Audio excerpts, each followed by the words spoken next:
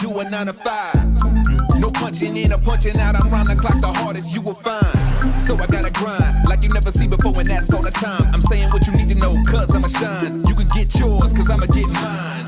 Fresh to death, the freshest of the fresh. To be the best, you can accept no less. OG status, I ain't new to this. All I do is slay, slay all day. Slaying anything and anyone that's in my way. You just good, but I'm so great, do whatever it takes. All I do is slay, slay all day. Slaying anything and anyone that's in my way. You just good, but I'm so great, do whatever it takes. All I do is slay, slay all day. Slaying anything and anyone that's in my way. You just good, but I'm so great, do whatever it takes. All I do is slay, slay all day. Slaying anything and anyone that's in my way. You just good, but I'm so. Cool shirt. Thanks, man.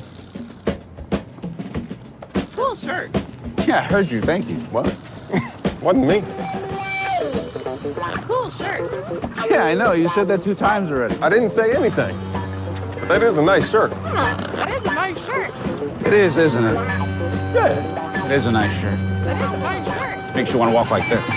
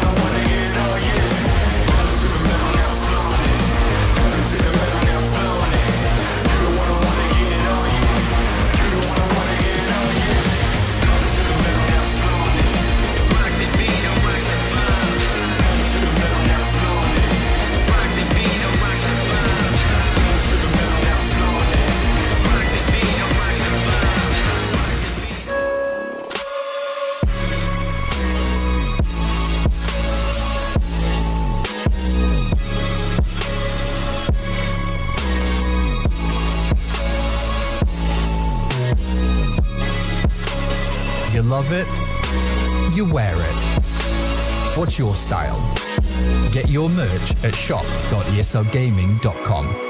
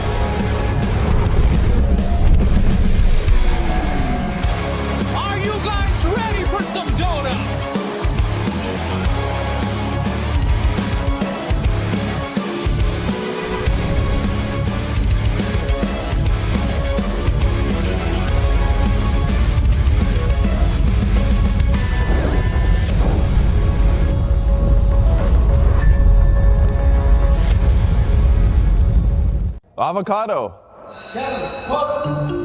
Wow. Okay, I know what you're thinking. I can do better than these guys. How come they get to be in the cool commercials? Well, do you really think you can do better? Because if so, go to esl.gg/VHL. That's right, and if you win, hang out with us on the next video set. Well, it depends on how well you do, though, because if you're really bad, you'll only get one line in the video like me. Great. Sign up below.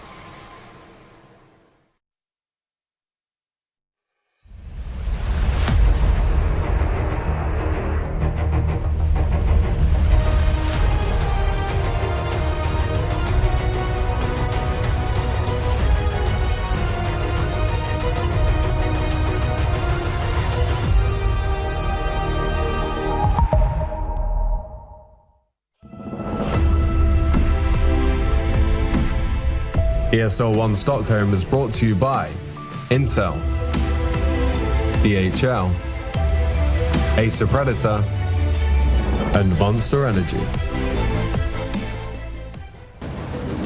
Welcome, Dota fans, to the final day here in the Hopet Arena. 13 teams, over 100 matches, and it all comes down to today. Are you guys ready? I gotta say, Piran, it's days like these, you can't help but feel something in the air, you know what I mean? I do not know what you mean. I think you do know what I mean. I think that there's only one word that could really accurately describe what we're feeling in the air right now. I'm not gonna say it. Piran, I hear it in the crowd already. I'm not gonna say it, no. Piran? No. Say the word. Electricity.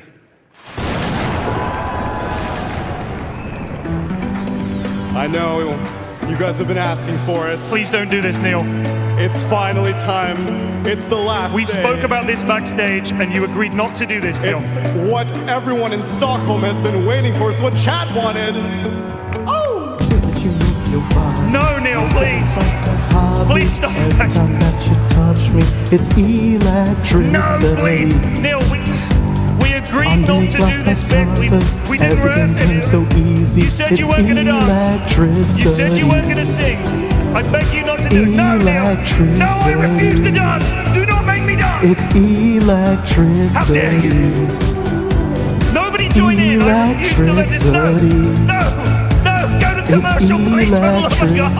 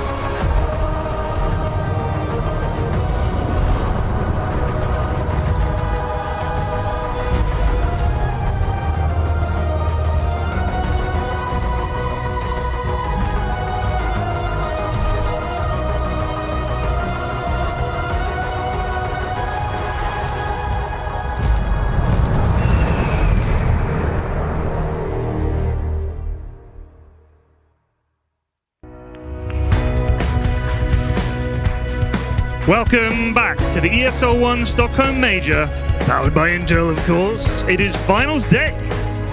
It is finals day after, what, like 2 weeks and over 100 matches. I think it's 117 matches. We've only got 3 teams left.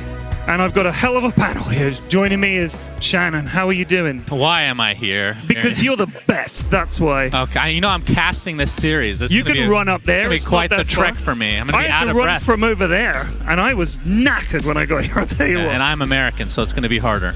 I don't agree with that. That's a stereotype. SVG, you're also an American. You could have run that in 2 seconds flat. I do not join this man's tribe. I tend to ascribe to the futuristic America here, the futuristic America that's waiting in the grand finals right now, dominating the field of competition. This is, of course, the lower bracket match, 2 European teams where Shannon would expect them duking it out for a chance to beat the best team here. Should be fun. Lacoste, how are you? Absolutely good, you know, especially since Shannon joined the panel. Didn't expect him here, and I know it's going to be good.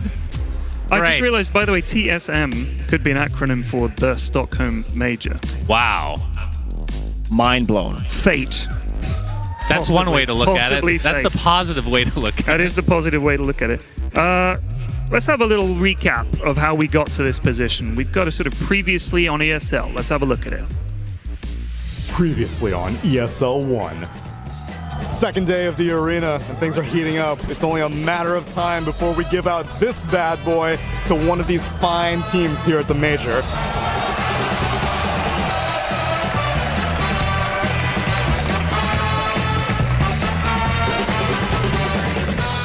We even got to see some of the classiest OG fans that this arena had to offer. My friend, how did you feel about that Thunder Awakened series? Yeah, there is this only one team, so everything is under control. Caught in the stuns. He'll go down at the start of this move as Thunder. Carlos is watching from the side. Torres is going to get through the dark market. He probably won't be able to sit to the side. He's going to pick down low for the poison. Carlos moving in with the bend. We even had a cosplay thing going on here at the event. And we saw TSM go up against Tundra, and honestly, Bryle seemed like he wanted to play more Dota, which is why I think they gave away the first game. So we're like hoping that we lose so that we play more games at the main stage. The rest of his team, they weren't willing to give away the whole series, and now they're in grand finals.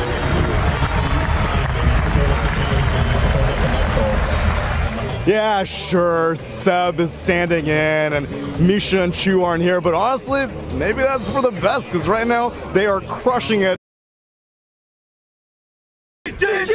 But they run in, try and clean up one. BCM dies, but it's only one time.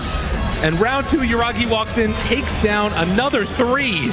And at this point, Tiger will fall, but it's the only kill that they've gotten. It's not nearly.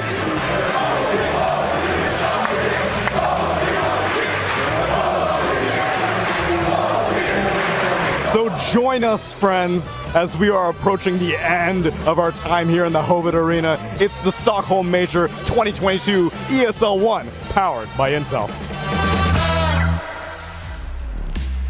Exciting stuff, and that's how we found ourselves here.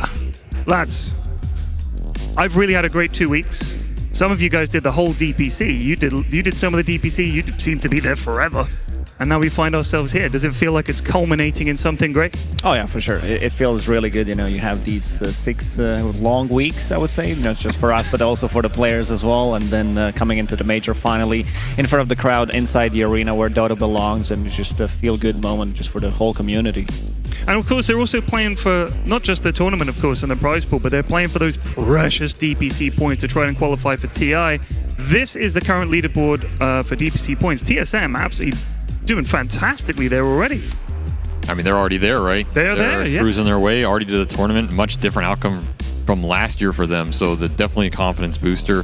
But also these 2 teams we're going to be watching, they're pretty much secured as well to a decent degree here. I mean, anything can happen. There's always some outliers, but you've got to feel like they're pretty comfortable going into the 3rd season. That does a lot. It means you can play with more confidence. You're not as shaky. All right, the TI invites lock. This is just, we're already top 3 guys. Let's just play as good as we can. See what we're made of. Do you think that really just takes the pressure off in terms of playing? You can sort of relax and play your natural game and have fun almost a little bit, because you're like, it would be great to win this, you know, but we've already made TI. That was our journey this year. We wanted to get to TI. Kind of takes the pressure off, right? Definitely helps, but this is the 2 teams that want to prove they are the best from their region. It's guys, as you were saying, have been playing each other in the DPC forever. Now's the time where you get to really show, all right, maybe you got us in the season when it's online, but this is LAN Dota. This is the top 3. If you get beat here, now it's a pride issue. Maybe you have some shame. Shannon knows all about that. Shame. Well, let's go from shame to glory and have a quick look at Seb. We've got a little profile about Seb. He's been, yet again, a player of the tournament. There he is. He has been unstoppable. It's ridiculous. Absolute beast. And I was watching some of that OG podcast last night, and they were talking about that. It feels like it's not like a comeback for Seb. It's more of a farewell party. That's what it feels like. I don't know if that's actually true because fourth farewell. Pro players don't know how to retire. Back, right? They're incapable of retiring. Like a boxer that keeps coming back just for one more fight. That's right. It's crazy. But for a second, I thought he has 15 deaths, but it's KAD. Yeah, it's KAD. So he reversed it a little bit. Considering his performance, I was a little surprised when I saw that. Yeah, very true. But I mean, the hero that I would say he's lit up the tournament on is Wind Ranger.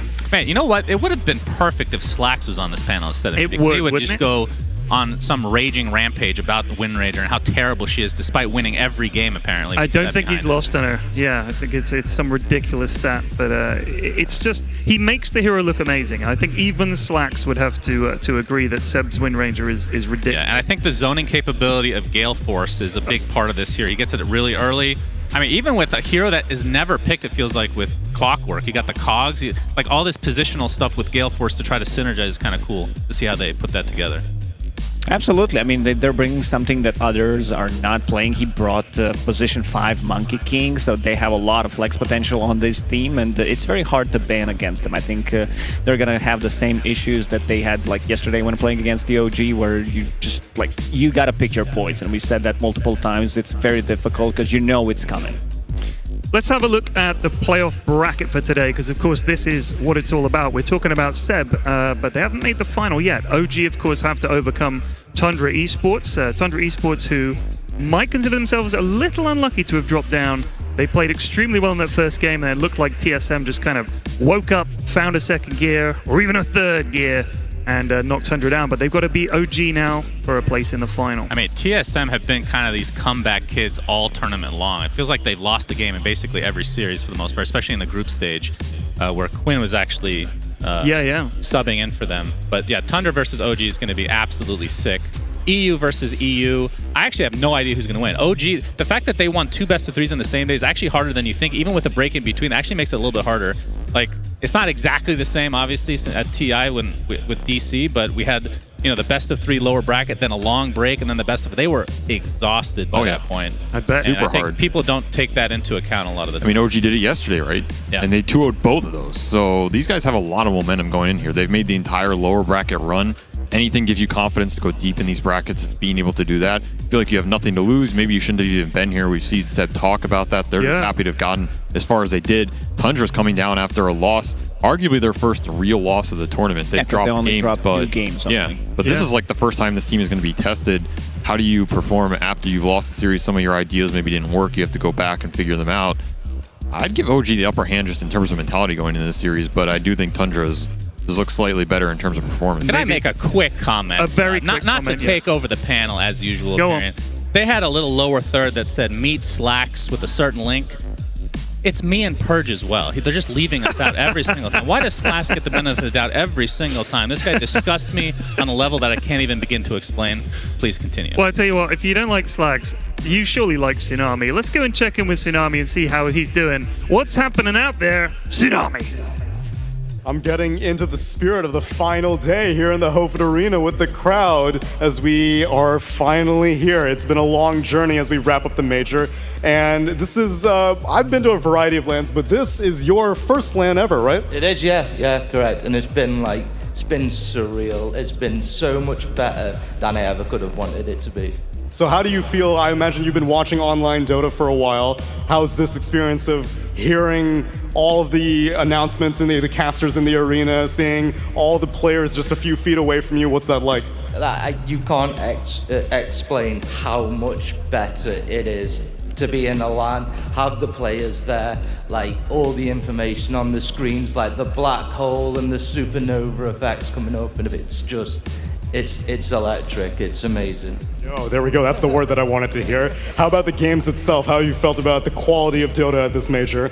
Whoa, this was amazing. I don't know, like being here with this crowd and seeing all these comebacks, especially OG game 2 days ago. This was fantastic here. And yesterday they were just crashing and crashing going forward. Yes, this is amazing here. That's what I like to hear. And now I'm going to go out on a limb. I'm assuming you're going to be rooting for OG for the next couple of games.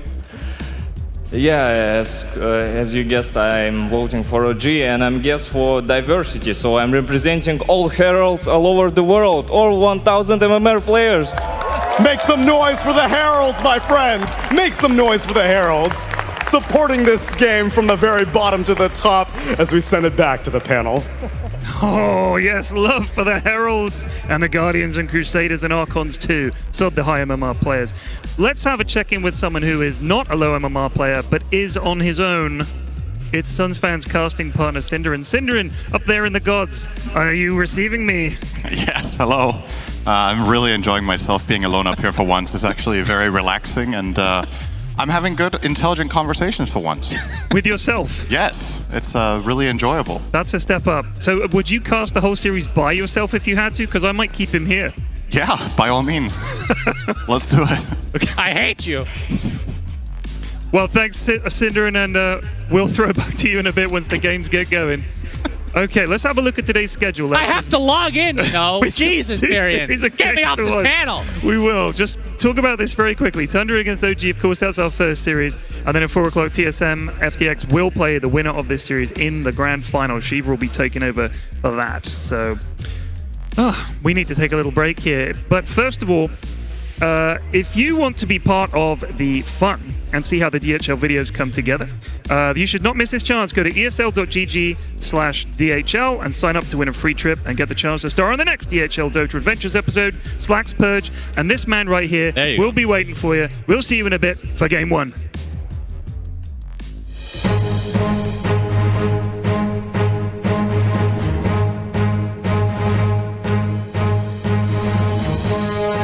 It is the year 2023.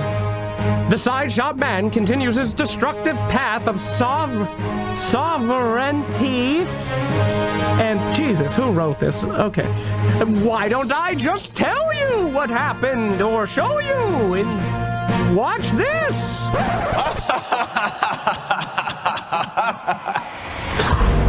The Side Shop Man has won by uniting the 3 tribes of Dota 2 evil, account buyers, Smurfs, and Huskar players. He began a campaign of carnage across the Dota 2 world. First, he polluted the river, turning it into a cesspool that no man would cross, similar to a 3K ranked game. Then he moved on to the players, transforming each of them into selfish, unthinking, varied behavior score monsters. By the end, even sweet GH was griefing and destroying his items. Only one non-toxic Dota player was left. One man, too stubborn, too distracted by his awful custom games to even notice what was happening to the Dota 2 population at large. That man I'm in space. was Sunsfan. Goodness.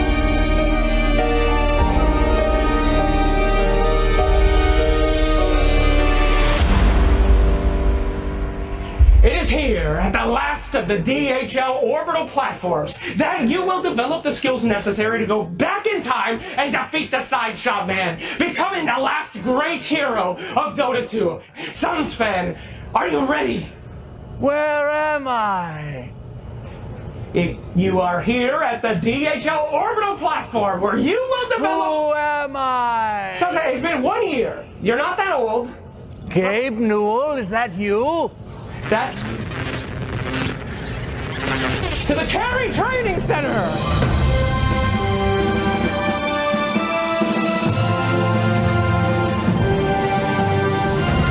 Okay, Suns fan. I want you to carry this position 5 pudge, just like the old days, all right? No problem. There you go. I'm impressed we found a creature even more grotesque than Pudge himself. Who's this? It's just like a normal Dota match. Your teammates are gonna flame you while you try your best and ultimately fail. Come on, buddy. How are you supposed to pick up that Pudge when you can't even carry yourself? Oh, my back!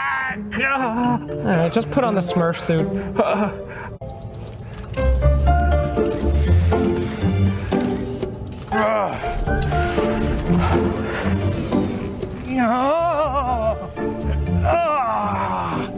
GG easy. Great, okay. Next up is hand-eye coordination. All right, it's easy. Now, all you have to do is hit the red button, but not too many times or you're going to report the guy. So just hit it once and then go to the mute function under the settings for the voice, not the text. Oh, just click around randomly. Yeah, that's a great strategy there. Yeah, it's okay. We'll get our revenge. Now, it's very easy. Just hit the red button and hit for text. They're all red. This update's horrible. Everything's getting worse every patch. Listen, it's not that hard, okay? Right there, red button, text, not report. There we go. Yeah. No, don't click that one. Oh, that's a report. Okay. It's okay. It's Overwatch's problem now. Congratulations, Suns fan. You're ready. I am? No, you're not. No, you're not going. We're going to send the robot.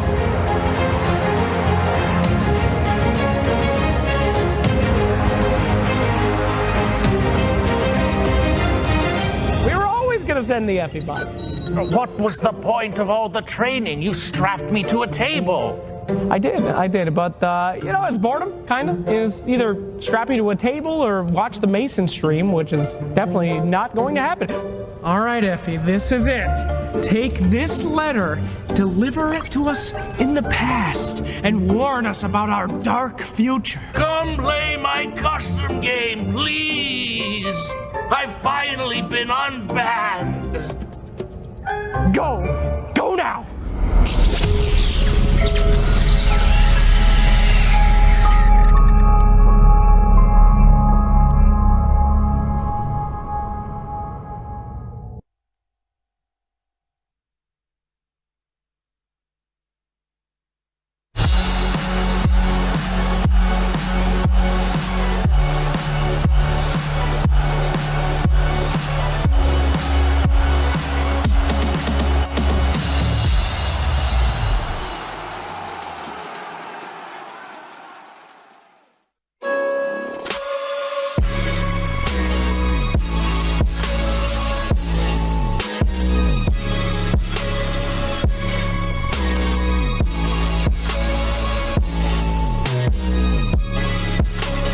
You love it, you wear it. What's your style?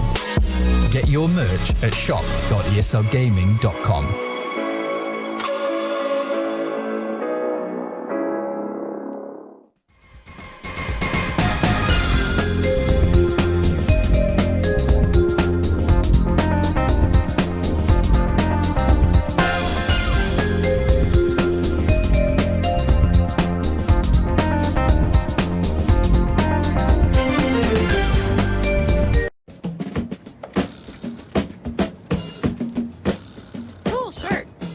Thanks, man.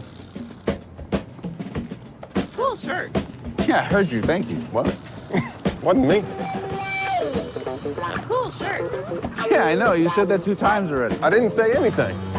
But that is a nice shirt. That is a nice shirt. It is, isn't it? Yeah. It is a nice shirt. That is a nice shirt. Makes you want to walk like this.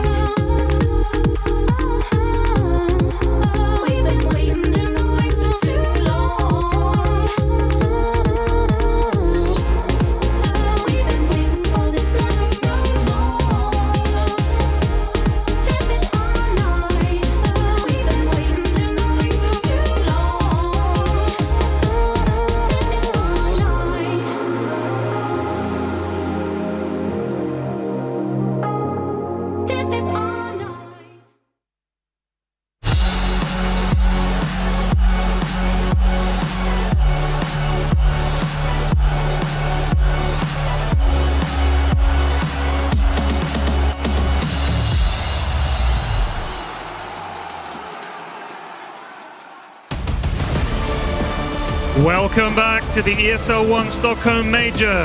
Tundra are about to take on OG for a shot into the grand final.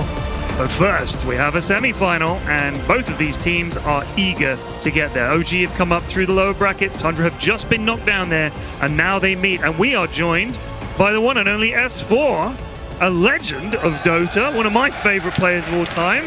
Thank you so much for joining us.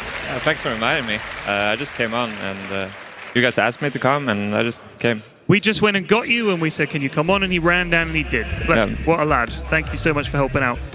Let's talk about these teams. So you've watched these teams so far, and I was discussing this with you guys in the break a little bit. This feels like an offlaner kind of meta, doesn't it? Like these three teams in particular, whichever offlaner does best is going to see his team to victories. Yeah, so basically why we think it's an offlane meta right now is because the offlane is kind of the entry into the game. That tower is like the most important tower you can kill first.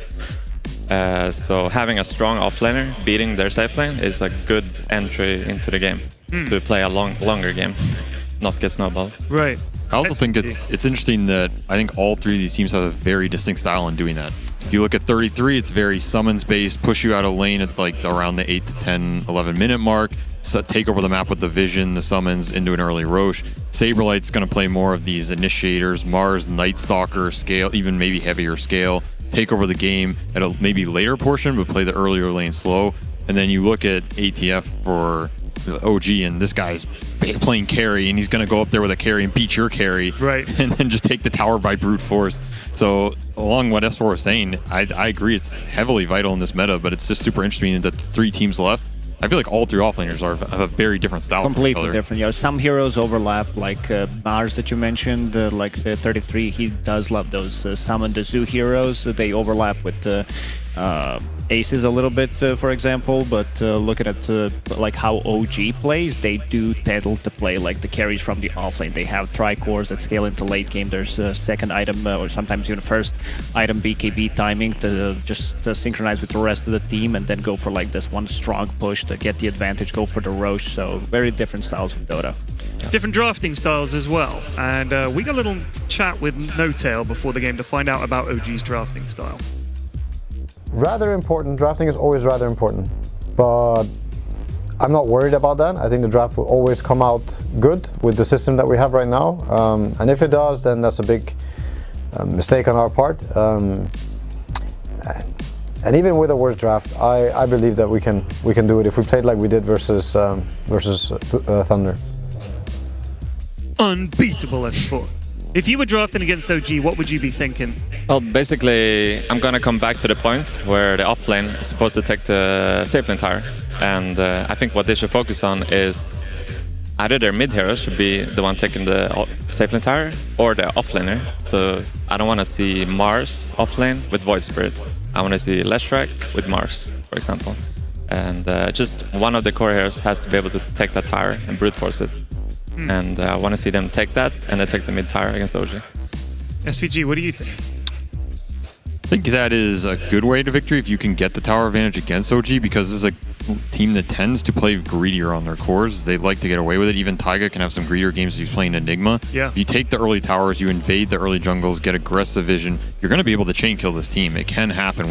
This is where they struggle. We saw them talking about it in scrims. I think the team that they talked about the most and beating them in scrims was Thunder Awaken, who I would argue was the fastest, most aggressive team here.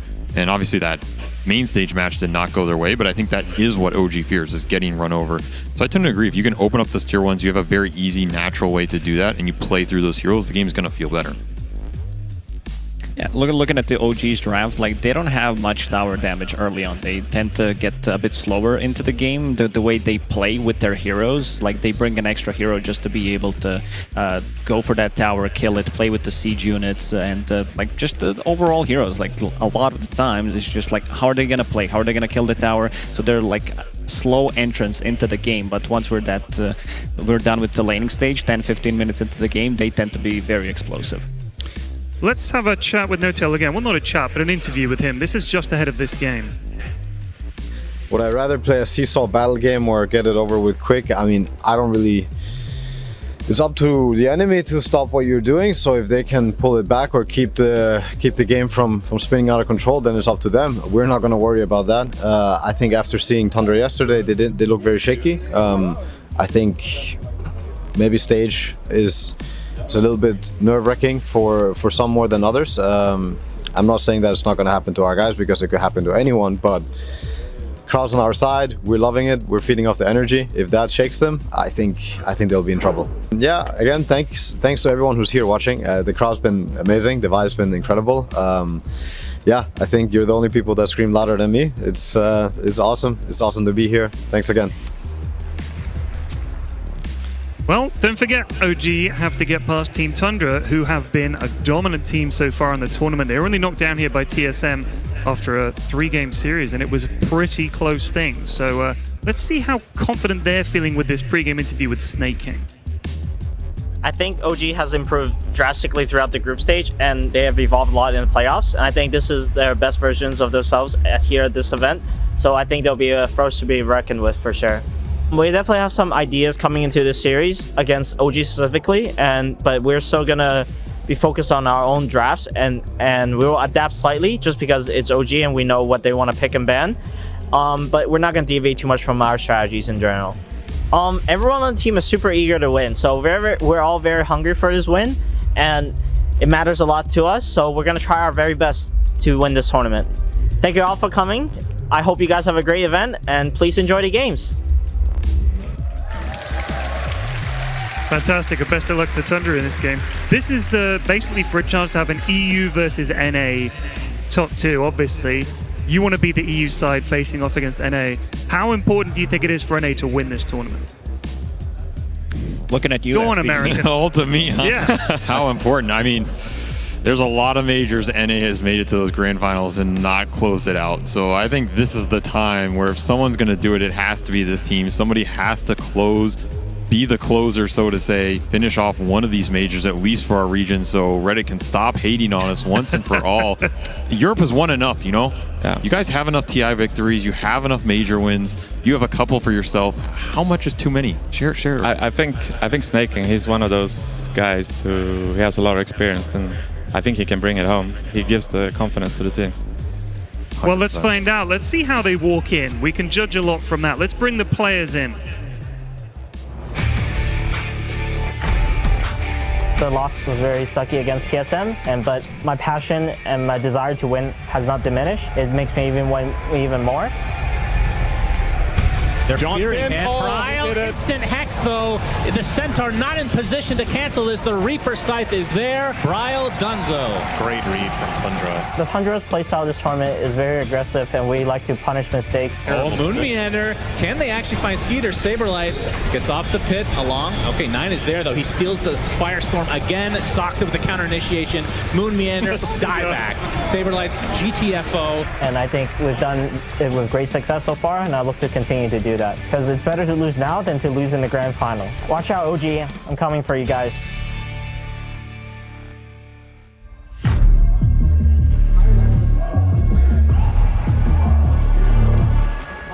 What else are they looking for? Oh, the big avalanche after the shackle. Do they have enough damage to bring down the monkey? They do!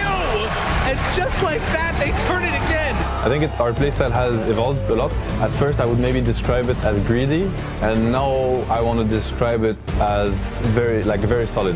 In absolute no man's land, but maybe a chance here. Yuragi pops no BKB. TM is back in with the buyback, and it was looking bad for a moment, but suddenly they get a couple of return kills. Lifting the trophy, not so much for myself, but more for the boys. I'm just really proud of the group that we have. I want to help them lift this trophy because they deserve it. Don't expect easy games because they're not going to be easy, so you better be ready.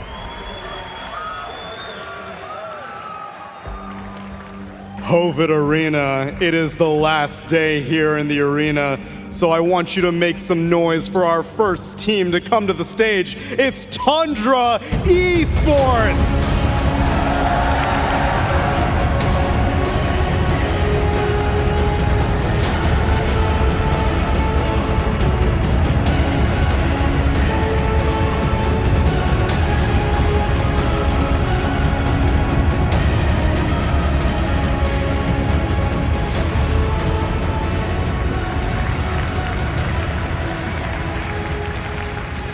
And now if I just randomly pointed in the crowd, I'm sure I would probably land on an OG fan because that's what it's been looking like. So you guys better make as much noise as you can. Please welcome OG!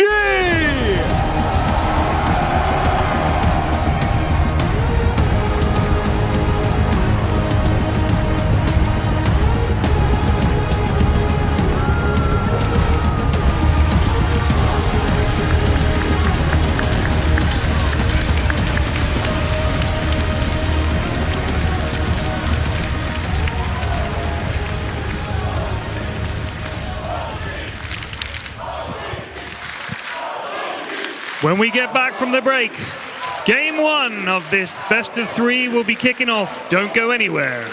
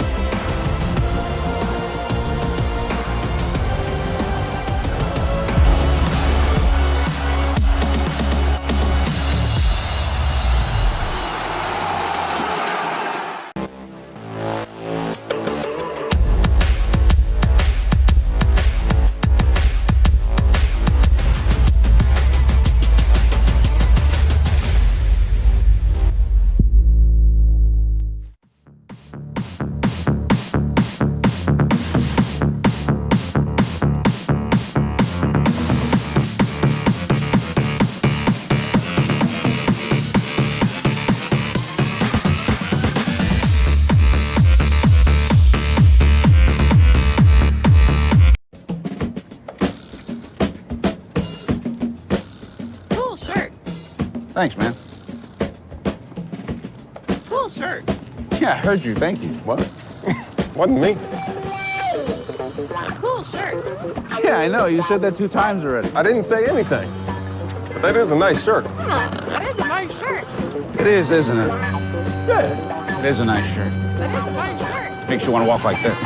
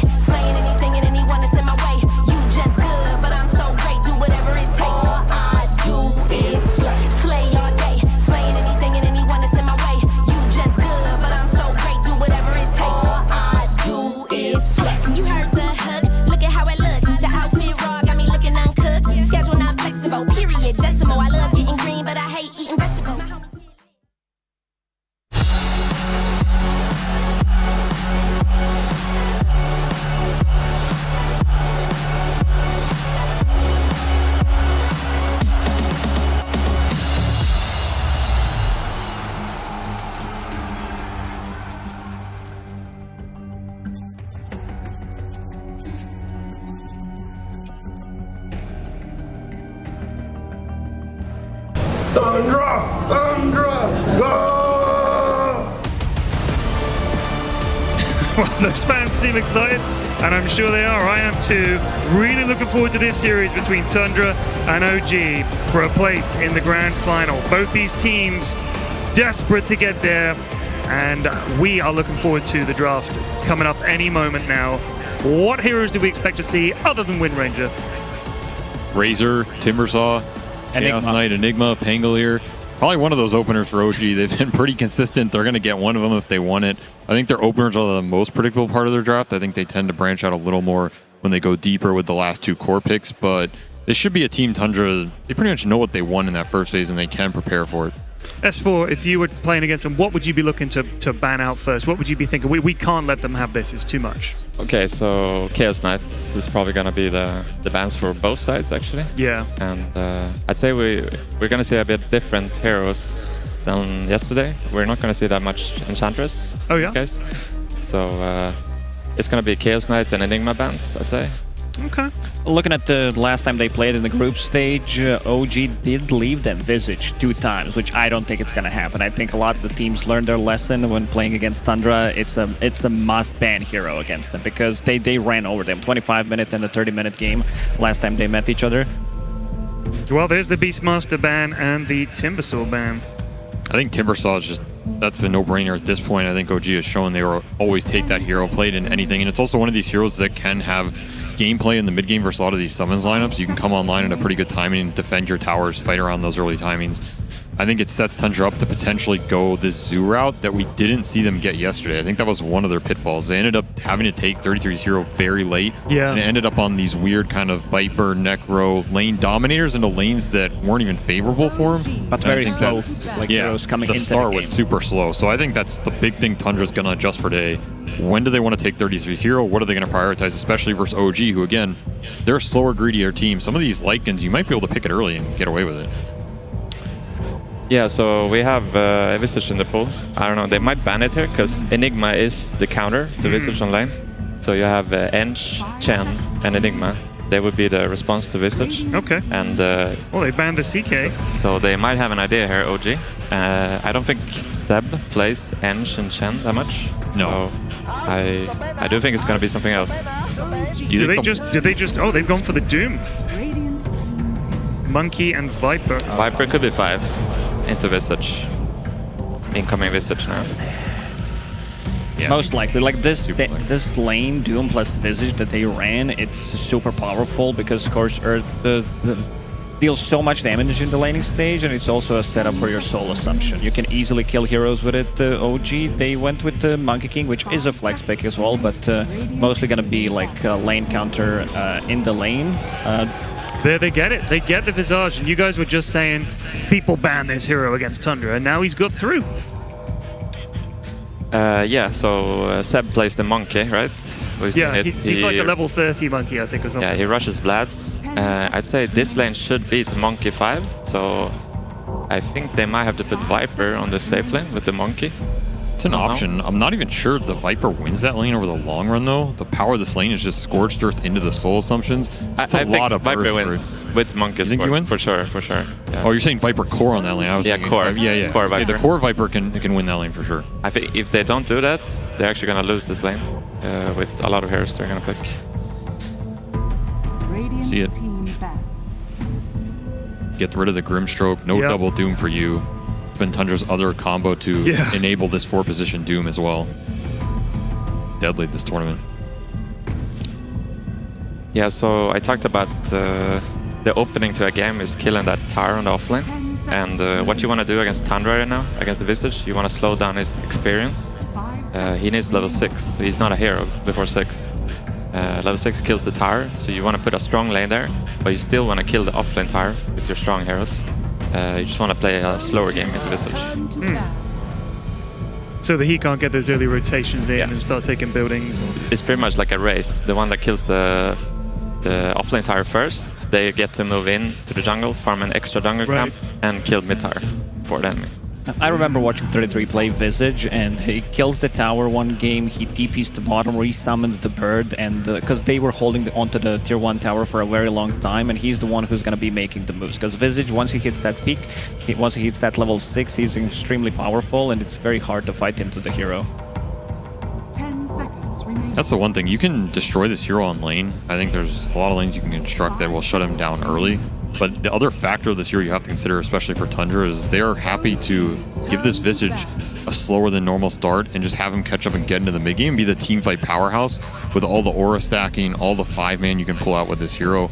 Like, they're happy to try and scale with this hero. I think 33 is very confident going into that, even if he comes from a behind position. It's never ideal, but this is a team that can skirt out of those lanes. We've seen it. They do the lane pulls, they do the lane swapping, they'll do what they need to get necessary in order to get into that point. So I think shutting him down on lane is a big step if you can get it for OG, but I also think you still have to think about this Tundra team fight going into the mid game. That's sometimes where Viper can suffer. And if you die once or twice in these team fights, you fall behind. Suddenly you don't have the stopping power you used to.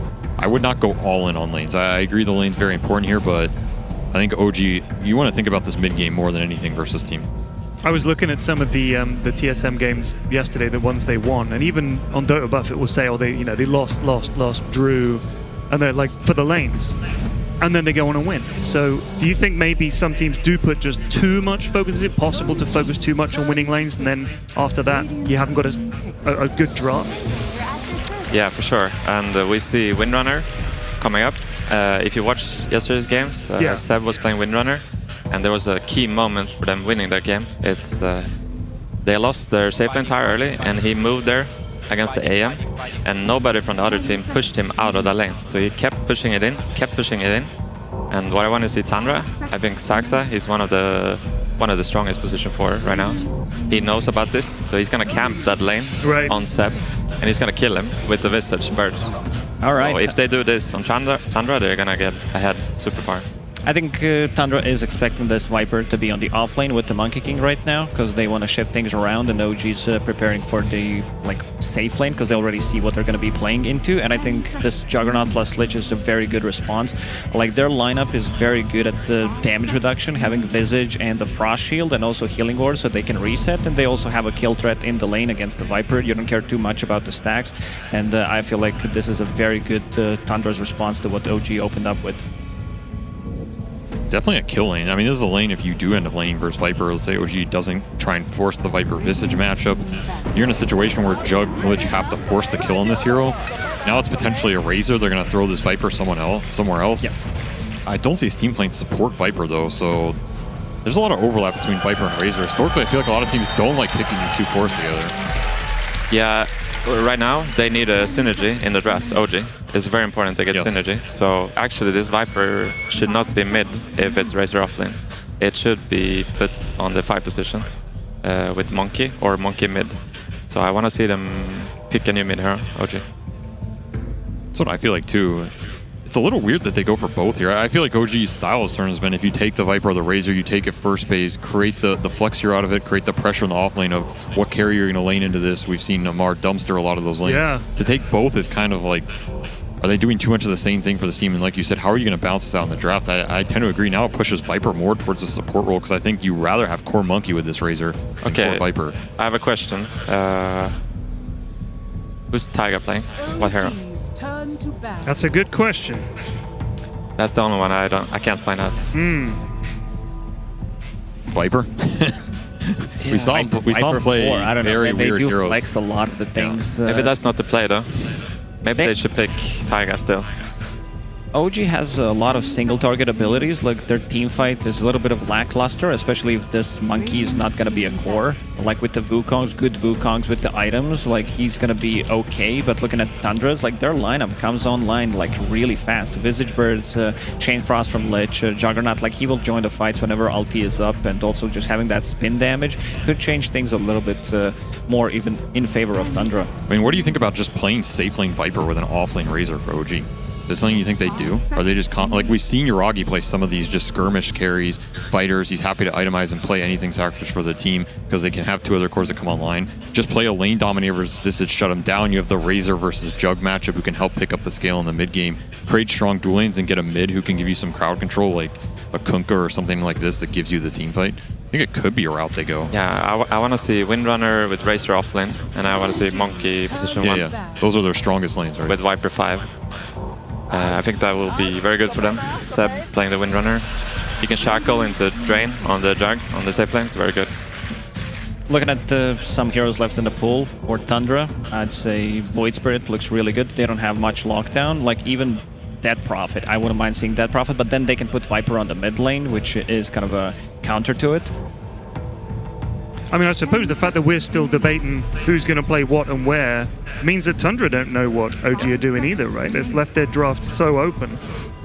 So basically Tundra, they're saying if they put Viper mid now, they're going to ruin their drafts. So we don't care if they put Viper mid. We're going to lose mid, but we're going to win the game. That's what they're saying. I tend to agree with it. I like the DP suggestion just because their ball becomes so strong they can force the early Roshas with the Exorcism, and I don't see OG contesting early Roshan in this game. I think it looks really hard. The only problem is Doom and DP, they want the same thing. They want people to hold for them. Hold people down, stun them, slow them. Your lockdown's pretty limited. Very limited. And 9, he loves playing those heroes, and they're getting banned right now. I see Evoker. There's some lockdown. Wow. You also get the Alacrity on Jug, which is going to help him scale a huge amount in this game, especially through links. Disarm for an OG lineup, which suffers versus Disarm. I think Faces Voice is banned. Yes, it's banned. I think they want Magic Piercing hero 10 seconds on OG. remaining. Wow, we have not seen much Invoker. Somebody was asking, I saw a question on Reddit the other day, oddly enough, about why we don't see Invoker more. He's like, you know, exciting hero, big team fight, lots of damage and stuff like that. Is it because he's just too slow to come online?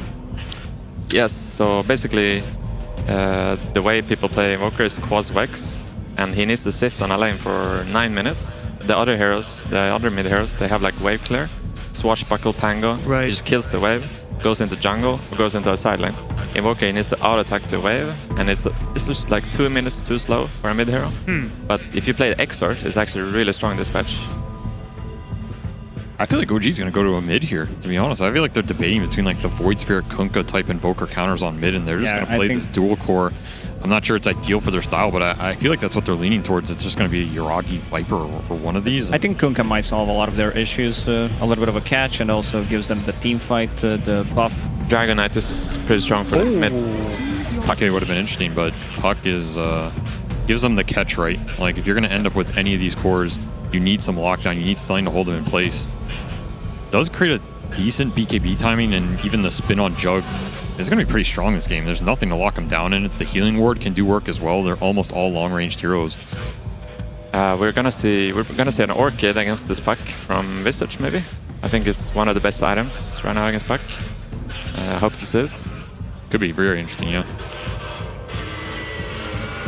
Proud Grandmaster Tinker player.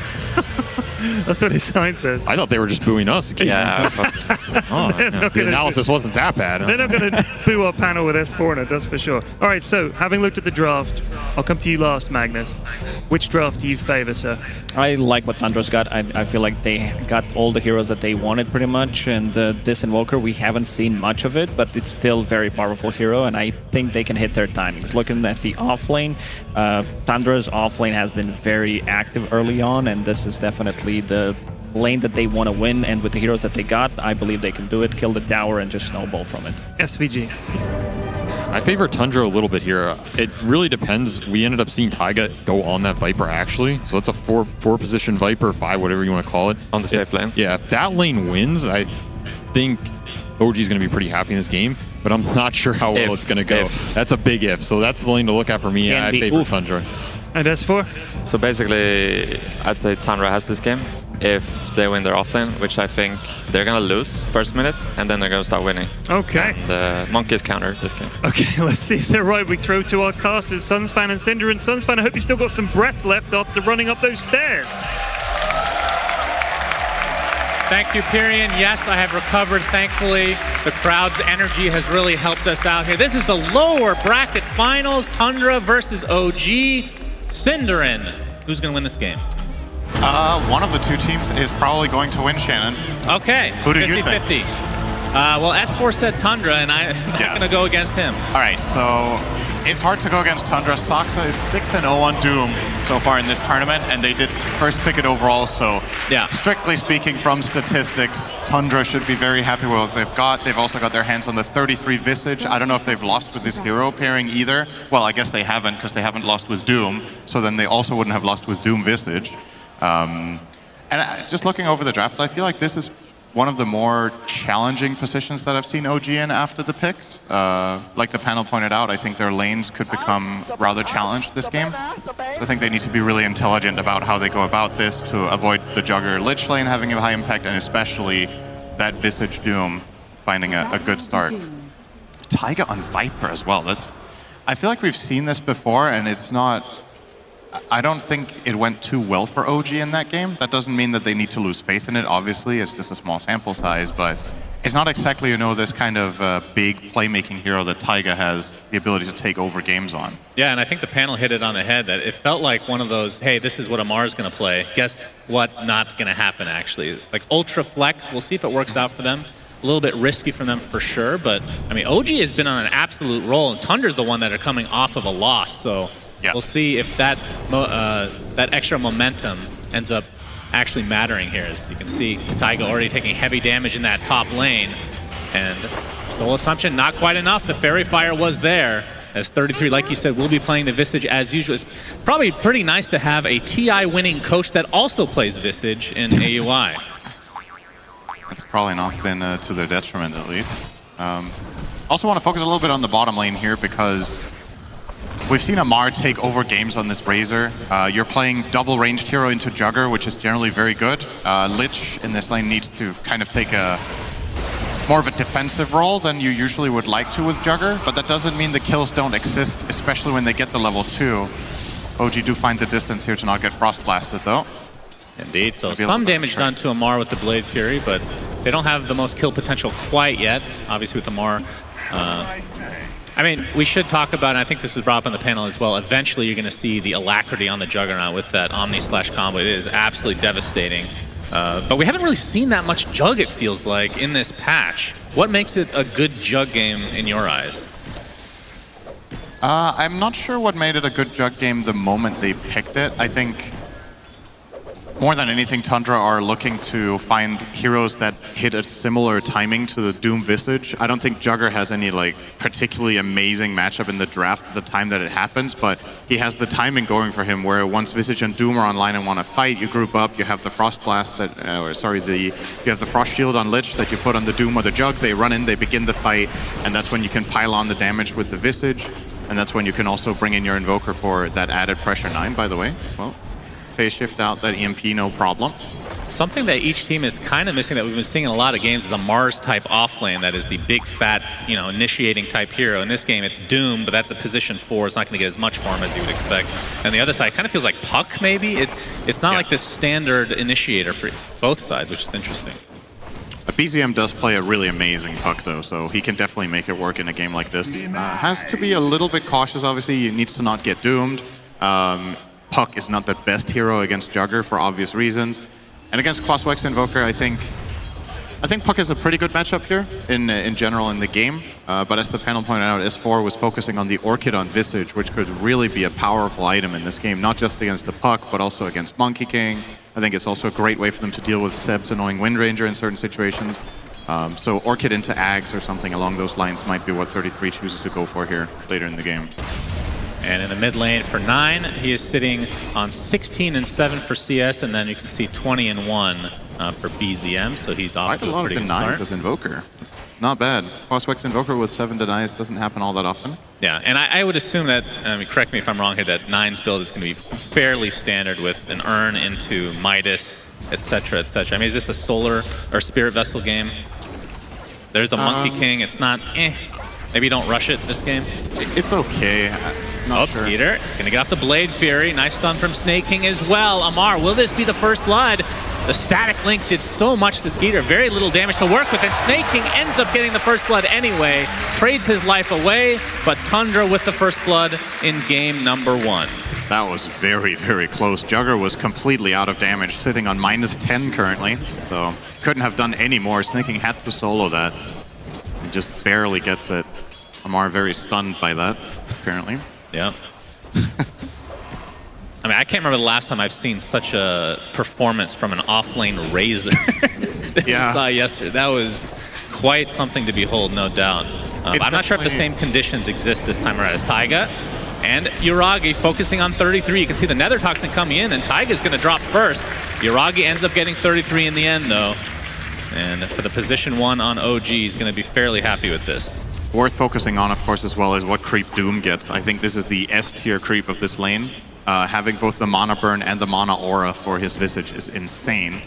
He's just going to keep Mana Burning the Monkey King whenever possible, and if he doesn't have Mana for the Boundless Strike, there's like almost no potential in this lane for OG to put pressure on Visage. They do get the trade-off kill there, but you imagine given enough time, Sox is just going to keep being so annoying here that they can't really get to play it anymore. He's going to Mana Burn the Viper though, so Yuragi will actually have Mana now for 1 spell. Yeah, and as you can see, the aggression is onto Soxa. It looks like it's a kill going the way of OG. Pops the Fairy Fire, but finally, Yuragi gets that last hit. TP support coming, and you can see Blade Fury in the bot lane, but they're going to turn this around onto Skeeter. Meanwhile, top lane, we can see 33 drops action all over the place. Taiga with the Earn Charge applied as 9 TP'd in. Looks like he'll find the double kill. Pretty good overall for OG, though. Their mid-hero did not have to rotate. And they still get a pretty even trade across the board, so BZM will take this opportunity to get a pretty serious CS advantage in the mid. And yeah, Soxa there using the Mana Burn on Viper meant he didn't have it for the Monkey King, who could then get off both his spells. Very important for OG in order to set that whole thing up. Yeah, we can see the position 1s. The Monkey King 28-8, Jug 23-7, so Yuragi having a slightly better game. Obviously 2 kills to his name as well. And 33's Visage has no CS. I just realized. It has 11. Oh, wow, you're 6 right. minutes in. This top lane has, I mean, they've been able to stand their ground and fight back, but as far as the CS go, leaves a lot to be desired here for 33. Wonder if that's going to affect his item build, if he's not going to get the Orchid because he feels like the timing's going to be too far off. I think the next few minutes is going to ultimately decide what way he goes. Obviously, Visage has the luxury as a hero of buying all sorts of utility items. Orchid is one way to go, or the Axe, which is more of a carry way of thinking. But you can also buy auras, you can buy other enabling items for your teammates. I mean, that mid lane, we saw a couple of these here. Soxa picked up the Arcane Rune, and he was continually mana burning. Bot lane, they baited in Amar. Yeah. Static Link did quite a bit, but 9 has the numbers now. There's the Tornado EMP. Amar trying to get a residual kill, but the Blade Fury doing enough. Stone Gaze was there from Snake King. Will they get the trade at the very least for Seb? He gets slowed in the meantime, though, and down he goes. Frost Blast helping out. Eventually, he will go sooner, and I swear, double kill for 9. A great turnaround for Tundra overall. And Soxa continues to soak up so much XP in this mid lane as well. Yeah, this is how Cosmix Invoker plays. The hero doesn't want to just stand in the mid lane and farm, similar to what the Puck is doing here for the most part. I will say, though, 9 has been very active. You don't necessarily see 4 kills in 7 minutes. Yeah, true. But for him to rotate more than a Puck is actually very unsurprising. But it's very important that he has this much success so that he can keep up with Puck's net worth through kill gold, as Puck is now 15 CS ahead. Right, and how much of that activity do you think comes from the fact that Soxa did get this creep? Because he's literally been sitting in the mid lane, just mana burning constantly, as you can see the Invoker heat map here. Tornado, BZM, still out of mana because Soxa still exists in the game. Cold Snap is there with the Earn Charge as well. Actually, Soxa, Infernal Blade with the Scorched Earth is going to be enough. Fairy Fire won't be there. 9, another kill to his name. I feel like Soxa is just actually dominating in the mid lane with the mana burn. Yeah. Meanwhile, bottom, another Blade Fury coming out onto Amar. Snaking, gets off that Sinister Gaze, but there's a Shackle from Seb. So much damage coming to the Power Shot as well. Skeeter gets off the Healing Ward, gets off the Omni Sash at the last second, gets the kill onto Amar, and now Soxa continuing the pressure onto Seb. Nice body blocks with the Frost Blast to come. Skeeter, oh, he goes down to Seb! The Power Shot again for him. He might get chased down, but no, the Scorched Earth won't be in range. A nice Shackle shot as BZM with the first coil, turnaround kills for OG. Very greedy from Skeeter there. Yeah, I mean, he knows Windrun is on cooldown, and they do need that extra damage from Jugger to find the kill, but I don't think he was expecting Seb to just do a point-blank power shot to the right. clipping him and getting him on the last attack he could connect. You're going to see a replay of this whole play here. So this is looking really good. Love the way Skitter played this, holding his Omni Slash this long, just having that patience to make sure he gets away from the creep wave, and he has an escape path as well here, jumping over to the right. And this is where you see, so 5 seconds cooldown still on that wind run, but yeah, Skitter just gets caught off guard, and this is huge for Seb. Then he gets the shackle on 20 health. Gets a bonus kill now for BZM on his first rotation. All right, do you agree with, I was saying this on the panel, the OG podcast, that it feels like Seb's farewell party. This feels like his coming back party to me. I don't know about you. He's playing out of his mind right now, as OG are holding the 1K lead right now against a Doombringer. Yeah. As the smoke will pop. Yuragi. Nice Yuragi jumps out of the tornado. Deafening Blast will connect onto Taiga. I'm not sure if Tundra want to continue here. In fact, OG looking to aggress instead. Boundless Strike onto 2. Pine Cone's helping out as well. As you can see, the familiars doing some damage to Taiga, but BZM just a little bit late to the party, as 4 members of OG won't be able to turn this around. Meanwhile, Skeeter getting chased by Amar. Has to use his Blade Fury, but so much damage done with that Static Link and Eye of the Storm combo. Yeah. Pretty annoying for Juggernaut to go against this, considering you can't. I mean, that's one of the big benefits of Jug, is you can dispel most things with Blade Fury. Well, not Static Link. Sorry, I'm having a laugh at this. Skitter is trying to see us with minus 30 damage. He just keeps trying. He's like, I'm getting this one. I'll time it perfectly. It's good practice, either way. Yeah, well, he's staying on his toes, and he would have got all the CS if he had damage, but... Yep, Seb breaking a smoke. Not able to get off the shackle, though. As Soxa still... I mean, I talked about how impactful he was in the mid lane, but look at his farm on a Doom. Amar's in big trouble. Yeah, got the Static Link to start for Skeeter, trying to get out of range. Infernal Blade is there with the Mana Burn as well. Soxa and company look to be cleaning up Amar relatively easily. Wukong's command does come out from Yuragi, so at the very least they get a support kill. We'll see if they turn this into more. Biggest winner in all of this is probably 33 in the offlane, just getting some space. Like we covered, he had a rough start, he needs some time to recover. And he's just getting to sit here, and now he has the drum completed, so we'll get that value item. The Orchid is probably not going to be bought at all at this point. I think it's fair to say, or safe to say, that he will get something else. Maybe Wraith Pact is a potential angle here. Isn't it always Wraith Pact? Is there any question? Honestly. Well, yeah, I think if he had an awesome start, he would not have gone this build. I'm pretty convinced. Okay. Even though, I mean, it is very good for their lineup, so maybe he still would have opted for the drum, but yeah. It's good for his team. It's going to bring Jugger into the fight easier. It's going to bring Doom into the fight, and they're just going to be able to put Frost Shield on them, run them in, do some AoE damage, enabling Soul Assumption. Activating Cold Snap is really easy for Doom. He has so many damage over time abilities with Scorched Earth as well as Infernal Blade to just keep chain stunning the single target that they're on. Amar cleaning up some creeps here. Mar's 0-4. I think this should be mentioned. This is not a familiar situation for him this playoff. So Amar actually playing a game kind of from behind. He's the lowest net worth core of the game currently. Yep, that is not something we ever... I mean, like I was saying earlier, those Soxa, do you think that farm is going to come back to bite them at all? As Tundra getting gone on a bit. Static Link applied to 33. Coil is there as well. Easy burst onto 33. Snaking. Oh, a nice shackle from Seb comes out again. Second kill for OG. They eat up that EMP. We can see the Pig Pole Blade Fury combo. Something to truly fear. A spinning pig will be enough for him to get away. But 2 kills for OG, and they're pressuring that bottom tower as well. Unfortunately for Tundra there, they kind of countered each other's plays. 9 got a really good tornado, but the chain frosted at the same time, and it didn't bounce to a new target afterwards. So perhaps there was a turn-on potential there from Tundra. And Snaking has to throw out the chain frost there. He was about to die, so it's kind of all in. All right, immediate response. Tundra not going to take any breaks, just straight into mid.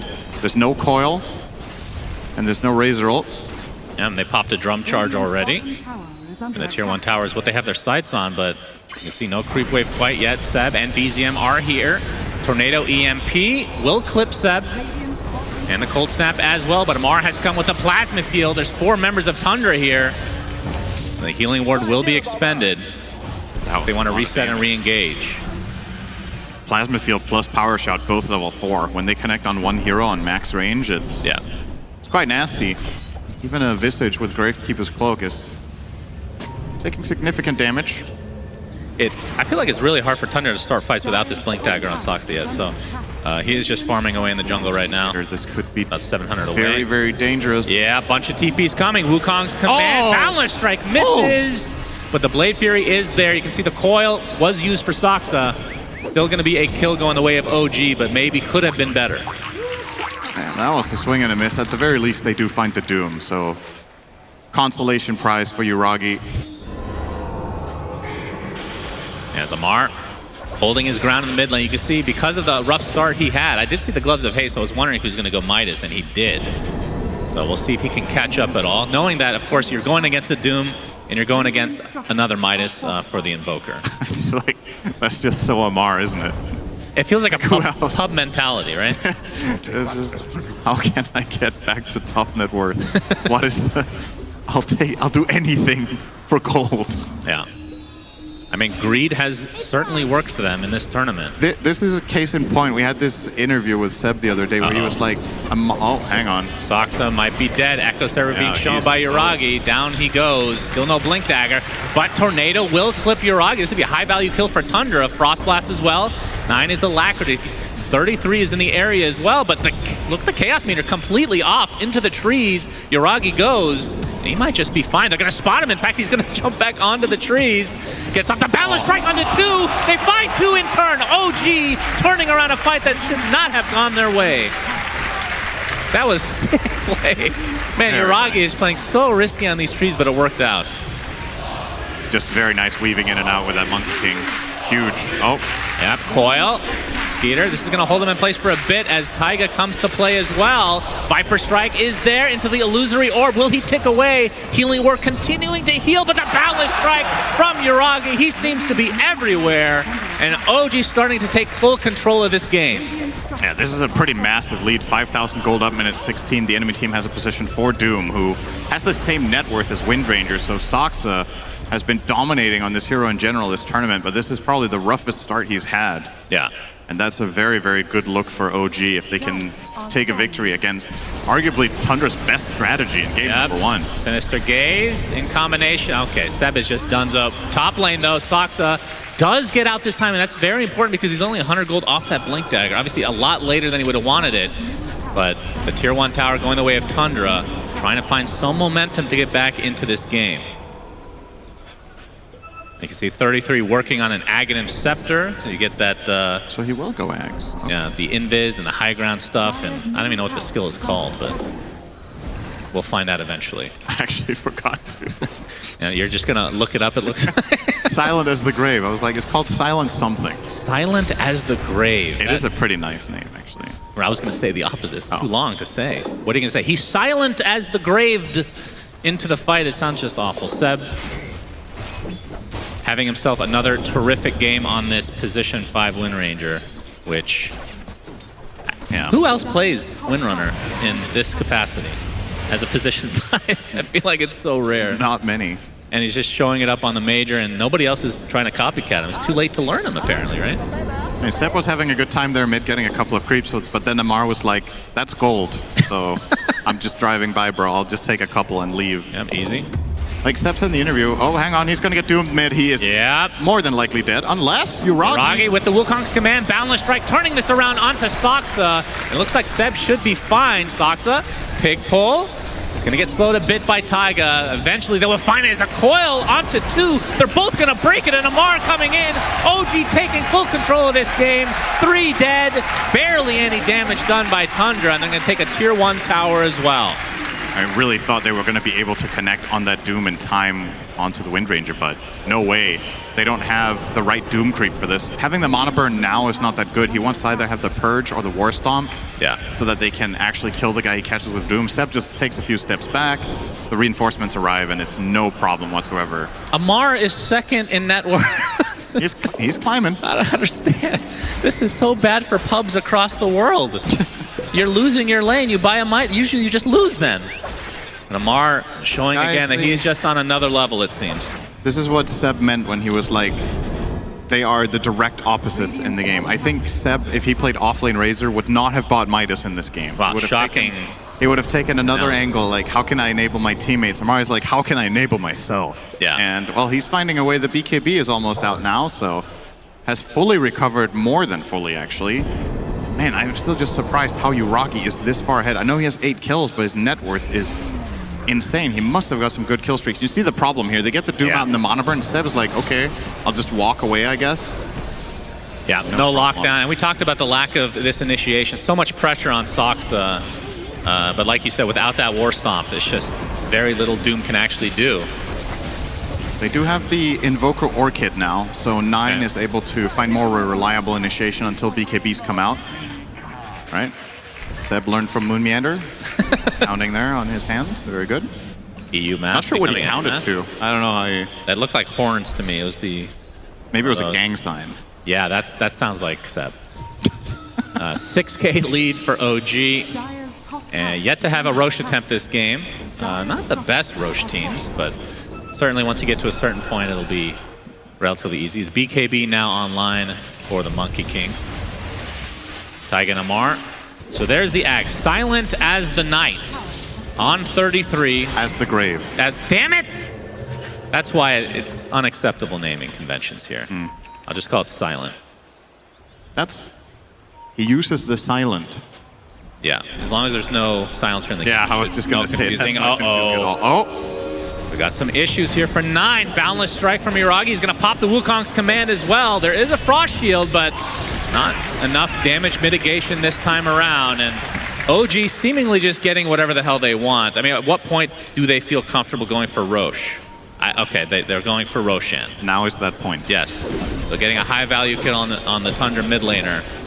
So first Aegis likely to go to OG unless Tundra can get some sort of a crazy steal, but as we can see on the minimap, they are scanning it, but it's likely to be too late. As a Crimson Guard picked up by Taiga. Pretty cool against Visage. Yeah. Can of course be countered by Invoker and by Doom. So it's not a guaranteed protection, but it will be offering at least some protection for the right heroes if used correctly. Panic. And it is going to offer some nice protection against the Visage Ags, right? Because a lot of the time, Visage will try to find an angle and attack on its own to begin with. And if you Crimson up the target that Visage flanks on... He's silented. 33. Okay. In the trees. Silent as the Nightgrave. BZM. Well, they will spot him. That's going to be a tough kill for the solo 33. And instead, BZM actually going to come back to play. Not sure if he actually wants to go for this. Has the Witchblade, of course, just going for the familiars. Not able to take him out quite yet. Sucks again. Yeah, they find him. There's the Shackle set up by the Boundless Strike. Another kill for OG. They're running away with this game. There's the Gale Force. 9 going to be spotted. Deafening Blast comes out, but 9 is completely surrounded. Gets off the Chaos Meteor, but it's not going to matter at all. Shackle again from Seb. Double kill for Uragi. As we the tier 2 tower now. It's going to be damaged at the very least. Frost Shield applied, but still with the Aegis advantage on to OG. Not showing any signs of slowing down. 33 is trying to find a solo kill here on BZM. He used the orb, but max level phase shift into Blink, no problem. Yep, down goes the tier 2. And OG. Tundra are a little bit lost right now. Like, it's hard for them to find the openings that their lineup is meant to. They really want this Visage to be able to find solo picks, but Puck is unkillable because he doesn't have the Orchid. It's hard for him to kill the Monkey King for obvious, he's just super farmed. He can't really kill the Viper because of the Crimson Guard. Wind Ranger has Wind Run. Like, what target do you actually have as this Visage Ags carrier? It's kind of tough. And they're splitting up the map. They're trying to find farm and play efficiently, but effectively, OG are like blocking off 60% of the map with their aggressive vision, and they're just running at them. And every time they find a Doom or they find a Lich out in the jungle, they just kill them quickly. And it's hard for Tundra to fight back. And especially OG, in Aegis, there's just no way. Yeah, for sure. I actually want to talk about Skeeter's build, the Battle Fury. I don't see that much Juggernaut these days, but obviously Battle Fury and Maelstrom are kind of the choices, right? Yeah. Do you think Battle Fury may be a little too greedy when you have a Doom and a Midas on your mid Invoker? I don't think it is theoretically. I just think this game went wrong a couple of times. They got outplayed and lost some fights. if things went according to plan, I think this Battle Fury would have paid off really well for him. So that's just how it is sometimes, right? Like oh, hang on. Yeah, Okay. Taiga being spotted out. There's the Blade Fury from Skeeter. Wukong's Commando, Yuragi, OG are here in numbers. 33 is super dead. Gets Gale Force back into the Wukong's command. So again, looks like BZM actually dropped to Snaking though. Got doomed.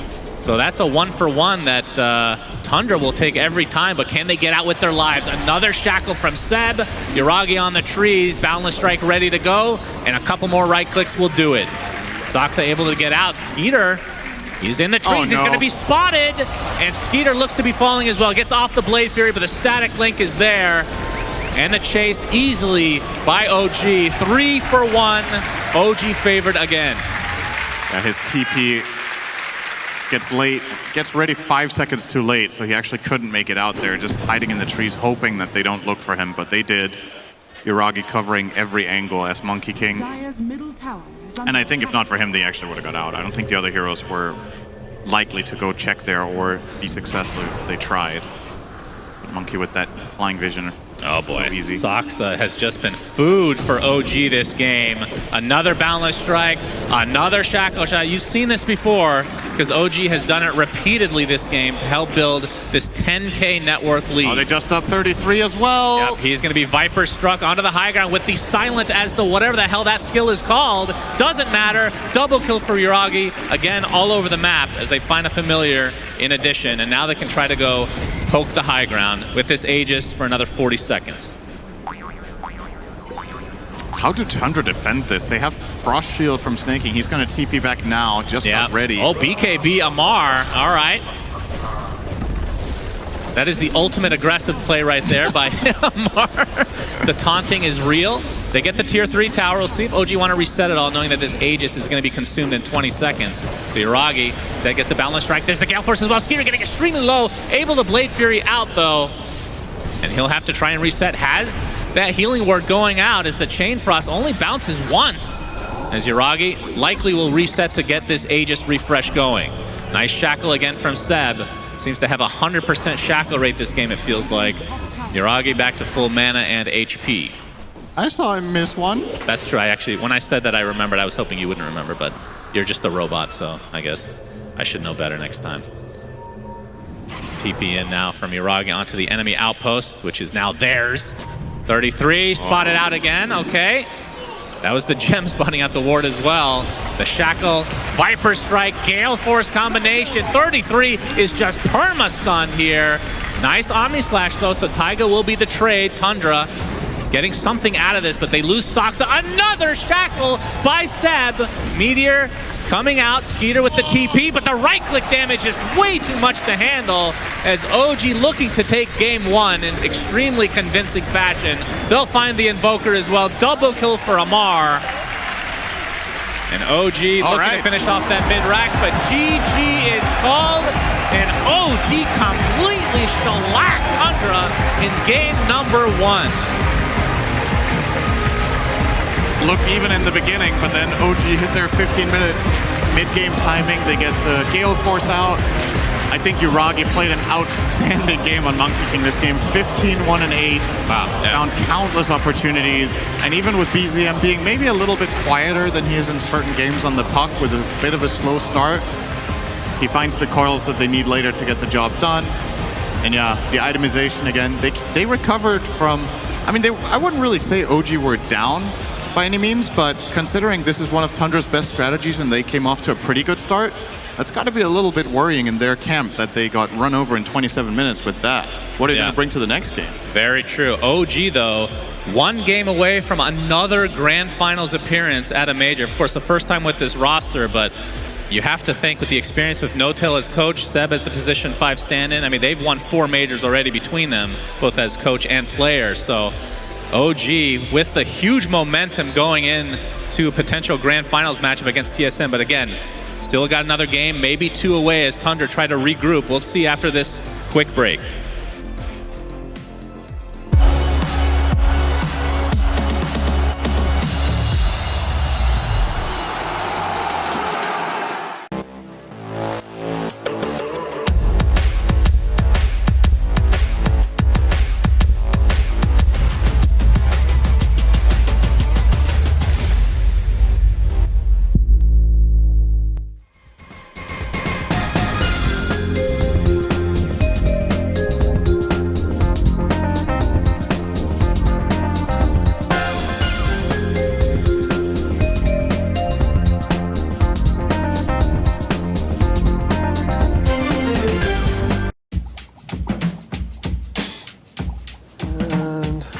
Okay.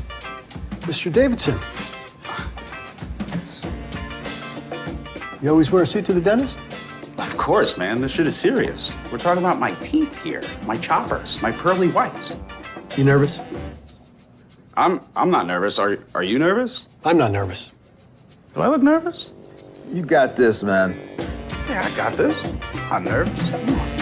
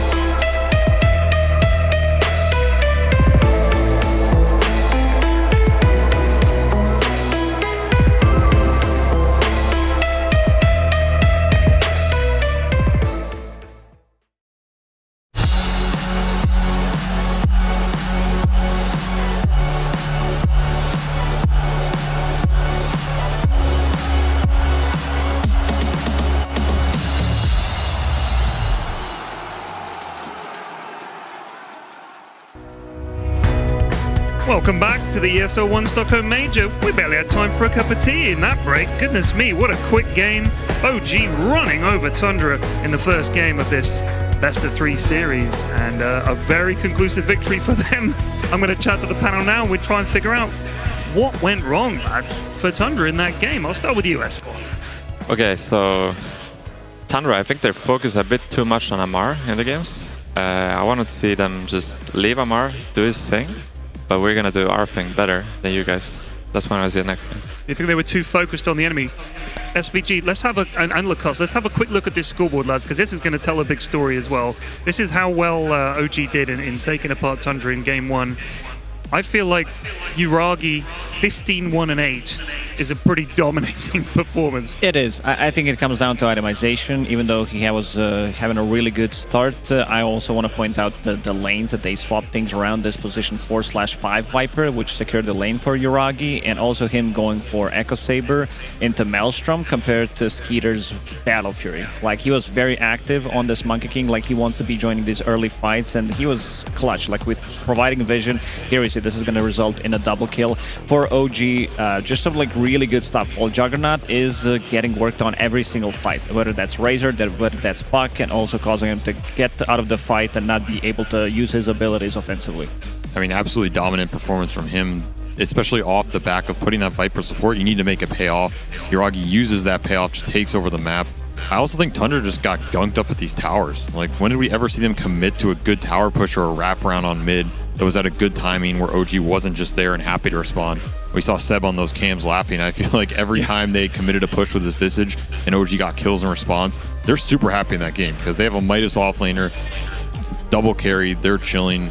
I tend to agree you can't over-focus Amar and get stuck battling this while the real other OG threats come on.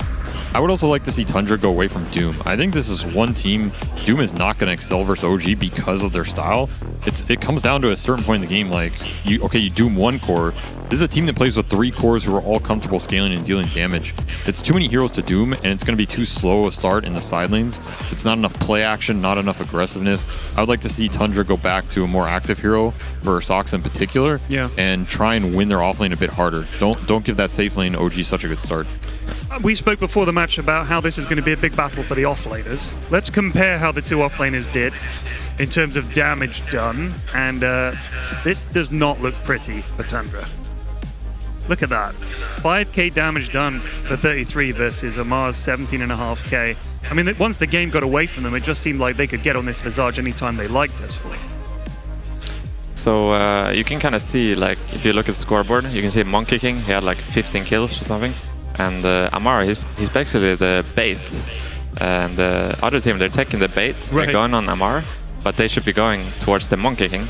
So they want to support 33 on the Visage. As soon as he hits 6, the Saxa on the Doom, he wants to be in the fog, and they want to attack the Monkey and force TPs there constantly. They don't want to do it towards Amar. And that's where I think they should focus on the next game. Saxa, you should roam mid and move back to 33 and keep killing them there. Win that offlane. Well, I know there's an awful lot of happy OG fans down there. Tsunami, maybe you've been chatting to a few, or maybe you found some Tundra fans. Let me know. I'll keep my eyes peeled, but so far it's OG left and right as far as I look. My friend, what is it about this OG team that you've been enjoying so much? I'm happy about there's like a big generational shift in the pro scene right now, and I'm surprised to see a whole new OG squad take into the OG mentality. Like, it's so obvious that Notel and Seb and the whole organization has created a thriving environment for these young players. I mean, I think it's a lot of the team that's their first like LAN and in person in front of a live audience, and that can always be an issue or like a. Yeah, no, it definitely seems. But I'm happy either way. I'm from Sweden. We have 2 EU teams, but of course OG's the better narrative. Okay, fine. I love OG.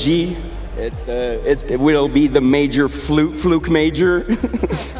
How many times can they fluke? But how about, give me any one of you Tundra fans. Are there raise a hand. I need to find a Tundra. Tundra? Okay, good. Well, it's always fun to find some. Oh shit, it's over here speaking when I hear myself. But it's always fun to support the underdog. Fuck, I can't do this. It's difficult. One more. How about just as a unit, the crowd, make some noise from Tundra. They're down 0-1 right now. They need the support. And at the end of the day, we're just here to watch some good Dota after all. Just good Dota, as we send it back to the panel. Okay, we knew what he was trying to say. It's good to support the underdog. Lacoste, they need to figure something out here and turn it around. We've been analyzing maybe they went after Amar too much. What can Tundra do to turn this around? I mean, they still have like a lot of different strats that they ran around so far in this tournament. They need to reset. Seems like the nerves are coming into them a little bit, like even yesterday. So I feel like they need to be able to reset just mentally and coming into this series. But it's going to be hard because OG, like they have this magical run once again in the lower bracket, and they are filling themselves with each game. Like, just you can feel them getting better and bonding together. I mean, it really does look like the old OG team, the TRG Pretty team. much. They've got that same flow and their belief and everything. He looked unstoppable. That guy that we just interviewed, he was really right. good. Yeah, he was right. Like, we can replace SVG with that guy. Apparently, he had some really nice points. Appreciate that as always. I think this next game is going to be won or lost backstage right now. Like, I actually they're don't going to think. Fight backstage? Well, that's one way to do it if you pull out some knives. But I think in general, the draft, all right, you can always win draft, you can always lose draft. But honestly, after watching the game, how deep we are in the tournament, it's about what is the mental state Tundra comes out with, how confident are they, do they play with confidence? Because that first game, it felt like they're just on the back foot, and you're going up against two-time TI champions. Seb is there. Yeah. You know this guy is going to motivate his team. You know they're going to be super hungry. These are young players. They've been playing with confidence the whole tournament. That's not going to stop. You have to match that or overcome it. That's where the leadership from Tundra step up, get your guys in the right mind state. A question, is Seb the greatest player ever to touch this game? Because he was a player, analyst, coach, player again, coach, and now he's playing again. I think it's definitely up for debate. But I know who I think the best player was of all time. It's S4. We're going to go to a break, and then we'll have the draft when we come back. See you in a bit.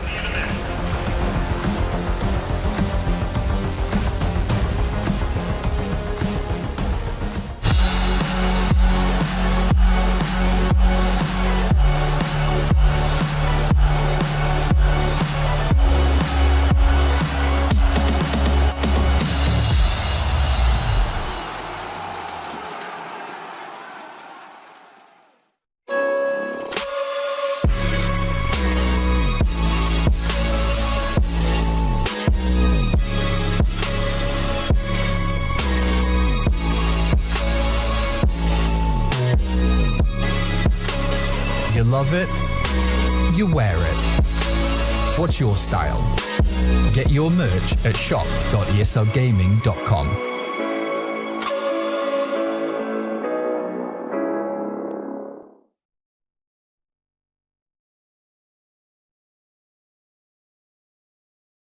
All right, here we go. 3, 2, wait, what's this called? What's that sound? Hey guys, welcome to What's That Sound? Today we have Snake King and Owie 2000. This is a fun little game where your enemy here, life enemy, if you will. And okay, Mr. Davidson. You always wear a suit to the dentist? Of course, man. This shit is serious. We're talking about my teeth here, my choppers, my pearly whites. You nervous? I'm not nervous. Are you nervous? I'm not nervous.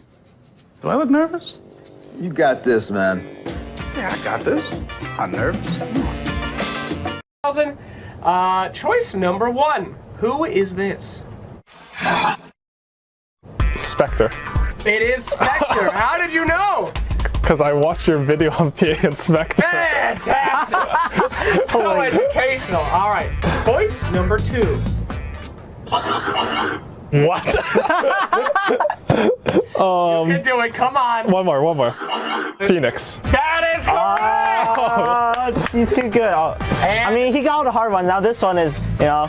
I actually already heard this one because when I put on the headset, Slacks had it playing already. This one is in the bag. I'm so sorry. Skyrath. Skyrath Mage. Wow. 3 out of 3. What a hero. Well done. All right, your turn.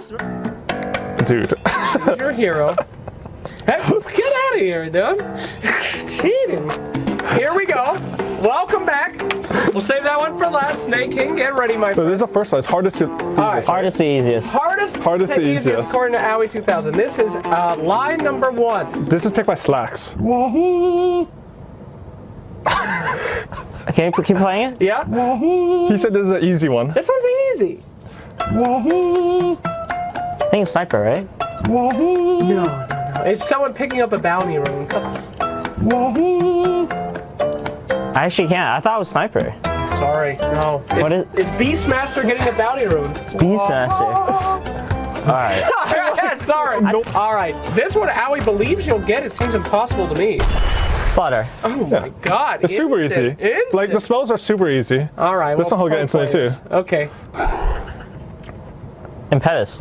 Wow, he even knows the name. Well done. Well, I'm so sorry. I guess pros, you know, they know all the spell Picking up a sounds. bounty rune? Well, I mean, I guess you guys don't do that often, so okay. Well, congratulations, Owie. You've won again. You've snaked your way into another victory. Absolutely disgusting behavior here, but well done, guys, and that will do it for whatever this thing was called. Bye.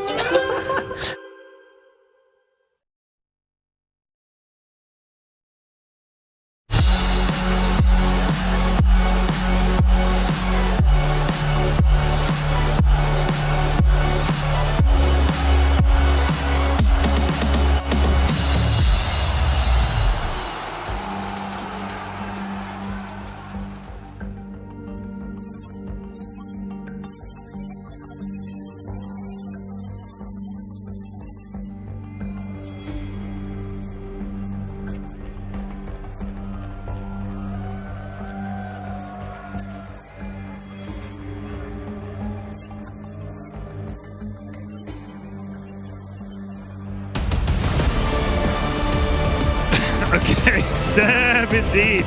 But Tundra are going to step up this game. They want to turn this around. They definitely want to go out on a fast 2-0. That cannot happen. OG stand in their way. Can they do it? Can they do it? I don't know. I believe so. I think they can. I know what they're going to do. I'm going to decide their entire draft right now. Right, I've written it down. You were talking with Aoi backstage, gave him some tips? Maybe. He may have texted me their draft. I think Once their we get win to the draft, I'm percentage gonna just predict dropped this. a little bit. But No, you watch this. You don't have to write it down. We do have a draft. He's looking at it. I wrote Pugner and Panga. Oh, no, but you did actually. Wow. What a coincidence. But yeah, Tundra mixing it up and going back to another hero that's proven time and time again. They're just demolishing foes with it. I think they're still undefeated with Pango at this tournament, I believe. I think there's 6 out of 6, if I'm not mistaken. Yeah, but so. Looking at OG, this is not a coincidence. Seb's Wind Ranger, 10 out of 10 games won. At one point, you have to stop it. You have to say it's enough. Everybody seems to refuse to ban it. I guess they think it won't work this time, and it just keeps doing it. So we see Pagna here, and I think you want to address this here right away. And we saw Gaming Gladiators. They've been running Enchantress, and I think he counters Pagna in the game and in the lane. So I want to see them address this Pagna. Not a hero OG's been playing though, right? I mean, you were talking about it. I don't think Seb's going to play these Chen Etches. He's going to play the Stunners. Just get in there, create some space for his cores. And already OG getting that puck matchup that they love versus Pangolier. They're also a big Pango team, so they're going to understand what they like versus hero, what opponents have been trying to play versus them all tournament with it. It's a pretty strong opening from OG just in terms of the team fight. Chaos Knight has felt unstoppable this tournament. You were saying that was the one hero you were thinking is going to get banned this series. Now it's a question of, all right, you don't want to play versus that Razor. I can understand that because it's just so annoying for your safe lane. But now you have to pick carries into this Chaos Knight, which is, I feel like, where people have struggled. So unless I'm reading the stats wrong, I think Tundra have picked Pango 7 times, and they've won 85% of the time. Okay, so they dropped 1 game. I have not updated my stats. I could be wrong, Lacoste. You may well be correct. You're much smarter Well, than me. we'll say Lacoste is wrong for now. And leave Let's it at just that. keep it that way. Pango is one of the heroes that is very good against the CK because he can just kill the illusions. CK, like once he gets to like level 20, he still doesn't deal well with his magic immunity, so that's one of the problems with the hero. And also the disarm pre-BKB does shut down the hero quite a lot, but they do have this Puck, which is always going to be good, not just against the Pango, but also against Pagna in the backlines, because he can go for the solo kills. If you wanted to cripify yourself, Puck does have a Witchblade amplifying the damage, so it's very tricky to play into it. Okay, so they banned Vipers just now, and I believe Tundra, they want to pick Dragonite, and they want the instant stun. I think they're aiming for a DK Grim second phase. Oh yeah? And I believe Skeeter might play the DK if they end up doing it. They need to enable Pagna 5. He's actually one of the heroes where you need to pick a strong safe lane, like Rave King, Chaos Knight, DK, something like that. And I believe they're banning for DK a little bit. We'll see. Could be. They could also just feel like it was one of those heroes that like got you in that lane last time. They don't want their off lane going up against another support Viper potentially. It's like what is hero, especially if all these summons are getting banned out from OG, which traditionally is what works against that hero. Could just feel like the pressure's on. I will say though, I think OG is one of these teams that understands itemization for what they want to do very well, and we've seen they're just building the support, the tanky items on these heroes in terms of the Crimson, the Wraith Pact. I think they're going to build it on any hero they get. And honestly, whatever that hero is, it might not even matter, right? It's just the fact that they're buffing up their tri-core. You have 3 cores dealing damage supported by all these big buffs. That's what you have to deal with in these fights. Dispels could be nice. The ability to combat that, I think the Pugna already helps a little bit. Tundra can get their own ball going, then at least you're even. Go for the Doom again. You guys weren't sure about this one. I mean, do you just go for the Grimstroke just to be able to take away the double Doom? I'm a big fan of Snapfire here, just because Pagna doesn't get to play the game against the Snapfire. You also can insta-kill his ward, and if he gets any kind of items, he's going to go for the Raid Pack most of the time, and then you have a little shredder to deal with that as well. So basically they're going to go for objective damage on Tundra. They're doing this Doom, and they're going to couple it with maybe a Visage again. And I think it's a good way for them to play this game. Instead of catching the Puck, they're going to put down the Nether Ward, and then they're going to hit towers. And Puck has to blast himself in the Nether Ward. and it might be better than the other route, which is catch. I mean, OG could pick Grimstroke here, couldn't we? We've seen that paired with CK a ton throughout this tournament. They could definitely steal it. They do have the Soulbind for the Pango. I wouldn't be surprised to see them take Phoenix, though. I feel like OG is going to be very comfortable in this game if they can just build up teamfight, build up the wall, force Tundra in a position like last game where they have to run at these tier 1s and they're just happy to take the defensive fight, scale up with their extra offlane or core. I'd be worried if Tundra falls too far behind on like the scaling teamfight at this point in the draft. That's IO is a very strong pick into Doom. He basically soft counters Doom. Doom is very high cooldown, and Wisp resets high cooldown spells with the relocate, and the overcharge heals Doom. So you can mana fight Doom in the game. I mean, you also get this IO-CK pair. That's what they choose to throw on carry. They still have some flex options, but I wouldn't be surprised to see this Monkey potentially back on support or them decide last pick last minute. But IO-CK, IO-Monkey, these are tough lanes for Tundra to roll over, so already you kind of have to gear up to be able to combat them, and that's where OG has shown, at least in that game 1, they did not look beatable in those team fights. No, they didn't. I mentioned the Snapfire for OG, but seems like they're going to be staying away from it. It looks okay for Tundra, but they will go with the Hoodwink, a little bit of a break mechanic, and I don't think we've seen much of a Hoodwink during the DPC. This hero was extremely popular, and teams were owning with it. I'm not sure what happened. Maybe we don't have the information from the scrims, but the hero still feels very strong. Is this particularly good against IO because you're always going to you're going to get the pushback against 2 because the IO is going to be tethered to someone, that sort of thing?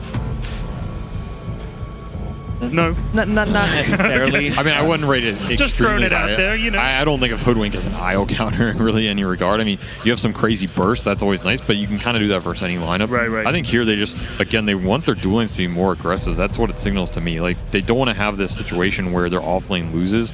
I think you pick this hero, at least Tundra's idea is, they're picking Hoodwink when they want Soxit to win that lane with this hero, snowball the game, build up the early aggressive damage, get the core Doom snowballing, and be able to kick OG out of that lane instead of getting kicked out of that lane like we saw in game 1. That's what it signals to me, which I think is a decent route to go here. We've also seen Sox just pop off on this hero. I think it was one of his favorite heroes during that DPC league, so you know, busting out something that OG might not have expected a little bit. Right. People haven't played versus it in a while. You kind of forget some of the small interactions. Gives you a little bit of an advantage.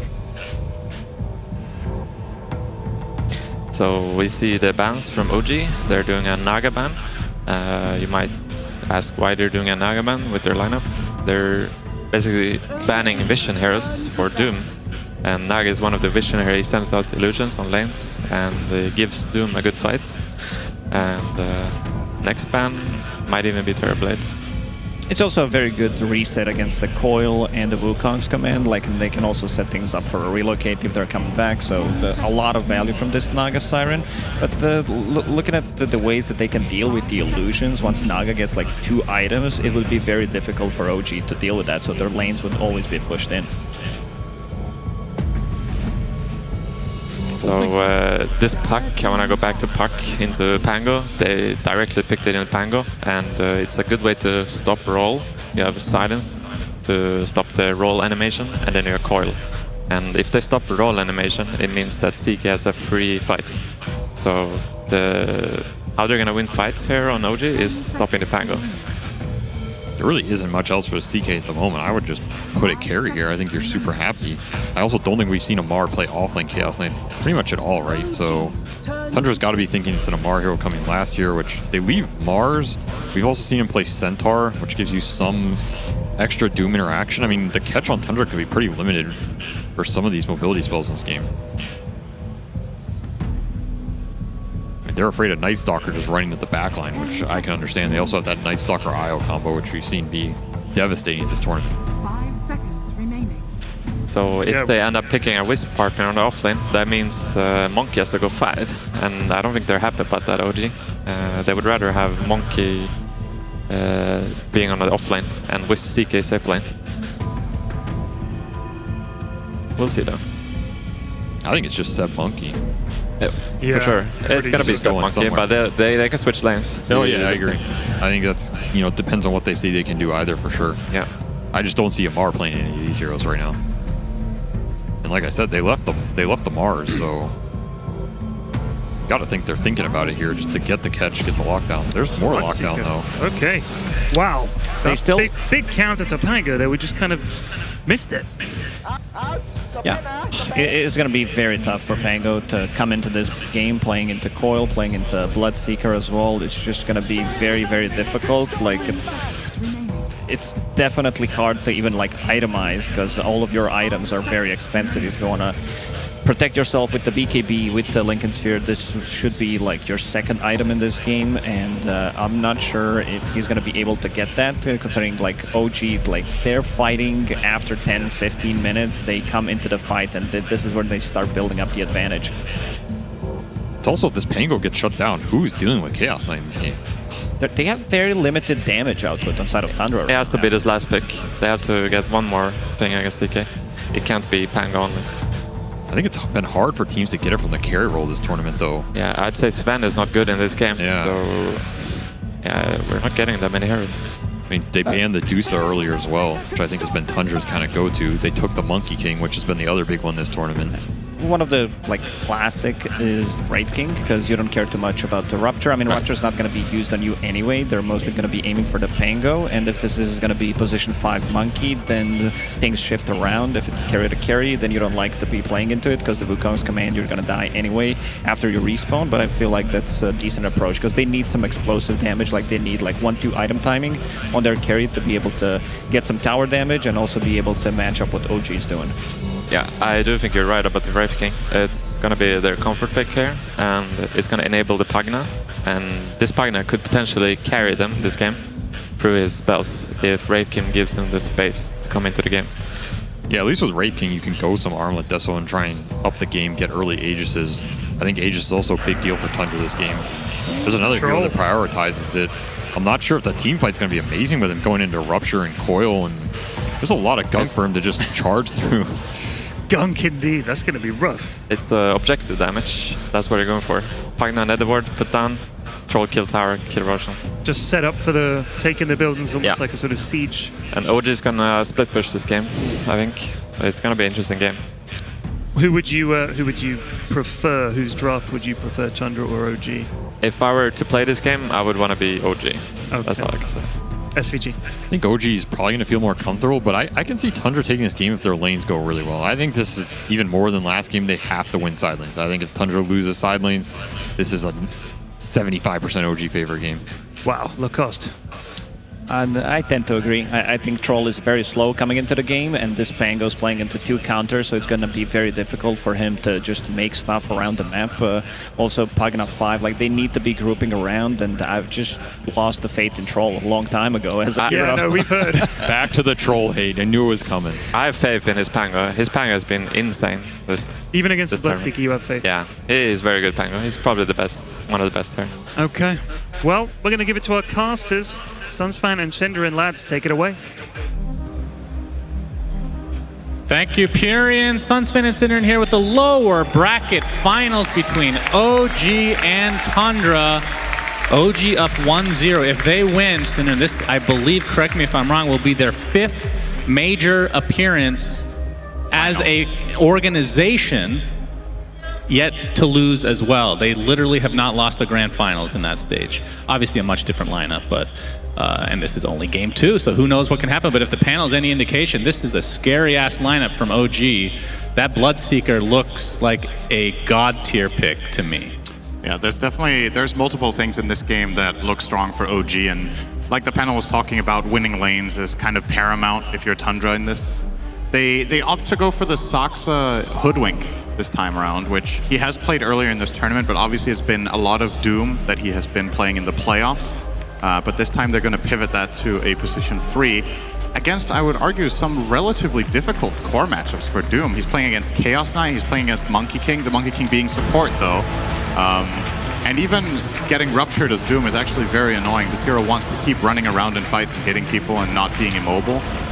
So definitely got their work cut out for them. I think the reason they went for the Hoodwink for Saksa was that they felt like in the last game they were struggling with finding vision in trees, and now they have a hero where if you see the Monkey King jumping around, you have a chance of catching him with a bushwhack, you have the chance of finding him with Scurry, but obviously it goes both ways, right? Yeah. The Monkey King can also see you in the tree line. Oh, first blood could be coming. Yep. Nice. Oh, Nice. Yuragi dodging bushwhack. He's going to get hit by residual damage, though, from the shield crash.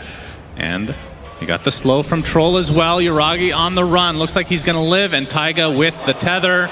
OG avoid getting first blooded. As Tundra really wanting to find some momentum on their side. Remember, they have lost 3 games in a row. And the first 2 against TSM, they were winning hardcore, I want to say. And they were heartbreakers. This game number 1, though, OG just felt like they were a step ahead the entire time. I'm trying to remember, it seems so long ago yesterday how they played against TSM. They definitely were very confident and dominant in the first game and then kind of got knocked off their perch afterwards. So yeah, they need a little bit of a momentum shift here. Yep, Snipe jumping in. That's a lot of damage to Soxa, but Io in turn taking some damage as well. Taiga will go down first. So first blood goes the way of Tundra. It will be a trade for Soxa. First blood going on the Hoodwink here. Very curious what he's going to buy. A lot of the time Hoodwink will start in lane with a Blightstone, but I think when laning together with Doom it might not have enough impact. Looks like he's gonna wait for boots and ferry out as many branches as he possibly can for his lane partner, currently sitting on 5 in his inventory. So Sinner, we've talked about the Pango versus Bloodseeker matchup a lot, and I mean that was the beauty of the draft from OG, because you could put these heroes in so many different positions. As Chaos Ball is going to save some damage on the Taiga here. How do you play against a Bloodseeker as Pango? It feels like you have to get a Linkens at some point, but doing so just delays the rest of your items, which seem like they're 100% needed for you to have any effectiveness in the game. I think a lot of the key to playing this matchup for Pango is to rely on his team a bit and not think of it as a 1v1 matchup, because that's kind of depressing. If you can find a way to, for example, if you look at their lineup, right, maybe you can Doom the Bloodseeker and that opens up your Pango to play the fight. That's how you initiate it. Or maybe you catch the Bloodseeker in some sort of a stun from the Hoodwink and, you know, just find other ways of controlling him so your Pango gets to play. If OG initiate the fight and they rupture Pango, Tundra are in trouble, right? They don't have the best coverage, they don't have the best saves, especially when you consider what OG can bring to the table in the way of burst with a CK, with a puck. So yeah, it's genuinely one of those matchups where you turn to your team a bit. Sure, like you said, you can buy Linkens, but it's coming out late and it's not really a full solution either, right? Like, what if the enemy team just breaks your Linkens with something then? Right.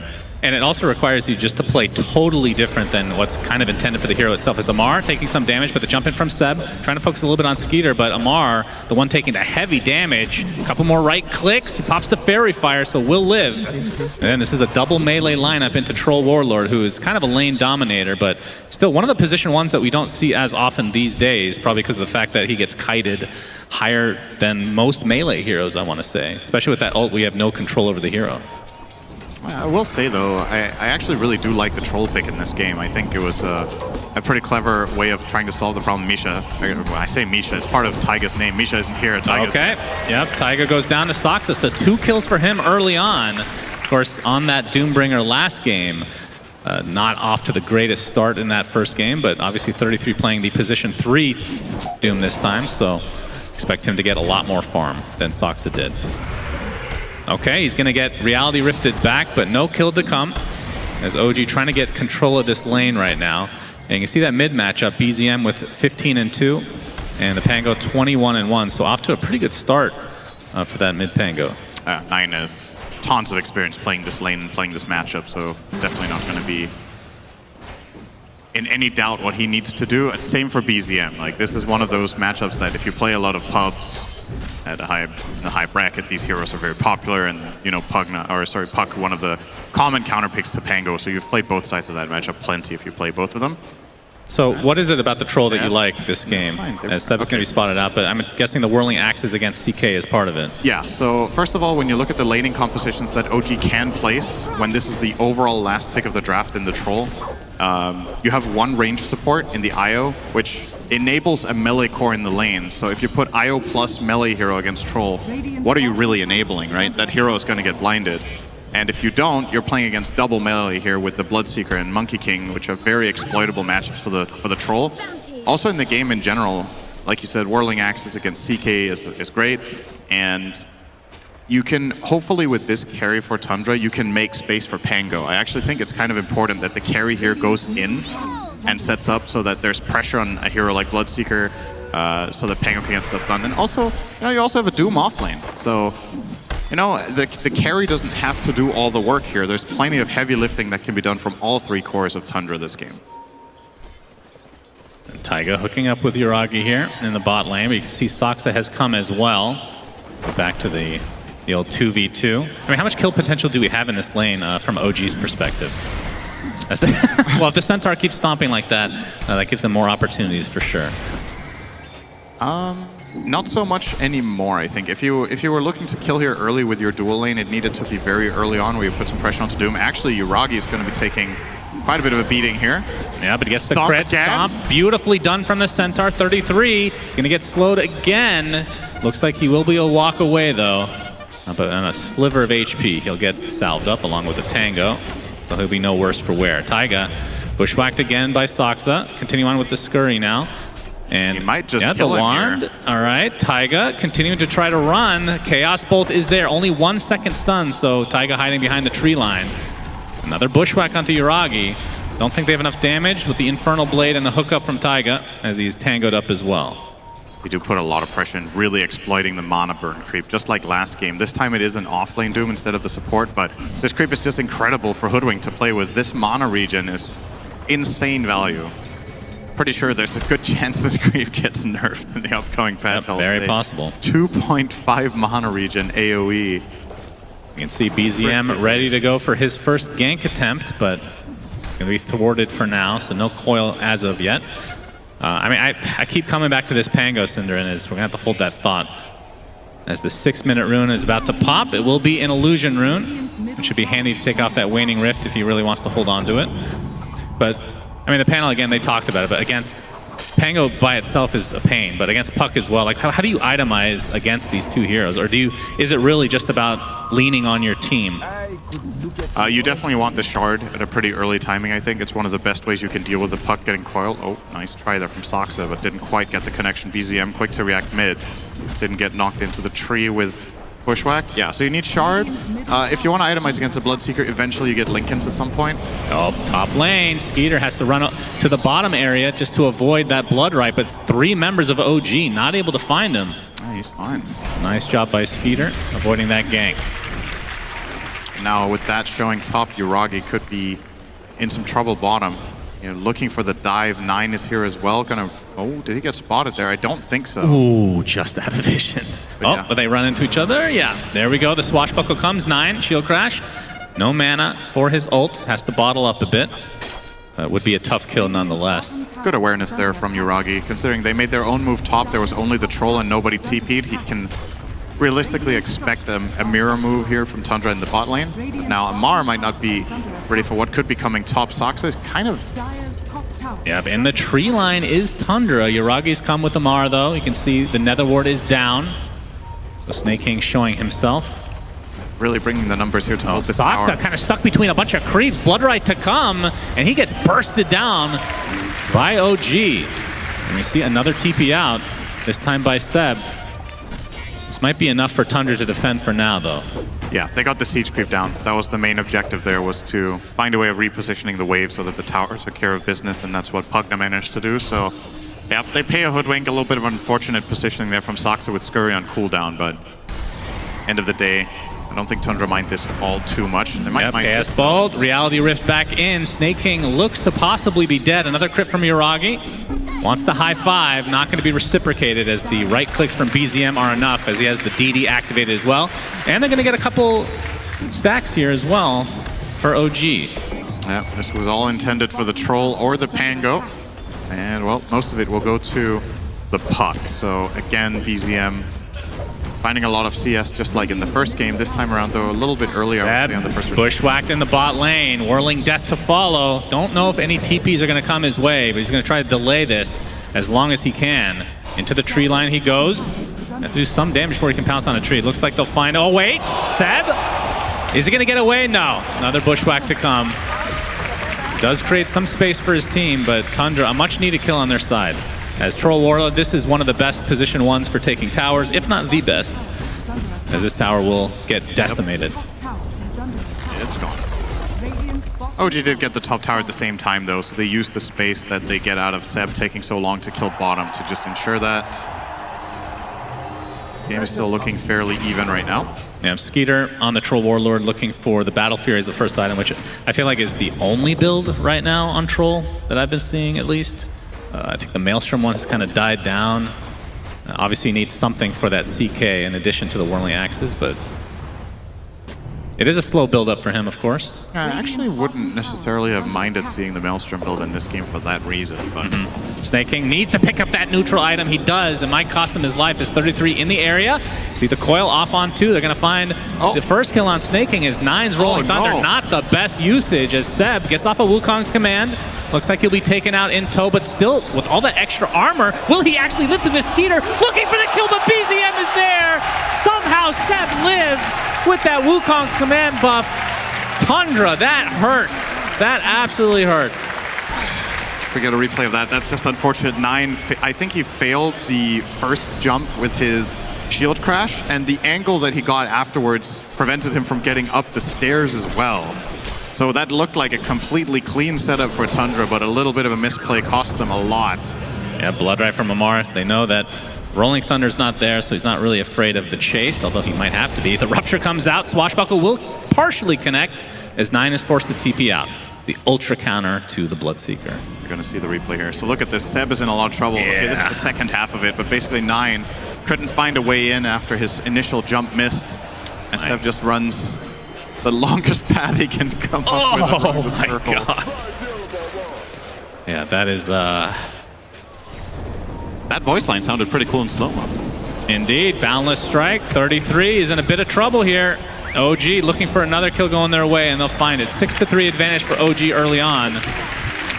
And this, again, this is against a core Doom this time around, so the lead is a little bit more substantial than it's showing at the moment. That's a core Doom going Midas, and OG are keeping the game even 11 minutes in on gold, so should be pretty happy.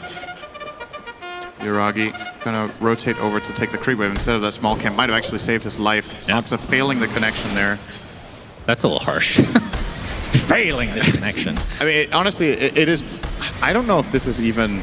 I guess it is theoretically possible to throw Bushwhack and then Acorn Shot afterwards with level 1 Acorn, but I don't know. I think you need level 2 or you need a cast range item in order to pull off that combo. Or it's like some frame perfect stuff from Soxa that he tried there. Either way, Yuragi is going to be perfectly fine, getting close to finishing the armlet for himself. And I'm interested in the build for Amar on the Bloodseeker. So it is going to... Why am I saying... What? It's just a carry build, right? The Maelstrom into BKB. Where's the Midas? That's true. Well, he had himself a decent start, right? So doesn't need to make that comeback. That's true. He didn't die in lane. He's middle of the pack, right? Amar dies in lane. Quick buy Midas right away, but he didn't die. Like, if this was a normal off-lane Bloodseeker, would the build even be different, or does this seem fine to you? I mean, there are options, right? You can play more of a utility route where you go for something like Atos first to just set up Blood Rights. So it's pretty common if you're playing utility, but considering how OG usually play and what their mentality is, this is no surprise at all to go for that Maelstrom build. And either way, you're going to end up with a Mjolnir or Seb, Boundless Strike. You can see the relocate coming with BZM. Wukong's command to follow, but Seb's all alone inside. And the heal up from Snake King, keeping 33 quite healthy. Seb might have to sacrifice himself, but we've seen him get away many a time. He actually dodges the Whirling Axes and pounces away again. Seb continually living and forcing out all these rotations from Tundra, just wasting time. Yeah, in the meantime, Yuragi's just free farming top, and it looks like OG might look to make their own move sometime soon. At least they're, maybe not. They're just going to zone control for now. Obviously, with the relocate expended, as well as coil on cooldown, I don't think they necessarily have to do anything, but yeah, just amazing space here from Seb. It's going to get harder and harder, though. Now there's going to be a Diffusal on Pango to keep him in check. There's also going to be a Dagger on Doom. Actually, 33 changed his mind. He's going to go BKB. He had the Dagger queued up, but goes for the Ograx. Taiga. Yep, Taiga, Bushwhack. You see the Sharpshooter coming in. Boom. Soxa gets the kill. Again, a much needed kill for Tundra. They need to find the momentum. And with this Doombringer on their team, Need to find some sort of a net worth lead. But like you said, they are going to go the BKB route for 33.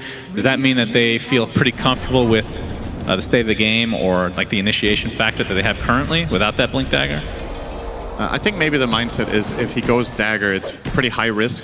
The Troll isn't going to participate very much right now for the time being. And like the panel talked about, Doom is kind of soft countered here from the Doom aspect. So if you blink Doom someone and they get relocated out, you've used your entire package, right? Yeah. If you have the BKB, you can play more of a sustained style where you run in, you pop Scorched Earth, you're able to stand your ground and fight against all of these stuns and silences. So I do think in this game this is probably a better decision, but the Dagger will have to come out eventually because they will need that catch. Tundra are smoked up. They're gonna run into Yuragi, but 9 misses. He actually gets fastballed before his ult goes off. But the bushwhack, again he gets stunned. Yuragi is living throughout all of this. There's the whirling axis from Troll, pops the ult as well, trying to take out this pesky CK, and finally, Tundra get a kill on a core. Amar, you see that move speed with that extra buff as it looks like 9 is finally taken out just before his TP was successful. 33 trying the same road. This time will be successful though as Tundra. It ends up being a 2-for-1. You lose your mid laner and a support for the position 1 on OG. Given the circumstances, I don't actually think that was that big of a tragedy for them. They doomed an illusion and their Bloodseeker got ruptured before he could get ult off. So, or rather their Pango got ruptured. So you're gonna see the replay here. So this one misses, right? They defuse and this barely hits. It hits the real one, but not the Illu. Yeah.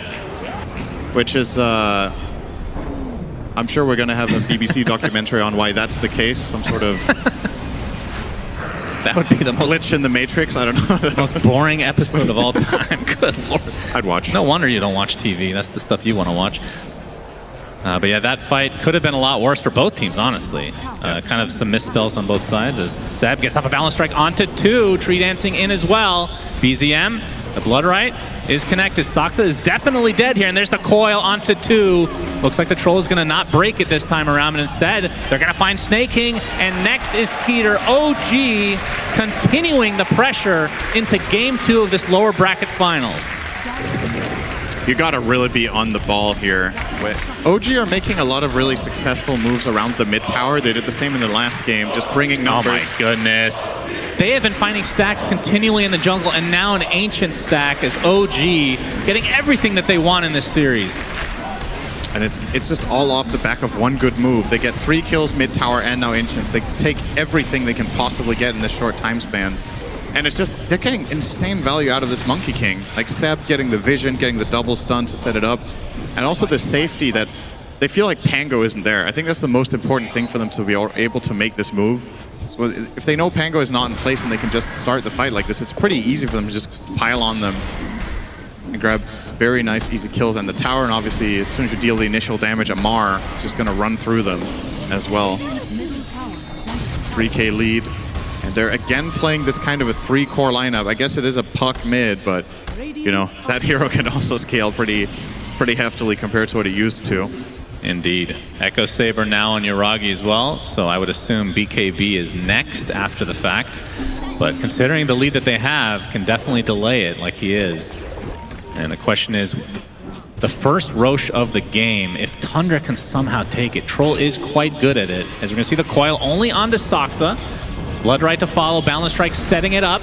Nice heals coming out from Snake King, but it's not going to be enough. Even though Wukong's command expended from OG, a little bit of overkill to find that position for Hoodwink. Yeah, this could be an opening for Tundra in the next 20 seconds when Hoodwink respawns. Knowing those 2 ultis are down, might make a move with it. But again, you got to keep in mind their carry, the Troll, is not going to be available for quite a bit. Like Skitter has to farm. Yeah. To build up his hero, so it's a matter of, now that you lost this momentum and you lost your mid tower, the game was looking okay, you were in a pretty good spot. Now you might have to slow it down, and that's when it gets scary. I feel like if you need to slow down against OG, who are notorious for having insanely strong late game scaling heroes and not necessarily being the quickest team, but just having really good calculated moves. Yep, relocate into the bot lane. BZM finds 33, who instantly pops the BKB. And looks like he's going to be able to get out, but that, again, is a defensive usage. And the rest of Tundra have actually arrived in this area as well. And they're not going to find anybody, at least not outright, just the illusions of the CK. Radiant's bottom tower. We'll clean those up. So that's another key spell on cooldown for OG. But even Seb going for an early BKB, he is quite farmed for that position 5, technically. I mean, is he playing the 5 or the 4, really? Well, in this game, he's definitely 4. Yeah. And into the Roche Pit they go. Of course, all the spells online for Tundra. Wukong's command should be coming up soon. Another 30 seconds, actually. So there is a window for Tundra to try to contest this, especially with the Blink Dagger now on 33, which has yet to be shown. And here comes the smoke. This is a really important fight for Tundra. And the smoke is going to be popped by Seb on the tree line. And with that, they'll have all the information they need. Although they do exit the Roche Pit. Roche is at half HP. And we'll see what the plan here is from OG. Is that half? It's close. That's pretty optimistic. Or pessimistic, depending on how you look at it. 60%? Is that what you want me to say? It's more like 64. Okay. Interesting. But it's healing, so. It is. Double damage for Skeeter. This could be really big, but of course he does not have his BKB yet. So he could just solo Roche, but here comes the smoke from OG. Gonna attempt to contest potentially, but no, Roche will be lured out of his pit. This is extremely tense moment for Tundra specifically. Monkey King is a god tier here in this position right now. It's just so amazing what they get out of it. And the Tundra smoke. And there is a ward up there from Tundra. It's going to be de-warded though by Taiga. Nicely done. Doesn't even get hoodwinked. Soxa smoke broke again. Yep, so they know that Seb is likely on a tree nearby. And Roche slowly healing up. And OG just baiting this out. Just going to sit in the pit to try to force the initiation from Tundra. Although Tundra seem to be heading towards the south now. Is this going to be enough space for OG to potentially just steal the Roche outright? But the tier 1 tower looks to be the focus of Tundra. And into the pit Yuragi goes with the Phantasm. And we'll see if they have enough time to clean this up. Fortification will delay this push ever so slightly. But it looks like Tundra are just backing up. So conceding this Roche to OG. I think they got about as much as they could while conceding this. If you don't feel like you can take the fight in that area against Monkey King and against the spells you're facing, at the very least, he goes and farms Ancients on Skitter. They get mid-tier 1. He starts to push out bot, farm his way to the BKB. I actually think this was a really good play call from Tundra to not take that fight. I think that would have been a disaster in the area, given how good control OG have with their Monkey King and their item timings. You don't have the BKB on Troll just yet. So yeah, in terms of taking Roche, I think Tundra with the Troll Warlord can do it faster, but OG have way better Roche fighting in the pit. With the Coil, Monkey King, Bloodright from Bloodseeker. And the tier 2 tower seems to be their focus. As you can see, Tundra look to be conceding this as well. Obviously the Aegis advantage now online for OG. And it looks to be a freebie. Seb continuing to scout this out. They know he's in the area, dodges the hoodwink spell that I can't remember the name of. Bushwhack. Thank you, Cinderin. You're welcome. Just looked at your face and instantly remembered. Yep. Not sure what the connection there is exactly, but who knows? Who knows? 2K lead for OG. I mean, can you put this in perspective for people, including myself, against a core Doom? What would this lead, you think, actually be if there was no Doom? It's kind of a hard question to answer. I know, that's what why heroes I are asked. playing instead? Any hero. Visage. Okay, he's Alchemist. This is pretty bad. Yeah, it's not on the same level as Alchemist, no doubt. All right, Tundra going in onto Yuragi. He still has that Aegis. He's getting quite low. Taiga not able to get the ult off. Actually gets canceled there, and he's going to get dropped immediately. So Yuragi left his own device and popped the BKB along with his ult. And he's, Bloodright is there. 33 gets off the Doom, but it gets canceled. 33 now on the run as Skeeter getting healed by Snake King. Boundless Strike onto 1, and they're going to clean up 33 very easily. Big Wukong's command from Seb looks like it'll lead to another Snake King death. But the right clicks from Skeeter. Finally, they're able to kill Seb. So a nice turnaround here potentially from Tundra. The Bloodright. Skeeter able to sidestep it. Focusing on Yuragi. Remember, he does not have Aegis anymore. Whirling Axes are there. Double kill for Skeeter. Amar trying to kite him along with BZM. But they will find Amar instead. BZM, the last remaining member in this area for OG. Looks like he'll be left alone. So Tundra somehow coming back in that fight as the pressure now onto 9. The Witchblade doing so much, but You have the roll up from 9 to get out of dodge. It felt like it's been forever since Tundra has had a good fight like that. They get the initiation and kill the Aegis right away. Great rolling thunder from 9 to stop the relocate out, come out from Taiga. And then the follow-up fight, even though they doomed into a Linken's, they still end up coming out on top, I would say. That is such a fast Linken's, by the way. Yeah. Yeah, BZM is huge. He has 10 CS per minute on this puck. So now they know, and the question is, what will cancel the Linken Sphere? Do you need to try to get... He is buying Yules, it looks like, so that is a cancel for 33. As you can see, the replay here, they did... I mean, this was really good separating it from Taiga and getting that ult off there.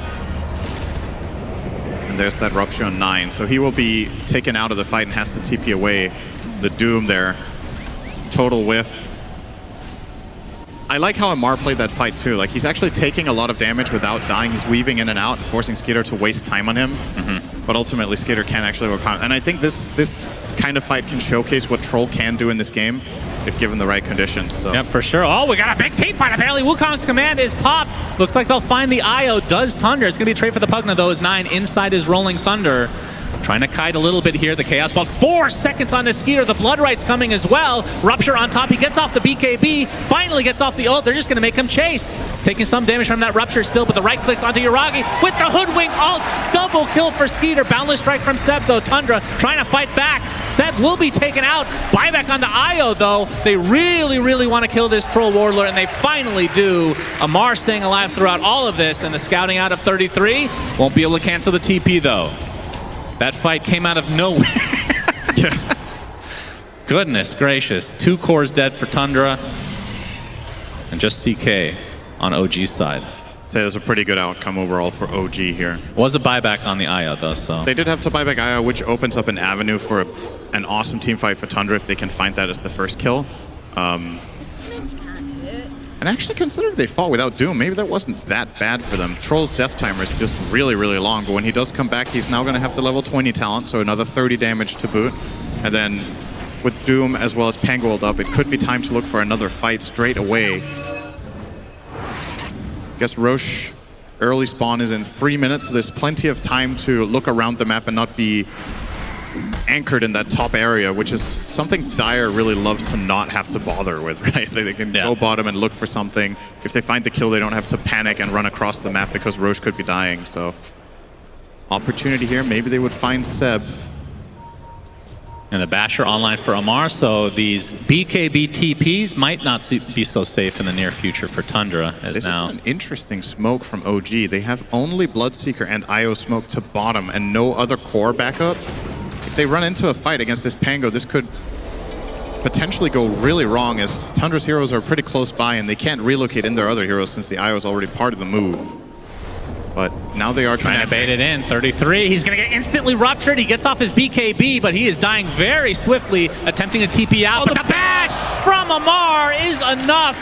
It looked like he was going to get out in time, but the bash very timely from Amar. And now the coil applied to Snaking gets off the Decrepify. Healing up to a high degree by Seb, but the Blood Right's going to cancel it. Then the double kill for Amar as OG just continuing the onslaught. Saksa's dead next. It's a 5 versus 2. Skeeter completely surrounded. He pops the BKB, but the rest of OG just completely resetting, waiting for that BKB to run out. Gets off the ult in the meantime, though. Yuragi jumping in, gets a 4-second Chaos Bolt, and that's going to lead in likelihood to a kill onto Skeeter. 1 remaining member for Tundra. It is the Pangolier. He's silenced currently and brought down to his knees. Double kill Amar, and OG are absolutely crushing again in this game number 2. The way that started is just perfect timing. Like, they're down there as 2 or 3 heroes. It's not looking like it's going to be good. And the moment Tundra's heroes do arrive, the Doom coming down there, that's when they're all in position. And Bloodseeker starts out with the Rupture on Doom, which, you know, in many circumstances would be like, hell yeah, let's go with Pango. But he's not there. He's not part of the fight in the beginning. Doom has to try to TP out, and he gets bashed. And this is the aftermath of that fight, with Doom on the sidelines without buyback. And Saksa also being all the way in the top lane. They're just completely outnumbered this entire fight. Which is weird to say, because it looked like Tundra actually had the numbers bottom just a moment before. OG just read the situation perfectly on that high ground. And this was just, feels really shitty for Tundra when you have the Troll Warlord just stuck between 5 heroes, and there's literally no way to get out for him. But yeah, that was a full team wipe in favor of OG, and they are looking quite good right now. So from Tundra's perspective, what do you think needs to be done to try to claw back in this game? I think it's mainly gonna come down to, you know, this is easy for me to say, but they have to read the map better so that they have corresponding numbers. And that is difficult when you're playing against IO in this game state, because if IO is missing, along with one core, they could be literally anywhere and connect to the fight. So you also have to sort out your waves, find an intelligent way to push that out while still being in reach of one another when the fight does break out. I think this bottom tier 1 tower that they still have left, if OG ever make their way down in that area or to the mid tier 2, that's where you can really combine with all 5 heroes because you have an easy connection point. So make sure you don't lose any more towers without a fight. They ruptured 33 again. Yeah, he is ruptured. He's working on a Lincoln Spear. He's going to get healed by Snaking. Looks like the TP will be successful, but a double boundless strike from Seb will lead to a kill onto Pugna to start it out. But Skeeter already popping the ult just to take out that pesky Monkey King. So Seb will fall, and the buyback from Snaking as well. Tundra need to get something out of this, but BZM looks like he's going to be just fine. Heads up play there from both BCM and Soxa. So BZM realizes that if he jaunts to his orb there out of phase shift, he's going to get caught by a hoodwink combination, so he just doesn't jaunt it. Blinks into the enemy base instead and finds a way out. And Tundra, you can see that they're going for a potential gank through the river here, smoked up, while this Monkey King is dead. They do have the Doom, and 33 in that situation again was BKB TPing out, so the fact that they get that trade perhaps not too bad with the buyback on the Pugna to find Monkey King. And again, it opens up a fight where 9 can actually use his ult, right? That time he was there. So the Doom getting ruptured, that time they have Rolling Thunder. It zoned out the Puck for the remainder of the fight and allowed Skitter to play very confidently on the Troll. And it feels like Seb's vision from the tree line has been kind of the difference maker here, as Tundra have tried to get aggressive from time to time in this game, but this is just been plotted out consistently. As E-Blade for BZM, as Roche looks like 1 minute away from respawning with that beautiful shard. This item's so amazing here because if you think about how Tundra take their fights, it's all about setting up the Troll to kill someone, right? They have the Doom to prevent people from casting spells, they have the Pango Chain Stun, but Puck can effectively save any core right now along with Wisp, and they can reset the fights. And if it's not a matter of using it defensively, it's obviously also part of a kill burst. Now he can solo kill the Pugna in his silence, which he was missing a little bit from before. Same with the Hoodwink. If BZM finds either of them, they just die on the spot. And Nullifier is in the sights for Seb to counteract that Pugna Decrepify. My God, how did this happen? Puck is level 24, Pango's 18. Ooh, yeah. That's actually a ridiculous difference in experience among the mids. I guess Skitter has a pretty big advantage over the CK as well, though. BZM also has an Arcane Rune, so this would be a very tough fight for Tundra, unless they can just lock him down. Is that Hoodwink Shard going out to scout? OG are not going to be surprised by this at all. Yeah, and Roche is up. And we'll see if Yuragi will... I'm not sure if he's going to pop his ult quite yet, but focusing on taking him out to start here. And of course, this is the Roche with the Shard as Tundra, I think they were spotted there by Seb. And Seb back into the pit and back onto the tree line. Soxa tried to fish for a... That's the decoy, I think. Oh, Balance Strike misses this time from Seb. They're looking for 33. There's the Rupture. They get it off. The Yule's a little bit too late. He's going to get silenced with the Blood Right as well. Focusing on 33. Gets off the BKB, but the right clicks will suffice as Tundra on the back foot now. And they're just bashing through. Amar's beating the crap out of 9. He's in the Rolling Thunder, though. He blinks and gets the kill while BKB. Jiragi getting quite low, but the Blood Right now onto this Troll Warlord. And that's another bursted hero in favor of OG. 5 dead. It's a full team wipe. And nobody is lost for OG, which means second Roche is theirs. The name of the game for OG in this game has just been, how can we make Doom as sad as possible? Like, again, you'd think they would reserve the Rupture for the Pango, but they're actually just removing Doom from the fight. They Rupture him, they run at him, he BKB tries to TP out, doesn't make it there. And also a little bit of indecisiveness, right? Like, he was kind of standing around, okay, should I TP out? Are we going to take this fight? He was uncertain. And then when he finally goes for it, OG didn't even need the bash. He had already taken so much damage from running around. And you can understand from Tundra's perspective why he doesn't want to TP away there. It's like, okay, am I just going to BKB TP out every time? This time I have 4 teammates around me, but the positioning from Tundra just wasn't really good enough to cover him fully. Fortifications pop by Tundra. They do have a bunch of buybacks, so they'll likely just give up 1 set of racks before giving it their all in this defense. So the top racks is OG's for the taking. And now they go into the mid lane. No reason to stop with this Troll Warlord still technically dead. 20 seconds respawn timer. Yuragi looking for Soxa. Instantly doomed though by 33. Can they get this kill? That is just the Aegis though. The buyback now onto Skeeter. He gets ruptured instantly inside the Wukong's command. Finally gets off the ult. They're just gonna make him chase him outside the Wukong's command. And this is gonna be a dieback if they end up getting this kill. He's gonna get the BKB up, but dies shortly after. Dieback for Skeeter. And this is looking like the beginning of the end for Tundra as the Boundless Strike does connect onto Soxa, but he cuts the tree. 33 ruptured for the millionth time this game. Doesn't matter. He is dead. Double kill for Amar. Only 2 members of Tundra remain. And OG looking primed and ready as the GGs are called. OG going to the grand finals for the 5th time in their organization's history. Unreal performance. They've had some grand finals that looked really grim at certain points, and they overcame it every time. So we'll see today when they face up against TSM later if it's going to be 5 in a row or if their streak in finals will be broken. But yeah, I mean, based on how they played in this series so far, they made Tundra look definitely a tier below. Just better movement, really good drafting overall. I feel like Tundra, for the most part in their games, got what they wanted. They just got handled. A lot of the key heroes that they've been winning with a lot just seemingly relatively unimpactful in this game. The Doom and Pangolier, 2 of Tundra's best, both just getting shut down for the majority of the game. 9 ending the game without a kill. 0, 5, and 8 on Pango. It was a Pango. We talked about the counters. Bloodseeker and Puck are super hard to play into, but OG just have a really good approach to this patch right now, it seems, and it's a matter of can TSM find a way against the team that's seemingly just unable to lose right now. I don't know how many games they've won in a row at this point, OG in the low bracket, but it has been impressive to say the least. This run from OG, obviously with Misha not able to be here, Seb, I mean, who better to take part as a substitute for your team than a 2-time TI winner?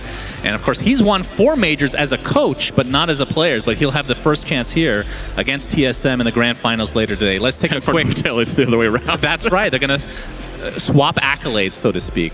Let's go to a quick break and see what the panel has to say about this amazing run from OG into the grand finals they go.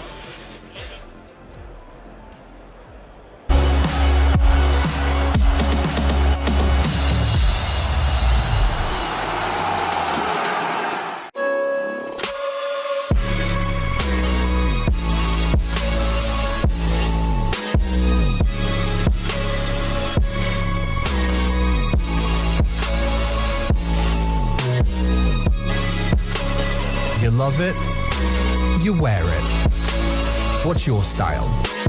Get your merch at shop.eslgaming.com.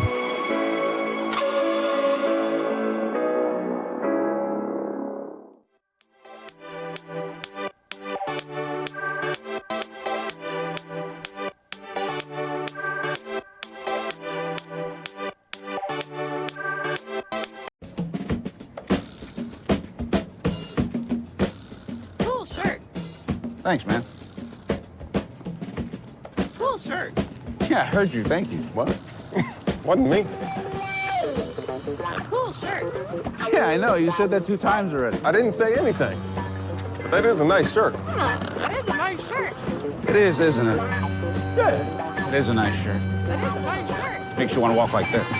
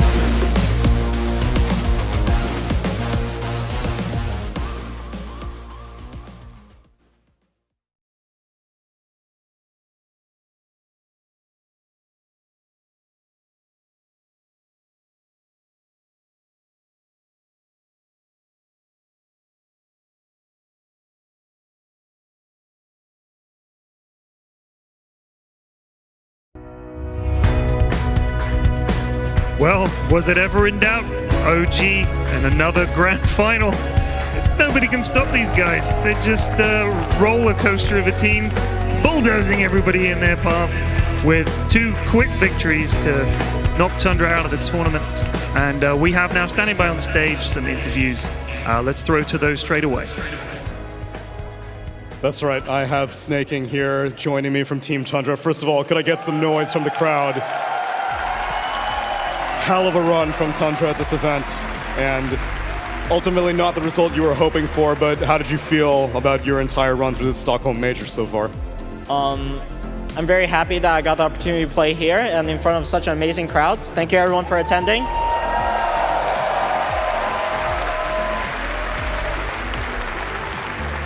I want to ask about your TSM series earlier yesterday. Would you guys consider yourself to be a very momentum-based team? Because that last game seemed kind of tricky for you guys, so how did it feel for you guys in the booth? You're talking about the last game from TSM, right? Yeah, obviously we mis-executed and it kind of snowballed pretty badly against us, and obviously we made a lot of blunders that normally we wouldn't have made, and I made a really bad call, and I accept a lot of responsibility for the series loss. But I think we're still a very strong team. Our road doesn't end here, and we'll come back stronger, guys. And one last question. I'm sure ultimately this is all leading up to TI. So what are some things that you feel you learned during the course of the event that's going to help you hopefully at that event? I think adaptation is always a big one. The meta and the style of the game changes as the tournament progresses, and we just need to make sure we stay ahead of the curve and still be able to perform at our best despite the meta is going against us. Wise words from Snaking. Once again, make some noise for Tundra Esports. Will take their 3rd place. Snaking, thank you very much.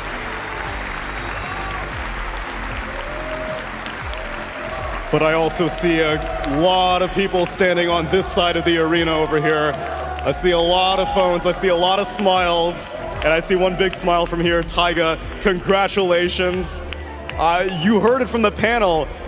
This is a storied brand right here, this OG brand. It has been to a lot of majors. Do you feel any extra pressure from that? No, I feel like home. Like everything here is amazing. Like I have my parents, my friends, and the crowd is supporting us. It's really amazing. Huge. Like huge shout out to everyone here, honestly, on my parents especially, my friends over there. I could hear all the voices. Let's go. What were your expectations coming into this event? Because I know it was probably not the plan to have to play with Seb, but rather Misha. So did you guys know that you would make it this far regardless, or were you just hoping to get as many DPC points as possible? Honestly, I wasn't completely sure because Misha and Chu is a big part of our team. Like not having your captain here can be a little bit, weird, I guess. But Seb is actually a magnificent player, one of the greatest for sure in esports.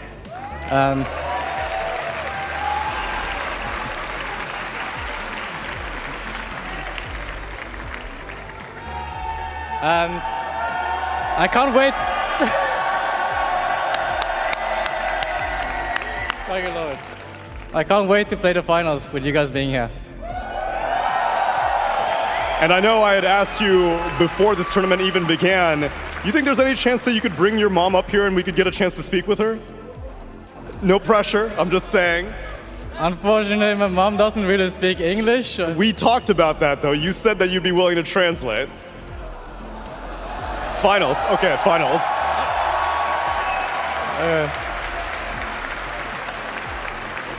No pressure. After the finals, let's see. After the finals, because it is going to be a best of 5 against TSM FTX. No-tail, I guess same question, because Seb probably not expected to have to play. You probably not expected to have to coach and draft. What's this experience been like for you? Oh, I mean, thank you for giving me the credit of drafting. No, the guys have all stepped up. It's incredible. Misha's still every day preparing with the team. True, they're making all these strategies, and the guys are executing and making their own additions. Yeah, this team really came together here. It's pleasure seeing them grow. I'm lucky to have the seat that I have. grateful for this guy. As I'm sure all you OG fans are grateful indeed. And any thoughts on the upcoming series? Because I know TSM, FTX, you guys did not get a chance to face them in the group stage. You think North American Dota is going to prove to be a worthy competition for you? Oh, of course, they have Saberlight. It's not all NA. No, but I have so much respect for them. Moon also plays some of the most amazing Dota I've seen in a while. That team, they've come here prepared. They've come here with a lot of will to win. But I think right now with our run and the wave that we're riding, I think it's going to be tough on them. But you know, I just want good Dota. More than 3 games, Tommy. Please throw one of them. Sure, keep it interesting. Give the fans here something to be on the edge of their seat for. And I will leave you two to prepare for that series as we make one last round of applause for Taiga, No-Tail, and the rest of OG as they make their way to the grand finals.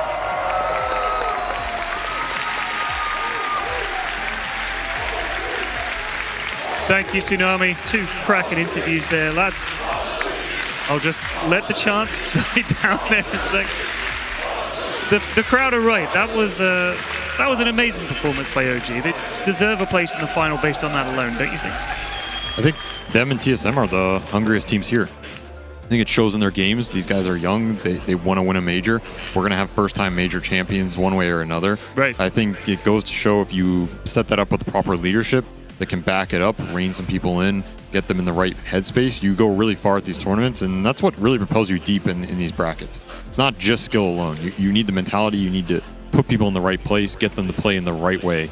That's what helps you lift that trophy. And they do have people behind them that also work really hard. It's not just, you know, Seb, who was a coach, now he's a player, No-Tail. They have 2 people who are not, didn't come here, and they have basically like 3 coaches that are preparing for the draft and everything. So it's very different. I mean, 3 brains, that they're much smarter than 1.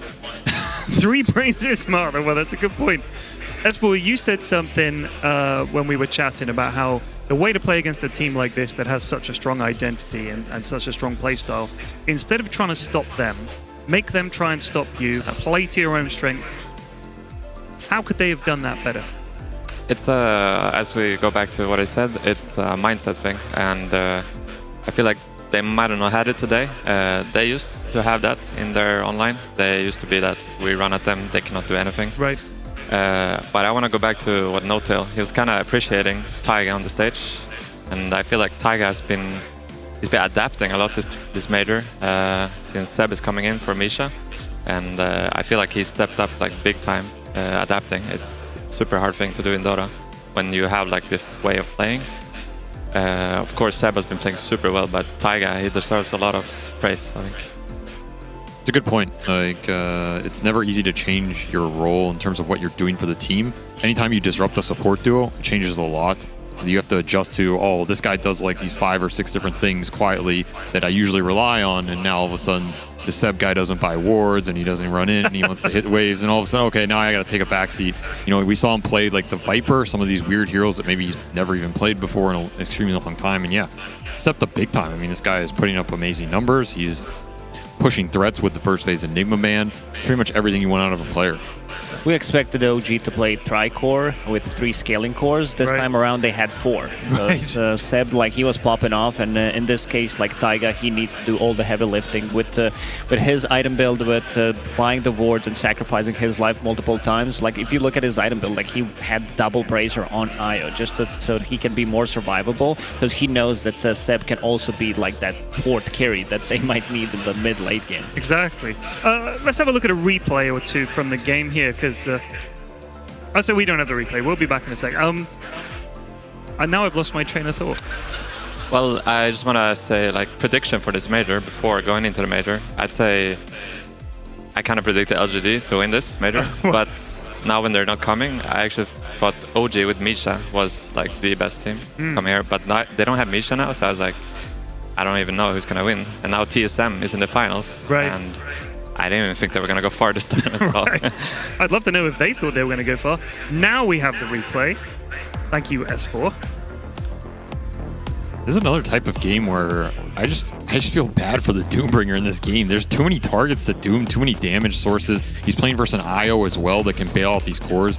And then you fall into this Tundra trap where it's pretty much troll single core trying to deal with all these OG carries. How many do they have? The number goes up every game. And he's just going to get kited out. He's getting kited by Coil, he's getting kited by Rupture. It's too much HP for this troll to cut through alone.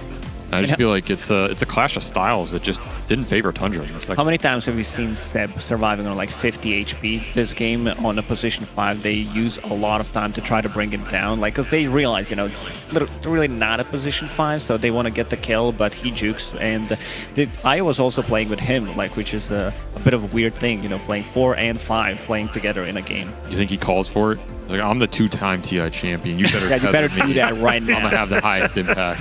That would be bad for team morale, surely. Or do you think he rules OG with an iron fist, and that's why they do so well? I saw him make some calls in that game. I saw the sub calls. Oh yeah. They were like, they used Doom. Let's run at them mid. I saw that. S4, I want to say to you first of all, thank you so much for jumping in on these panels, and it's been great having your insight. It really has. Can we get a round of applause for S4, please? A Swedish legend. I hope you stick around to watch the rest of the games. Here's the bracket, and you'll be able to see now the 2 finalists, of course, TSM and OG. And they will be meeting in the series after we've had our little break here. And OG will definitely need a break after that, although they kind of made it look like maybe they don't need a break. They could just start playing a 5-game series right now. But they are going to have a break anyway. Guys, we're gonna go now and leave you guys to have a cup of tea or something. But don't go away. Stick around, because there is the DHL drop with, I think it's Sir Action Slack, so you won't want to miss that one in the breaks. If you're in the arena, come back in here and hang out. And for the rest of you at home, we'll see you after this.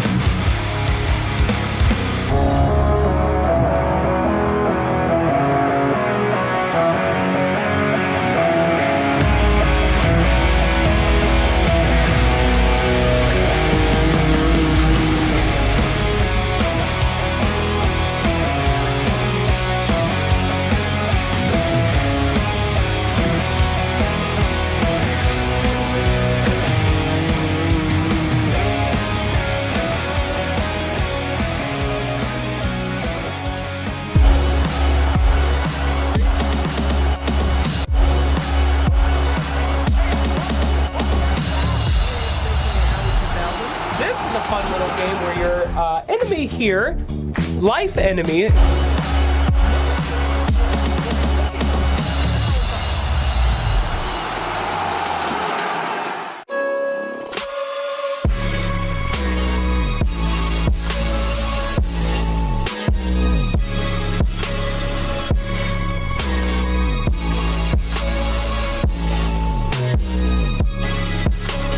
You love it, you wear it.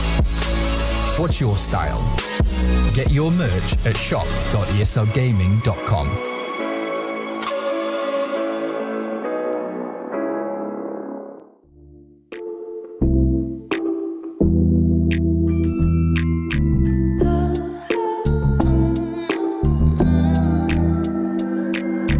Smooth like butter, sweet like honey. Looks so good, like she made of money. She a stunner, legendary. Watch what she does. And okay, Mr. Davidson. You always wear a suit to the dentist? Of course, man. This shit is serious. We're talking about my teeth here, my choppers, my pearly whites. You nervous? I'm not nervous. Are you nervous? I'm not nervous. Do I look nervous? You got this, man. Yeah, I got this. I'm nervous. Come on.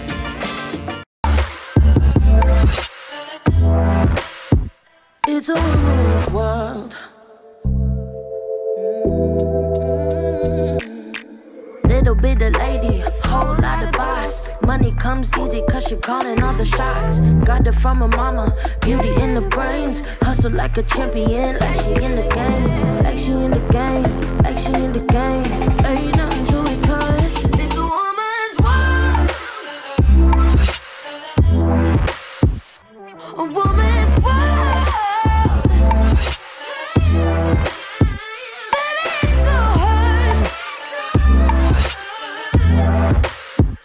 It's a woman's world. It's a woman's world. A woman's world. Baby, it's all hers. It's a woman's world. It's a woman's world.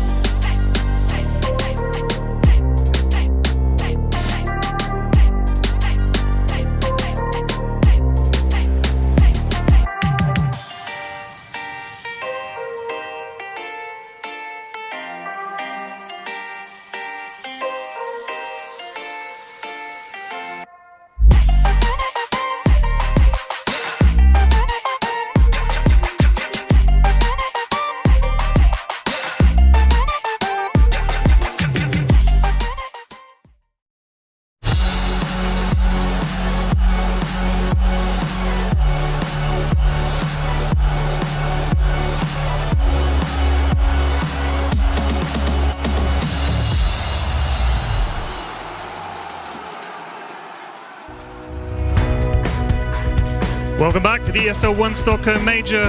We're going to hand it over now to my friend and yours, Sir Action Slacks, with the DHL drop. Good luck, Slacks. Ladies and gentlemen, welcome! Get ready for the DHL drop. Grab yourself a DHL drop sign and customize it with your message. Make sure we spot you in the crowd, because if you're lucky, one of our special deliveries is coming your way. And for all of you watching at home, type DHL drop in the Twitch chat for a chance to win a €150 gift voucher. This DHL drop, I'm not like my friends out there who's stingy with the candy. I'm a giver. In fact, I'm this much of a giver. Feast, my beautiful babies! Mommy is home! Good! Oh, there's one person in the back, in the way back there. Ah! Got him. Where's it? All right. Top row, coming up. One more. Yes! Wonderful. Absolutely wonderful. All right, my DHL friends, we're going to be looking for signs to give away, as well as the candy. Here you go. Yes, enjoy them, young men and ladies. Hello, you look like you want some candy. Here you go. I'll shower you with it. Beautiful. All right, follow me. We're having a sign contest. Effie-bot, don't do this to me. Not live on the stage, Effie-bot. Please, be a good little robot. There you go. All right. Signs. We are looking for the best signs. Here we go. Let's read a few of them. See techies. See this place explode. Pun intended. One candy for you. All right. Need Seb win to win. Here's your candy. Suns fan belch, please. 2 candies for you. Well done. Let's see here. Go EG, crossed out, then liquid. I do like that one. All I do is feed. Here's some beautiful stickers for you. That's very good. TSM's my mom's favorite team because Dubu is cute. Very disturbing. 3 candies for you. Thank you. Hey, what are you doing? Everybody do not fall. No! I told you, you stay with me, all right? Always looking for a new master. Slacks is the best. Please release my family. We talked about this. Take the candy. Never let your 7-pound loaf loan your account. Okay, take the candy. All right, great. A lot of good signs. The ghost! The ghost! Go, my ghost! Wonderful, wonderful. And one for that guy who just wooed. Yeah! Way in the back. I wonder if I could hit Pyrian from here. Very close, very close. More? Very well. All right, P-Flax, catch. Pretty good. Funny bomb man. That's right, my friend. There you go. All right, it's about time for us to pick a... Oh my God, there's so much more candy in the back. Yes. Wonderful. DHL drop. Cover your heads, young children. Be careful! Okay, time to pick a winner. Let's see, Slacks, do another shoey. No, I see the shoey. Disgusting. Here's your candy, disgusting. All right, I choose a winner. I have to say, out of all of the ones, I thought this one was the funniest. Let's go EG Liquid Spirit GG OG. Like many of the OG fans in the arena, a bunch of fair weather fans out there, only looking for the winners. No flame, no flame. Oh, stickers! There you go. All right, young man, come up here. Claim your prize from the DHL drop. A round of applause. Tell us what's in there with the microphone while I throw candy as hard as I can. Go ahead. What should I tell? Open the box and describe what is within. Okay.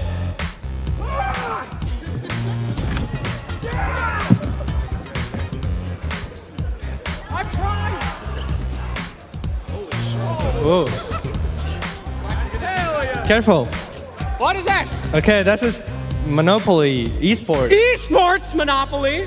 Will you have much of a monopoly like OG on the Dota 2 scene? Yeah, probably like playing Monopoly is gonna lose me all of my friends, you know? Like... Just like OG and Dota? No. Keep going. What's that? A backpack. A backpack, wonderful! Celebration! Sticker pack. What are you doing? Stickers, wonderful! Can you just chill, bro? No, I'm good. Razer mouse pad, I think. Wonderful! That's nice.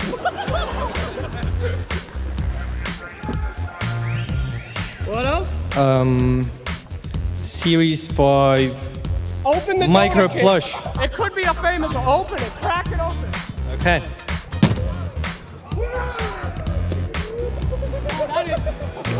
Where's the microphone? I just slammed production with that. I just hit a bunch of computers. Sorry about that, production. You're doing great. Hit Owie. Where is he? I think he's had enough punishment for one day. That's not necessary. This is Queen of Pain, one of my favorites here, so that's exciting. Wonderful. And anything else in the box? Yeah, the ESL hoodie. And Stockholm Major t-shirt. Wonderful!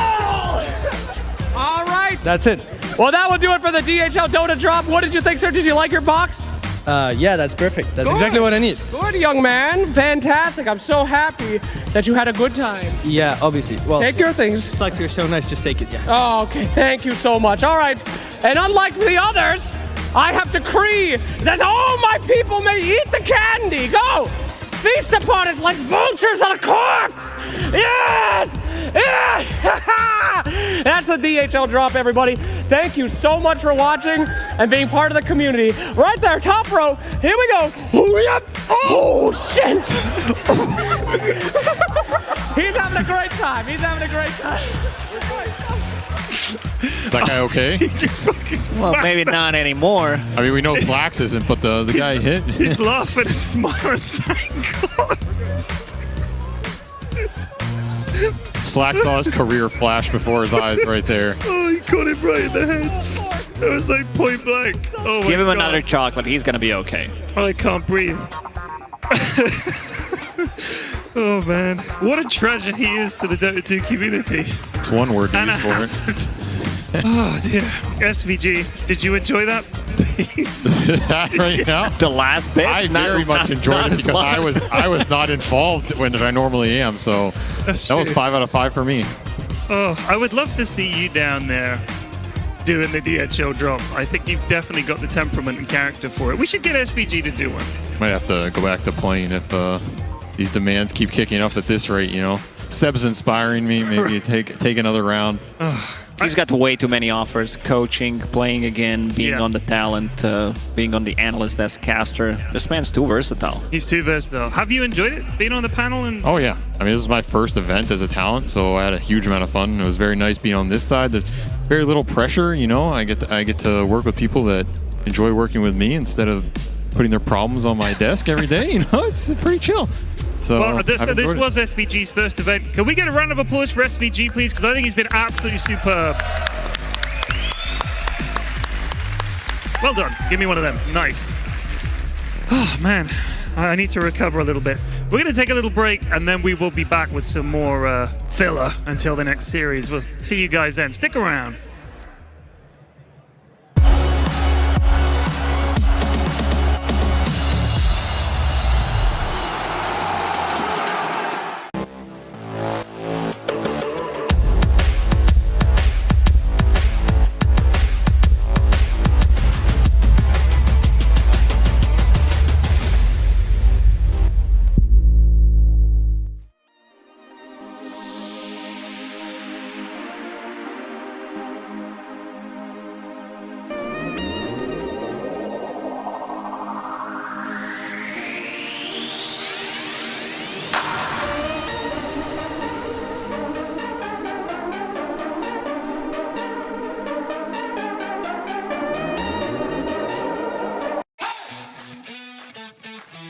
Play in the cloud with AWS Cloud Quest. Experience the first and only role-playing game that helps you build in-demand AWS cloud skills. Start your quest today.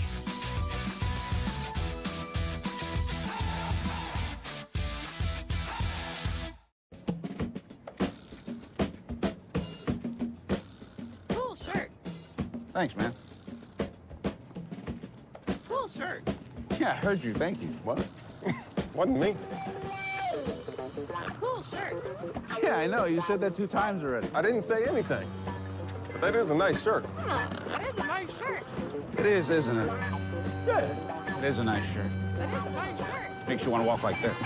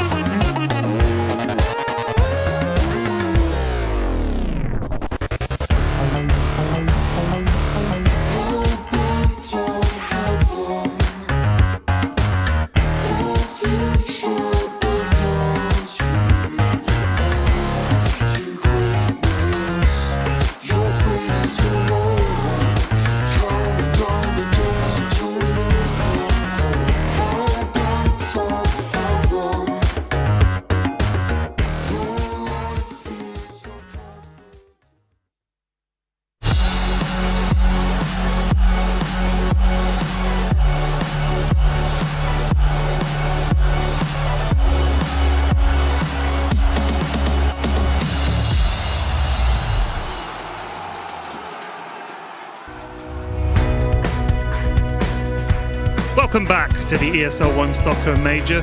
We're at about the halfway point of the day, before the grand final, after the semi-final. So we just thought, we'd get a couple of lads up here to chat to them. We've got Duraccio and Celery from Game of Gladiators. Lads, how are you doing? Hello, hello. Doing pretty good. Yeah, a bit sad because we lost yesterday, but it happens. But you must be happy with how you did overall. I mean, you played some fantastic Dota and you got pretty close to the final. I mean, are you happy with how you did? For sure. First LAN? First LAN, first experience with people, so it's super funny, good experience. Celery, what did you think? Yeah, the crowd love it. Yeah. Celery, how was it for you? Yeah, it was a great experience. Beforehand, I would have signed for this, but when you lose, when you're in fourth, you're not happy at all. You wanna go a bit further. But OG played really good. Cannot take it away from them. What is it like playing against them? Because we can watch it and we can see it feels like it's just non-stop. Is that what it's like? They're just constantly coming at you? Yeah, I mean, they're like the European SA teams, I think, compared to that. They're crazy. They just go. I got a question for you guys. I mean, you didn't ban Windranger 2 times in a row. Why is that? Me, I don't care about Windranger, but I don't make any drafts and bans, so it's question to Celery. I don't know. I was not afraid. Maybe it would have been a good ban. Would you ban it if you played in the grand finals? I'm not sure. I mean, this last game that we lost, I don't think he did that much, but they just owned us in game. I think any hero he would have owned us, to be honest. Don't think it was the Windranger. It was the player. So you think he could play on a bunch of different heroes, it would still be a big problem? It's just that it looked from our perspective like nobody's banning Windranger. He's yet to lose with it. Ban the Windranger, but you didn't think it was worth it? Not sure. I mean, I lost, right? So maybe I'm wrong. That's true, but I just think it's interesting because obviously watching as a fan, you think they have to ban the Windranger, surely. But you guys are thinking, no. This is more important to ban. This is more important to ban. So what do you think is important to ban against OG? I mean, it's a lot of stuff. Maybe some Timber, some Razor for Amar. Enigma, maybe. Yeah, they have a lot. They have a lot of annoying heroes. I think. PK, Enigma, Timber, Razor. Not sure about Windranger. Maybe Storm Spirit, but they didn't play with him. Are you generally focusing on the offlane? You're like, we got to ban these offlane heroes out. It's awful heroes. This Amar guy is good. Yeah, this Amar guy is good. Yeah, so let's talk about this being your first tournament. How is it when you play? Obviously, you've never played on LAN with fans. You have to walk up on the steps there. You go and get in the booth. You sit down, everything like that. Do the nerves start to kick in there, or you just think, oh, this is fine? Before you come on stage, it's nervous. But when you sit under your PC, you see people, you're already ready to play. It's not that nervous. It's fine. It's chill. And once the game starts, I guess you're just focused on that. Yeah, I don't think about it in the game. Okay, so let's talk about TI. Okay, you guys are going to be going now, right? You've got enough points, is that correct? No idea. Probably. Probably and no idea. Well, I'm not sure either. I don't know if we've got the They're very, I think it's 99 points something. Yeah, you're like super duper close. Looking forward to that. What do you expect that experience to be like? How are you going to prepare for it? I don't think you can. You probably learn to prepare for it when you're there, but then it's already too late. So I think it'll be hard. Speaking of preparation, Celery, I know you're a big Mafia fan. You love to play it in the hotel with the other people. Like, how do you prepare for that? I prepare for the Mafia. Yeah. For Mafia. I played with you. Just you drink were some Mafia. water and go to the second floor or first floor. Yeah, Play Mafia. You don't need to prepare for it. Drink some water, mentally prepare to lie to your friends, and then you're good to go. I heard you were one of the better players, actually. That's what they're telling me, but then they kill me, so I don't know. Maybe. It's true. Yeah, we did have to kill him in the end. We had to lynch him. Let's have a look. Actually, we've got a video of... I don't know if you guys are in it. This is a Gaming Gladiators reviewing a Herald game. I don't know if you guys are in it, but you can have a look at your teammates doing it if you weren't. Let's have a look at this video. Hello and welcome to Herald Review. I am here with Gaming Gladiators. We got Boom and Celery. How you guys doing? Doing good. What's the last worst game of Dota you've ever watched? Probably gonna be this one, but Okay. before, not sure. Very offensive. We have here a Herald game from one of our boys at ESL. This guy is in charge of all player relations. If you guys, want to eat or want to do anything, he's the guy who gets you those things. So I'm not saying be nice, but he'll watch this. Anyway, I'm just kidding. This is some asshole from Counter-Strike. Nobody cares. Let's get into it, boys. Herald Review. Today we'll be watching a Lion. It is 16 minutes and 22 seconds into the game. What do you think about the skill build so far? Pretty good. Items, pretty good, huh? Yeah, it's looking good so far. Top-notch gameplay, yeah. Yeah. All right. Looks like a mid-push here at 16 minutes. We are on his player view. Not a lot of camera movements. Oh. Uh-oh. Taking some stuns. Should he be Not too doing... bad, right? Save the finger. There we go! Damn. Now, as a pro player, do you recommend holding the finger to steal the last No, hit? that was insane because you see he actually had an arcane one, so he's gonna have it again in the next fight. He's This actually guy's owning good. it. This guy's owning. Okay, please go ahead, skip ahead, go to where you think would be interesting. Okay, here we go. Easy initiation, 3-man stun coming in. Whoa! 2-man stun. His stuns are not bad, but he's not blinking. What's going on? It's been 10 minutes since he bought the blink and he hasn't even used it yet. This could be game end here. Yeah. No buybacks on GG 2. push, GG push. GG push, boys. We have the damage talent. Please go. Go hit, Red. Go! You have 2 lives. Go back, go! Go in! Oh my He's god. calling the get back. The Herald No, don't blame him. All right, gentlemen. This is the end of the game here. This is all He's just grabbing a coffee. He's just getting some drinks, preparing for the great initiation. This is not the time. Come on, baby. They're pushing in. Trickster smoke for the invis. He's trying to switch out. They're taking everything. Blink stun. Look! 3-man stun. Triple stun. Oh! AoE Hex! Oh! He's doing it. No one's alive, though. Great kick. He learned a lot though this game. He's already using blink. Okay, that was rough. Okay, maybe. Any advice to our boy, our Herald Lion, ESL man who's watching right now? Let's start with practicing some blasting. We didn't see it, but you probably missed a lot. Also, in some of these highlights we saw, he went like outside, or maybe he was smoking a cigarette or something. Well, if you want to compete against the boys like these, the Gaming Gladiators, #1 advice, don't go out for a smoke randomly in your games. But thank you guys so much for your Herald review. 10 out of 10 for our friend ESL Lion. So you were in that video.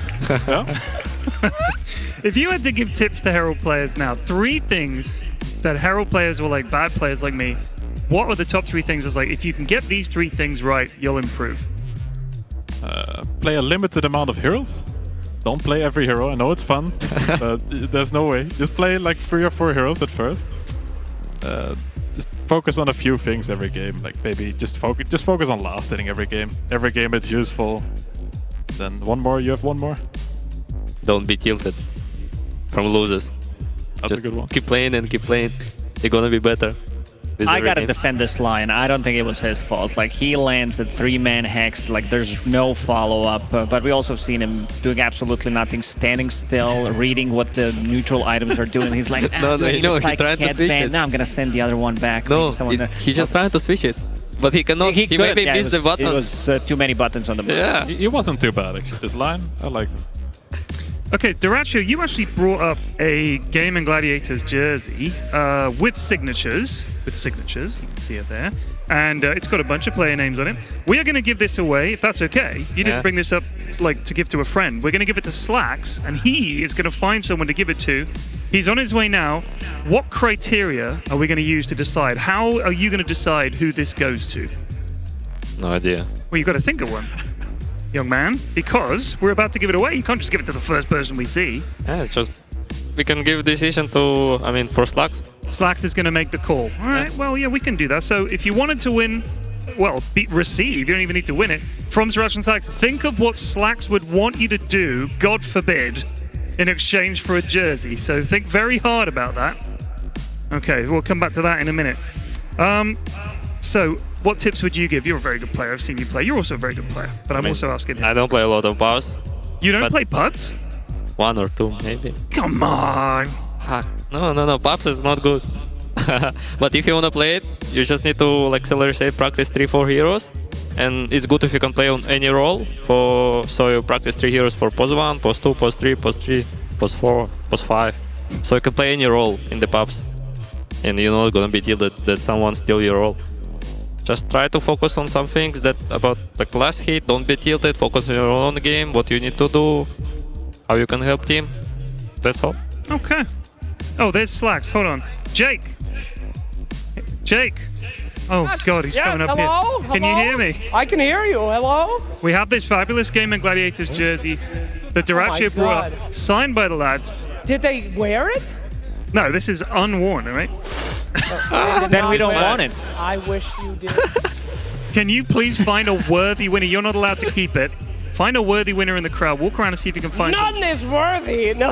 You got to go down there. I will find someone. All right. If you want the Gaming Gladiators worn shirt, I can smell the sweat on this thing. Meet me in the front. All right.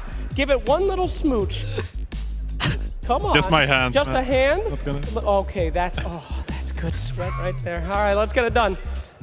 Go, Jake. Yeah, I'm going. Go. Thank you. Oh, we're doing this right now. I believe so. Holy moly, I was definitely prepared for this. They warned me about it. This is not off the cuff in any way. Hey, everybody, how we doing? Woo! I'm looking for some real GG fans. If you're a Gaming Gladiator fan, you have a chocolate. That means very little about Gaming Gladiators, but I'll take it. Come on up. A GG fan right here. He has a hat. No, your family is not getting out. Stop showing that sign. Don't look at that sign. All right, come on up here, GG fan. Come. All right, big contest. You? Yeah, you said it. Why did you wave the chocolate? I don't like what's the contest? Making it up as we go. You'll do fine. All right, ladies and gentlemen, I have the GG right here. Is that a team? Is that real? Number 1, we're gonna do a trivia contest. We're gonna continue. All right. You do get a lifeline. Go ahead. All right, lifeline. Please name one player from Gaming Gladiators. Boom. Okay, can you name one player from Gaming Gladiators? Celery? Okay, good. I can even name his real name. Go ahead. Miroslav. Okay. Melchior. Yeah, that sounds about right. I don't know the answer, so it's all good. All right, fantastic. Can you please name the opponent that knocked Gaming Gladiators out? I don't want to name them, but they're OG. Okay. Can you name one opponent that Gaming Gladiators won against? Awaken. That's probably right. I don't know. All right, fantastic. And the final contest, ladies and gentlemen, an ancient. You can't bribe me with chocolate. The ancient art of rock, paper, scissors. It's down to round 3, best of 3 here. Now you're gonna do it on shoot. All right, I want it on shoot. If you go early, you're disqualified. I slap you with the shirt and I give it to the other person. Here we go, ladies and gentlemen. 1, 2, 3, shoot! Oh, that's a tie. 1, 2, 3, shoot! Oh, this is getting weird. 1, 2, 3, shoot! What the hell is this? All right, best of 5. 1, 2, 3, shoot! Oh, that's what? It's a best of 3. This is Dota 2. This is Dota 2. Okay, here we go. For the win here. 1, 2, 3, shoot! Oh my God. The crowd's getting wild here. Celery, he just looked over and I saw his mouth open agape. It was incredible. Here we go. For it all. 1, 2, 3, shoot! Oh! My God. Oh no, he looks so detested. He looks so sad. Giving him the chocolate instead. Will you be taking this jersey from this sad man? Yes, I will. Oh, that's all right. I thought that was going another direction. It's okay, come here, come here. I gotta do something else for you. Nobody loses in this arena. Follow me, follow me. Come on, come on, come on. Here we go, here we go, here we go. Dreams will come true no matter what. What's better than a jersey? We're gonna bring him up. We're gonna bring him up. Please don't stab them. All right, great. There we go. Better. These are the next TI champions. Remember my words. All right. That's better than a jersey. There you go. Woo! All right, back to you, people. Thanks, Jake. You guys okay? That guy was a super fan, man. Holy cow. He also Russian. Okay, well, there you go. Let's talk about TSM. What do you guys think of them as a team? What chance do you think they've got in the final? I think they're doing good. They have chances, but I feel like OG gonna win. They beat everyone in the lower bracket, so it's final. I think OG gonna be stronger, but we'll see. Celery? I think I favor OG. I'm a big Tiger fan, he's my friend. But I think everyone's been underrating TSM all tournament. They're still in the upper bracket, they're in the finals now, so we should probably give them some more credit. I think it should be very close. Maybe TSM is even favored. Wow, yeah. How much do you think momentum matters? Because OG coming through the lower bracket and like building this huge momentum, like bonding as a team, do you think that matters? I think it helps them a lot. This win against Fnatic especially, it looked like they were out, but they just still won this third game in crazy fashion, and since then they've been doing really good. Some games were close, but they kind of convincingly won every game.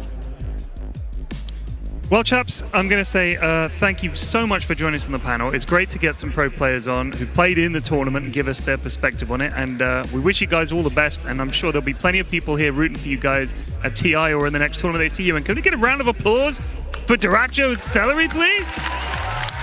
We don't want you for this to become a routine. You coming onto the panel because that means you're lost. Yeah, we want to talk to you up This there. is the last time. Yeah, this is it. All right, we're going to go for a break, but when we get back, there will be something very special.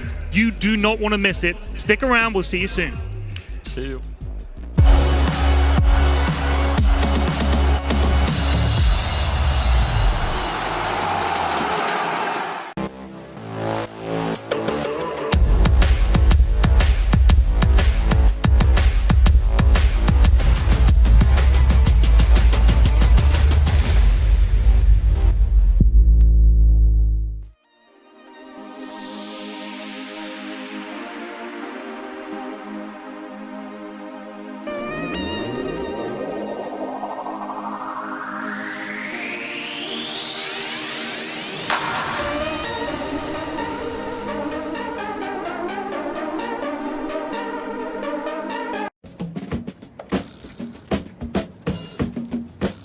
Cool shirt. Thanks, man. Cool shirt. Yeah, I heard you. Thank you. What? Wasn't me. Cool shirt. Yeah, I know. You said that 2 times already. I didn't say anything. But that is a nice shirt. That is a nice shirt. It is, isn't it? Yeah. It is a nice shirt. That is a nice shirt. Makes you want to walk like this.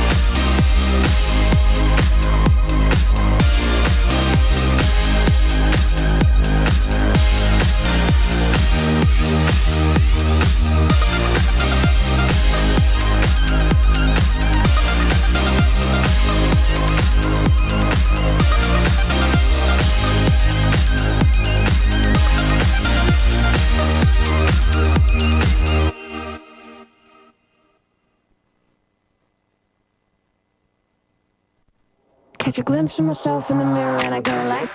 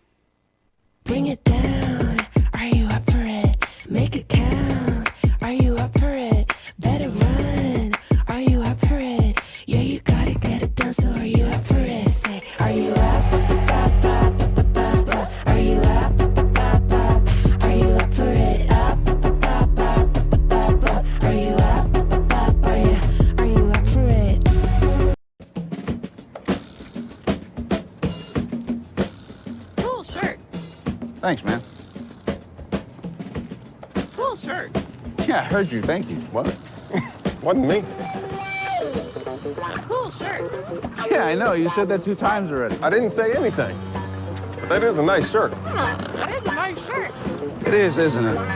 Yeah. It is a nice shirt. That is a nice shirt. Makes you want to walk like this.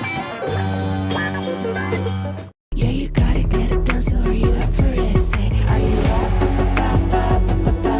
Are you up? Are you up for it? Up. Are you up? Are you up for it?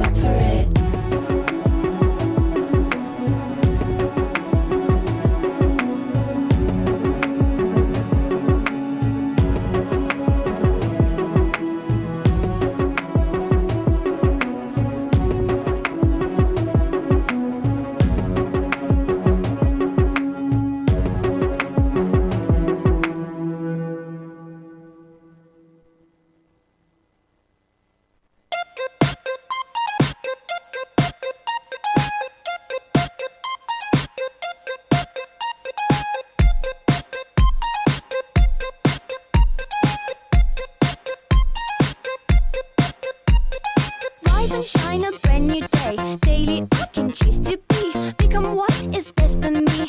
Meeting life along the way.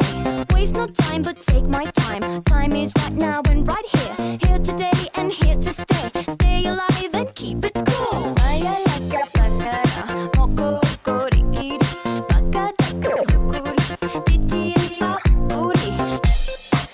it cool. Keep it cool. Keep it cool. Keep it cool.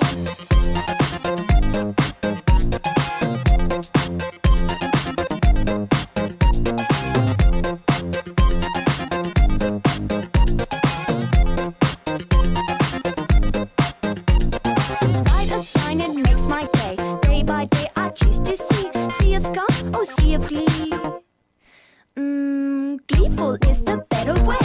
Wait no more and be on time. Time for killing off your fear. Fear not, don't you feel astray. Straight ahead, don't be a fool. Dum ba dum ba dum bum bum. Ooh. Dum ba dum ba dum bum bum. Keep it cool. Keep it cool. Keep it cool. Keep it cool.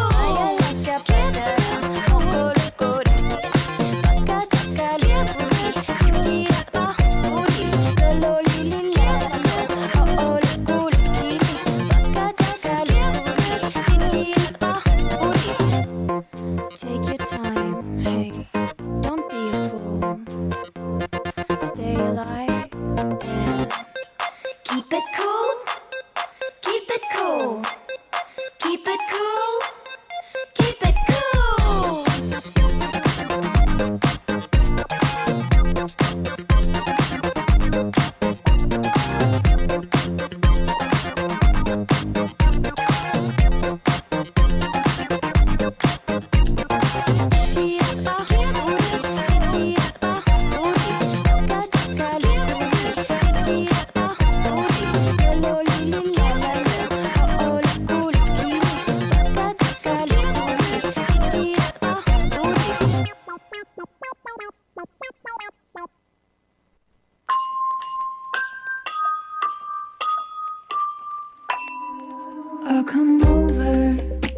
me drink for free, call me gorgeous.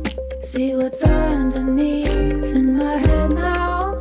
Planning silently how I would get out of this if it turns ugly. This is what it takes to be a girl, trying to survive with pretty girls. Gotta check behind me when I walk down the street. Don't know who is watching me, sitting pretty in a wicked world is what it takes to be a girl.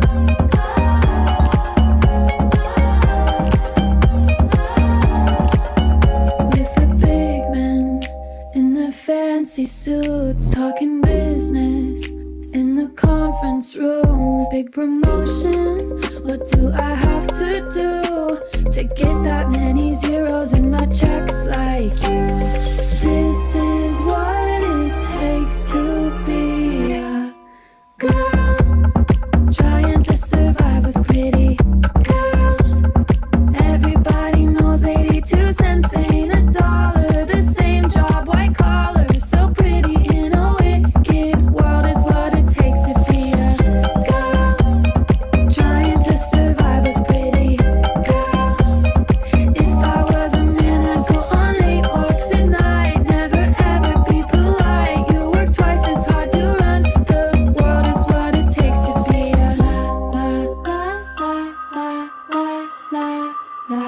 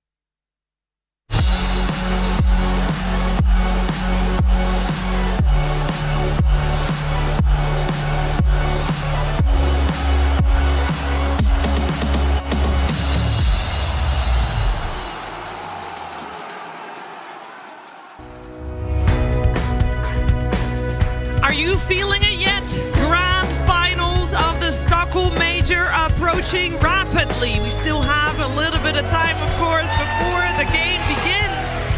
But that allows us plenty of time to talk about everything. And there has been a lot of things that have happened to make us come to this very point in the Hovet Arena.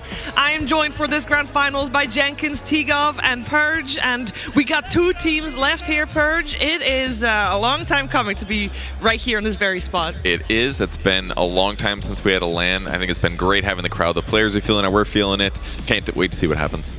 I won't lie, I might have lost my voice yesterday because obviously this crowd's So did I, dude. I'm trying not to talk so much right now. My voice is really hoarse. Like, the crowd's very OG based, right? So GG was playing, and I was like, all right, boys, I'm going to try and get this part of the crowd to all be GG fans. And we kind of converted at least one. You did good. You did good. We heard it when we were casting up there. There's a lot of GGs, but then the OGs came out. There's like a feud going on, a battle. Yep, it was a rivalry, and my throat has taken brunt, so I need some people to also maybe side with TSM today, just so we get a bit of 50-50, because again, very much in the arena, it's all OG pretty much. A lot of OG fans. A lot of OG for sure. They all want this trophy. You know, OG's won a lot of trophies in the past, and this trophy, ESL. I don't believe that there has been a lot of ESL ones won by OG, if any. So they need to add this to their collection. Obviously, a fresh roster would be nice to do it with. And that trophy is lovely. It is a gigantic cup. Let's learn a little bit more about the trophy. Every team would love to be the last team standing. A trophy is proof that you won a tournament. No one gets a trophy but the winner. In a year, no one will even know who placed third to last place in a major like this, but they will remember who won, and the guys who have the trophy will remember as well. It's like a token that signifies like your greatness, basically, that you made it. What you did was good. What you did was right. You showed the world you're the best. My idea is better than yours. Personally, I've been through many chapters throughout my life, and I chose to do this gaming thing because I wanted to see whether I can reach the top or not. So to me, it would prove that I've done the right thing. Obviously, every team came here to win, and lifting the trophy at the end is the end goal of it. When you lift a trophy and the tournament comes to an end and you've won, you should experience euphoria. Bliss. I have no idea how it is to lift a trophy on a stage. I've never been able to do that. I've dreamed of it a lot, and I always get goosebumps, so I imagine it to be very cool.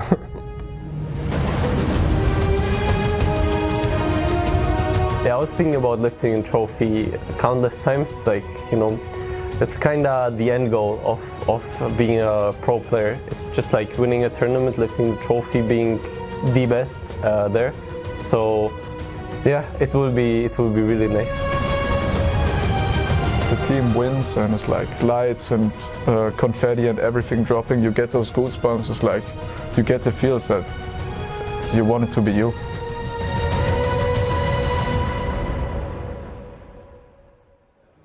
That's right, ladies and gentlemen, the grand trophy of ESL 1. This is not it. They wouldn't let me touch the real one, but I wanted to feel what it's like to lift this fantastic thing. This one is made out of balloons, but it's just as good. Nah, I'm just kidding. I got it. In fact, there's a, oh, yes, oh, fantastic.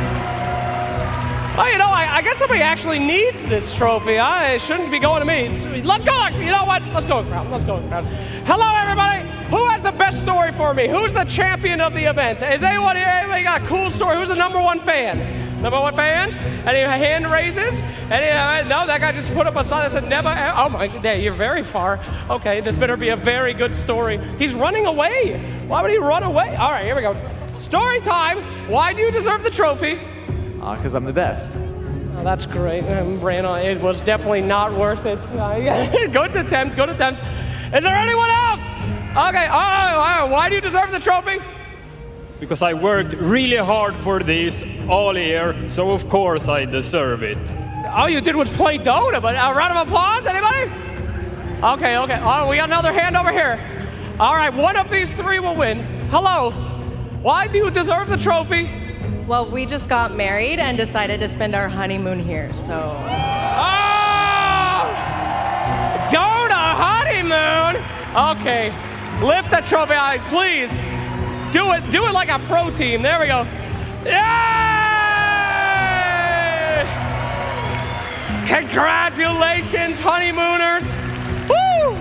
Can you imagine playing ranked matchmaking with someone you love? Holy goodness, great, best of luck. Anyway, but what happened to the actual trophy? Should we, okay, I think perhaps we should get that back in some way, or is there some sort of video we could play, or some people, human beings, that could bring our trophy out there? Is there anyone? Is this the correct throw to activate the moment? I hope so. Maybe it's not. Banana bread. Is that, what is the magic word? A Zazabrand! Bring it out! Maybe not, okay, maybe, is there, oh, it was Zazabrand! Okay, the music is building. The moment is coming. A bated breath. I sure hope I know what I'm doing. Okay, maybe we have to cheer for it. Ladies and gentlemen, can we please cheer to return our trophy? Can we get it? There we go, that's it. Okay, apparent. There, oh my God! I don't believe it! It's Lona and Bulldog! The heroes of Sweden! Oh my goodness, great! Put the trophy down! Wow! Unbelievable, ladies and gentlemen, give it up for Loda Bulldog! Oh, what a magical moment. Sweden, you're here, the trophy. Loda, the live crowd. How you doing, buddy? I'm doing great. It's amazing atmosphere in here. The finals is going to be amazing. Super excited. Oh, that's so fantastic. Loda, I've always wanted to ask you something, and now the time has come. Can we touch heads? Yes! Fantastic, thank you. I've been instructed not to speak to Bulldog. Okay. All right, fantastic. Thank you so much, Bulldog. Any word for the crowds, boys, as we get into this one? I love you all. You're amazing. Let's get some noise for this finals. It's going to be so freaking good, and the best team is going to win. Ah, top boy. Anything for you, Bulldog? Let's go, Sweden! Woo, Sweden! All right, now you two, we're in a big battle, a big Dota game. In fact, we have a little content piece for you. Why don't we show these beautiful fans of the better times? In the river. Blake, Malefice as well. He will get Claudia's buyback. It's a Crystal Maiden down, but the push comes top. It's a nice pick for Na'Vi. It's not enough to put this game in the They can't roach. They can't roach. They don't have enough damage. They don't have enough time. Oh, cancel TP. He canceled the beat. Puppy. He's not going to be back in the base. He's got BKB, but no boots of travel. Cancel Stanley's TP as well. They are in huge trouble. Funix caught. Now if they go over the throne, it could be game. Funix down. Alliance are doing it. They need a little more of those to fall. Throne in jeopardy. There's a glimpse. It could be their last stand. Dandy's back. He's going to try to focus everybody, but there's so much stuff hitting on the throne. There's no more glyph available. Down to about half HP, a quarter HP. Alliance surrounding from all sides. BKB, they won this round. They're going to do it. The Kings of the North. Alliance wins. They win TI3. The Alliance just won $1.4 million. They are your International 3 champions. They have taken home the first ever International for the Swedes. All right, guys, yes, a giant moment in Stockholm once, and now Dota has continued much off the back of you. I gotta say, a lot of the people in this crowd, a lot of people around the world, they saw Stockholm, they saw that for the first time, and you guys really propelled Dota for a new generation. All these Zoomers coming to the stage right now. You old men. But congratulations. How does it feel watching that and being back home? Feels great. I mean, I'm a little bit sad I'm not as good at Dota 2 anymore, but we have some really, really good players. It's going to show us good games, so it still feels good. All right, any encouraging words to the young, strapping, young, very young people out there, Bulldog? Out with the old, in with the young. All right. Well, the future of Dota is coming your way very soon in this fantastic grand finals. Give it up one more time for the legends themselves. There we go. Thank you, Stockholm. And we'll shoot it right back to Shiva. Thank you very much, Lax. And yeah, we heard it from the players before that as well, lifting that trophy, getting that, I mean, release, I want to call it, Purge. It's probably something, I've never done it, probably something that is incredible. I gotta think, the one time that we won stuff, maybe 2 times, I was trying to think back what it felt like, and it's been so long. I was thinking like, man, I wish I took more notes on what it felt like in that same moment. But I do remember the camaraderie you get from your teammates. That felt unparalleled. It's like you're there with your friends, you guys were winning. That just feels so good. Yeah, the amount of pressure that you have leading up to the grand finals, and if it does get to a close final game, you gotta go somewhere with that energy, so it all comes out. We heard one of the players say bliss when you lift a trophy. It's like, that's it, you made it, done. I mean, it's just the fact that you get to a game 5 and then the energy release. I think you forget about what you've just played, right? In the moment, you're just lifting trophy, you're enjoying it. Yep. I think both these teams, thankfully, they have the energy. If they were to get to the final, lift the trophy, there's going to be just that excitement. You know, they mentioned it on the panel or in the middle of the stage, out with the old, in with the new. These are teams that it is the fresh players coming in, it is the new ideas, the new concepts. We aren't seeing the old guard kind of protect the trophies and prevent, you know, this is like kind of the new age of Dota, and it's an exciting major because it's so poetic of the two teams that we have here. It really is. I want to jump ahead a little bit on the series that is to come, because when you're saying out with the old, in with the new, I feel like we got the oldest player playing here at this very tournament in Moon Meander. We got the youngest player in BZM, and Jenkins, they are going up against each other. So it is quite something. And they both, of course, have a mix of old players and new players. Yeah, they do. They've got their own ideas of Dota as well. I think both of these teams are very unique in that sense. OG, I don't know how you draft against these guys. It feels like they just pick Seb or whatever he wants to have fun with, and they'll just, whatever role that hero's supposed to be in, he'll just play it as a 5 position. And then he owns with it. So it's like, he's looking like a young buck, high-skill player himself. And I was on the OG podcast. I actually got kicked off of that. Unfortunately, the VOD was deleted, so you can't watch it. But on the OG podcast, they were saying that Seb, he does these motivational speeches, and they just respond, cringe. That they don't even care. They're just like, yo, we're just here to play Dota. We just want to win. We're just going to go in there and play our game. A little bit of term of endearment nowadays as well, maybe here and there. I hope it is. I really hope it is. I think they just mess with each other also. Yes. They've got that camaraderie. Because you know, really is. They're buddies behind the scenes, you know. I think they're buddies in front of the cameras as well, so they got that down for sure. Let's talk a little bit more about how we got these two teams specifically in the grand finals, because both of these teams started the tournament in the group stages with stand-ins, and it didn't look too good for either of them, Purge. Yeah, it was slightly surprising to get to this moment. I think it was maybe easy to count them out earlier on, especially with how EG did. You kind of think like, maybe the whole region is weak, but TSM proved everybody wrong. They were winning their matches quite convincingly. They did defeat OG in the upper bracket as well to put them down. And then I tried to count OG out like 5 times, but they just keep showing like the momentum is clearly there. Yeah. They were going to go all the way to the finals, and now I feel like that momentum is still in their grasp. It seems like they've really captured the spirit of like old OG. Somehow, you see like a brand new roster come in, and I think the moment we saw them at DPC, it's like, this is an OG team. You can just feel it with the players. Like, they've done a really good job. I don't know who is to blame for that, but they've done a really good job at getting players that like capture the identity of OG. Yeah, it's been a fantastic run. TSM, I mean, once Saberlight came back as well, it seems like they have upgraded themselves onto making it to this grand finals here as well, T. Yeah, I mean, there was a podcast like 2 weeks ago from OG where they're talking with Moon Meander, and there was a segment about like captaining and how they run the teams, and there was like this beautiful moment where Moon Meander back then, they didn't know they were going to be playing up against Seb, maybe Notel, so they're sharing like the stories of how they looked after their team, how they kind of brought them over the years, and then like, good luck in a couple of weeks, mate. And now it's like, now they're playing against each other, but they shared so many same stories about how bringing in the young players, giving them the ability to speak for themselves, but then using your experience to tailor it to the tournament at hand. You're not kind of forcing everything on them. And they shared so many kind of similarities in how they look after their team. And now, you know, they're both in the grand finals. So it's just so nice to see from like 2 weeks ago, this conversation has now transpired to be the finals of the major. Bro, they're going to know each other. That's some like insider information right there. Yeah. Moon's just like, oh my God, I wish I didn't do that podcast. 100%. I spilled all of the beans.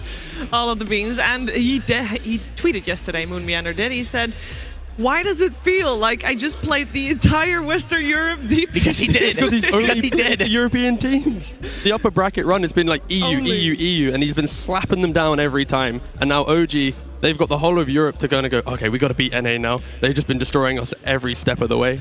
Yeah, and I do want to talk a little bit about the crowd as well, because it has been quite evident that maybe the crowd's a little bit more OG favored.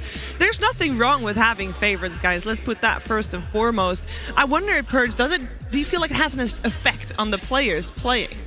I think for a lot of teams, maybe it would, but I feel like TSM is very experienced as a whole. Something Misery said the other night, he thinks that one of the newer players, Saberlight, that he's untiltable. So there's another case of somebody, he went 0-5 on his Enigma game, they still won at a really early time. And his performance was insane in that game too. Like, he carried. Maybe not the start, but if you can have that terrible early game performance and not put the stress of the game on you, I feel like that's the kind of player, even if he's one of the new ones, that's going to be able to just shut off the, that's fine. The crowd likes OG, I don't care, I'm still going to play amazing. How do you become untiltable? You get level 30 heroes on like 15 heroes. You play so many games. You've been in all of these possible scenarios. He's also like rank 3 too. Like Saberlight is one of these guys that he's like, it's gonna sound really weird. He's like too nice and too human to be like rank 3. You know what? Like, he's so high rated that you think the guy's just like a Dota robot, but he's got so much personality. I feel like he's won over a lot of people that weren't TSM fans that are now TSM fans. There's a lot of people that are like 50-50 now. It's like they don't know who they want to win. The feelings are, it's confusing, you know? You want everybody to win. I think the relatable missing high five and then high-fiving yourself was very relatable, yes. Definitely a very good point to make him have more fans here in the audience and for people watching at home. I can't wait to see what is going to come out of this grand finals and the type of Dota we're going to see. We are one step closer to getting this grand finals underway.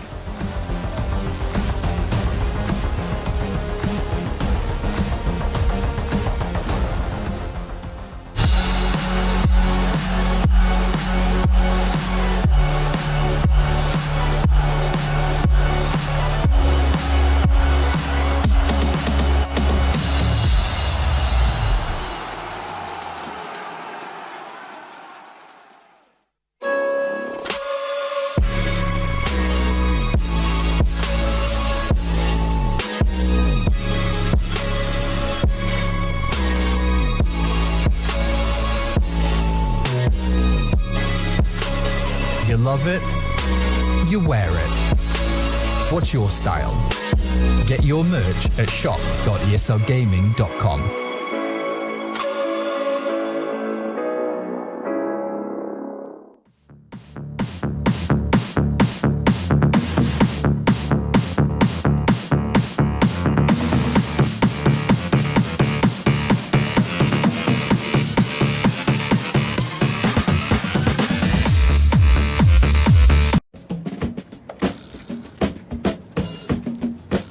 Cool shirt. Thanks, man. Cool shirt. Yeah, I heard you. Thank you. What? Wasn't me. Cool shirt. Yeah, I know. You said that 2 times already. I didn't say anything. That is a nice shirt. That is a nice shirt. It is, isn't it? Yeah. It is a nice shirt. That is a nice shirt. Makes you want to walk like this.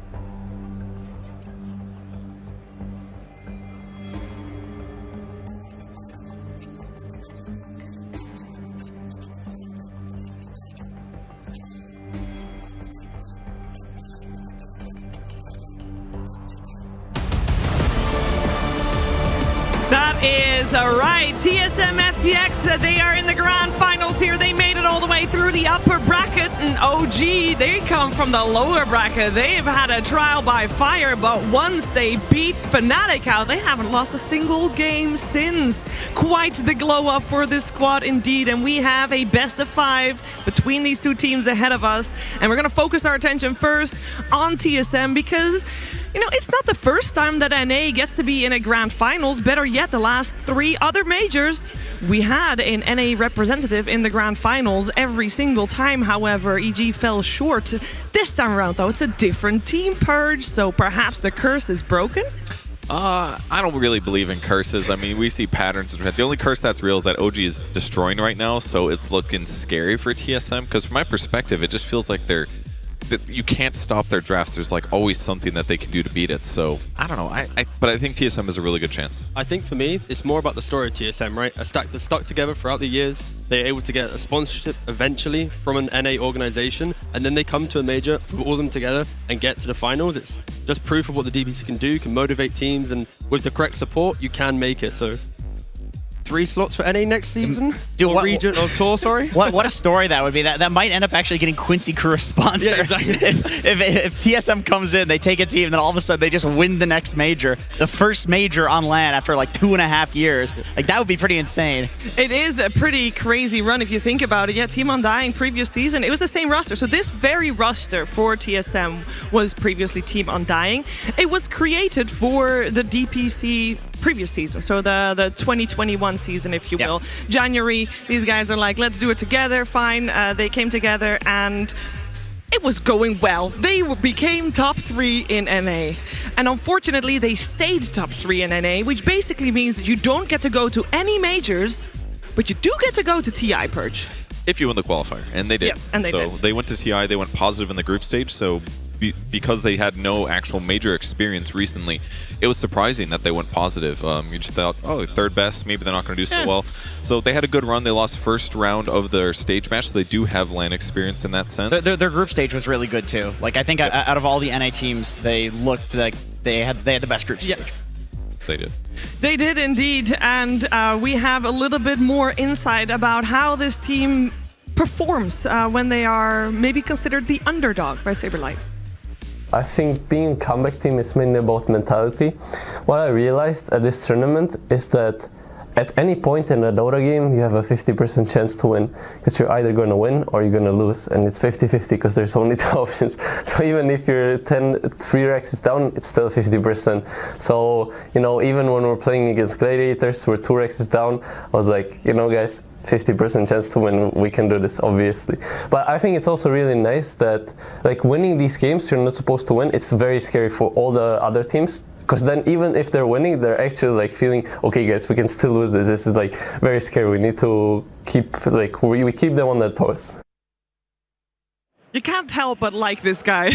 Don't worry, regardless, you're gonna go in a Dota game 50-50 every time. That is the worst logic that I've ever heard. He fits right into NA math right there. However, great attitude. Yeah. Great PMA attitude. And, you know, one thing about this team is that I remember Moonmeander did an interview, and he said that he went through it looking at new players for Team Undying, because, you know, they're top 3 in NA. They could basically have their pick. And player for player, he went through and he could not find somebody that he would genuinely rather play with on the team other than his teammates, including himself. Because he was trying to also coach. He wanted to coach this team and then find somebody to play his role. So he was right. I mean, it seems to be working so far. It seems to work. This guy also, again, I mean, apparently does never tilt. It's a perfect guy to have on LAN. I mean, it's super important. He even mentioned in the interview that second game against Game of Gladiators, when it's the Monkey King jumping into the tree line, there's one opportunity to win that game. Saberlight, after a rough game, finds the arena, gets the kill, and they win the game, right? So the fact that they've stuck together, they aren't replacing anyone, they find that kind of camaraderie, that teammanship,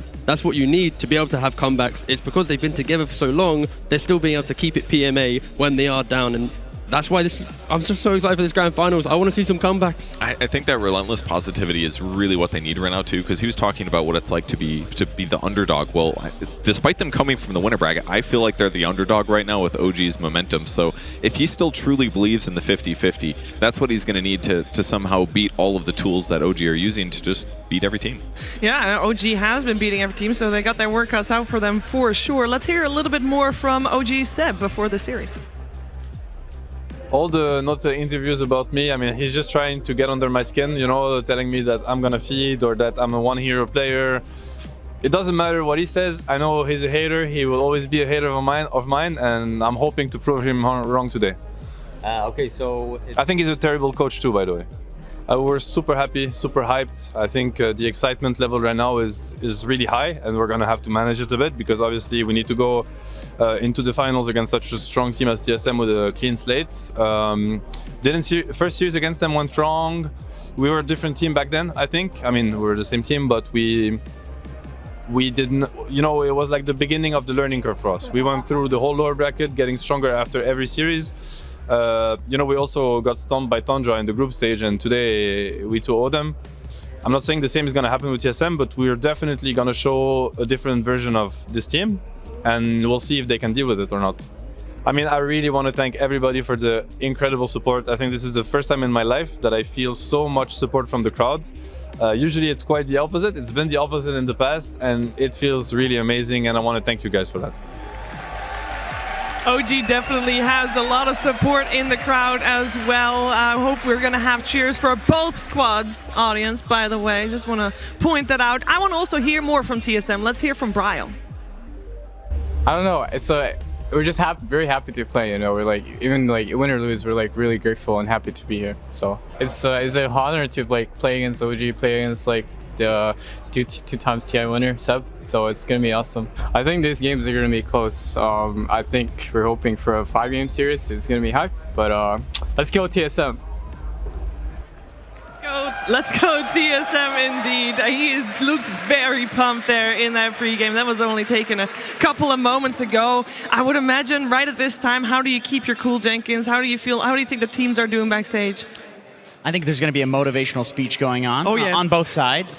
Maybe on the OG side, it's going to be ignored by the younger players. But I think, you know, Moon Meander, he's back there pumping up his boys, but, you know, not to the degree that they're going to be too pumped up. Because I remember during the DPC tiebreakers, when they lost to EG, they had just won the series. They were like, oh, we had too much energy for that. So it's all about, you know, keeping it at that right level. And Moon Meander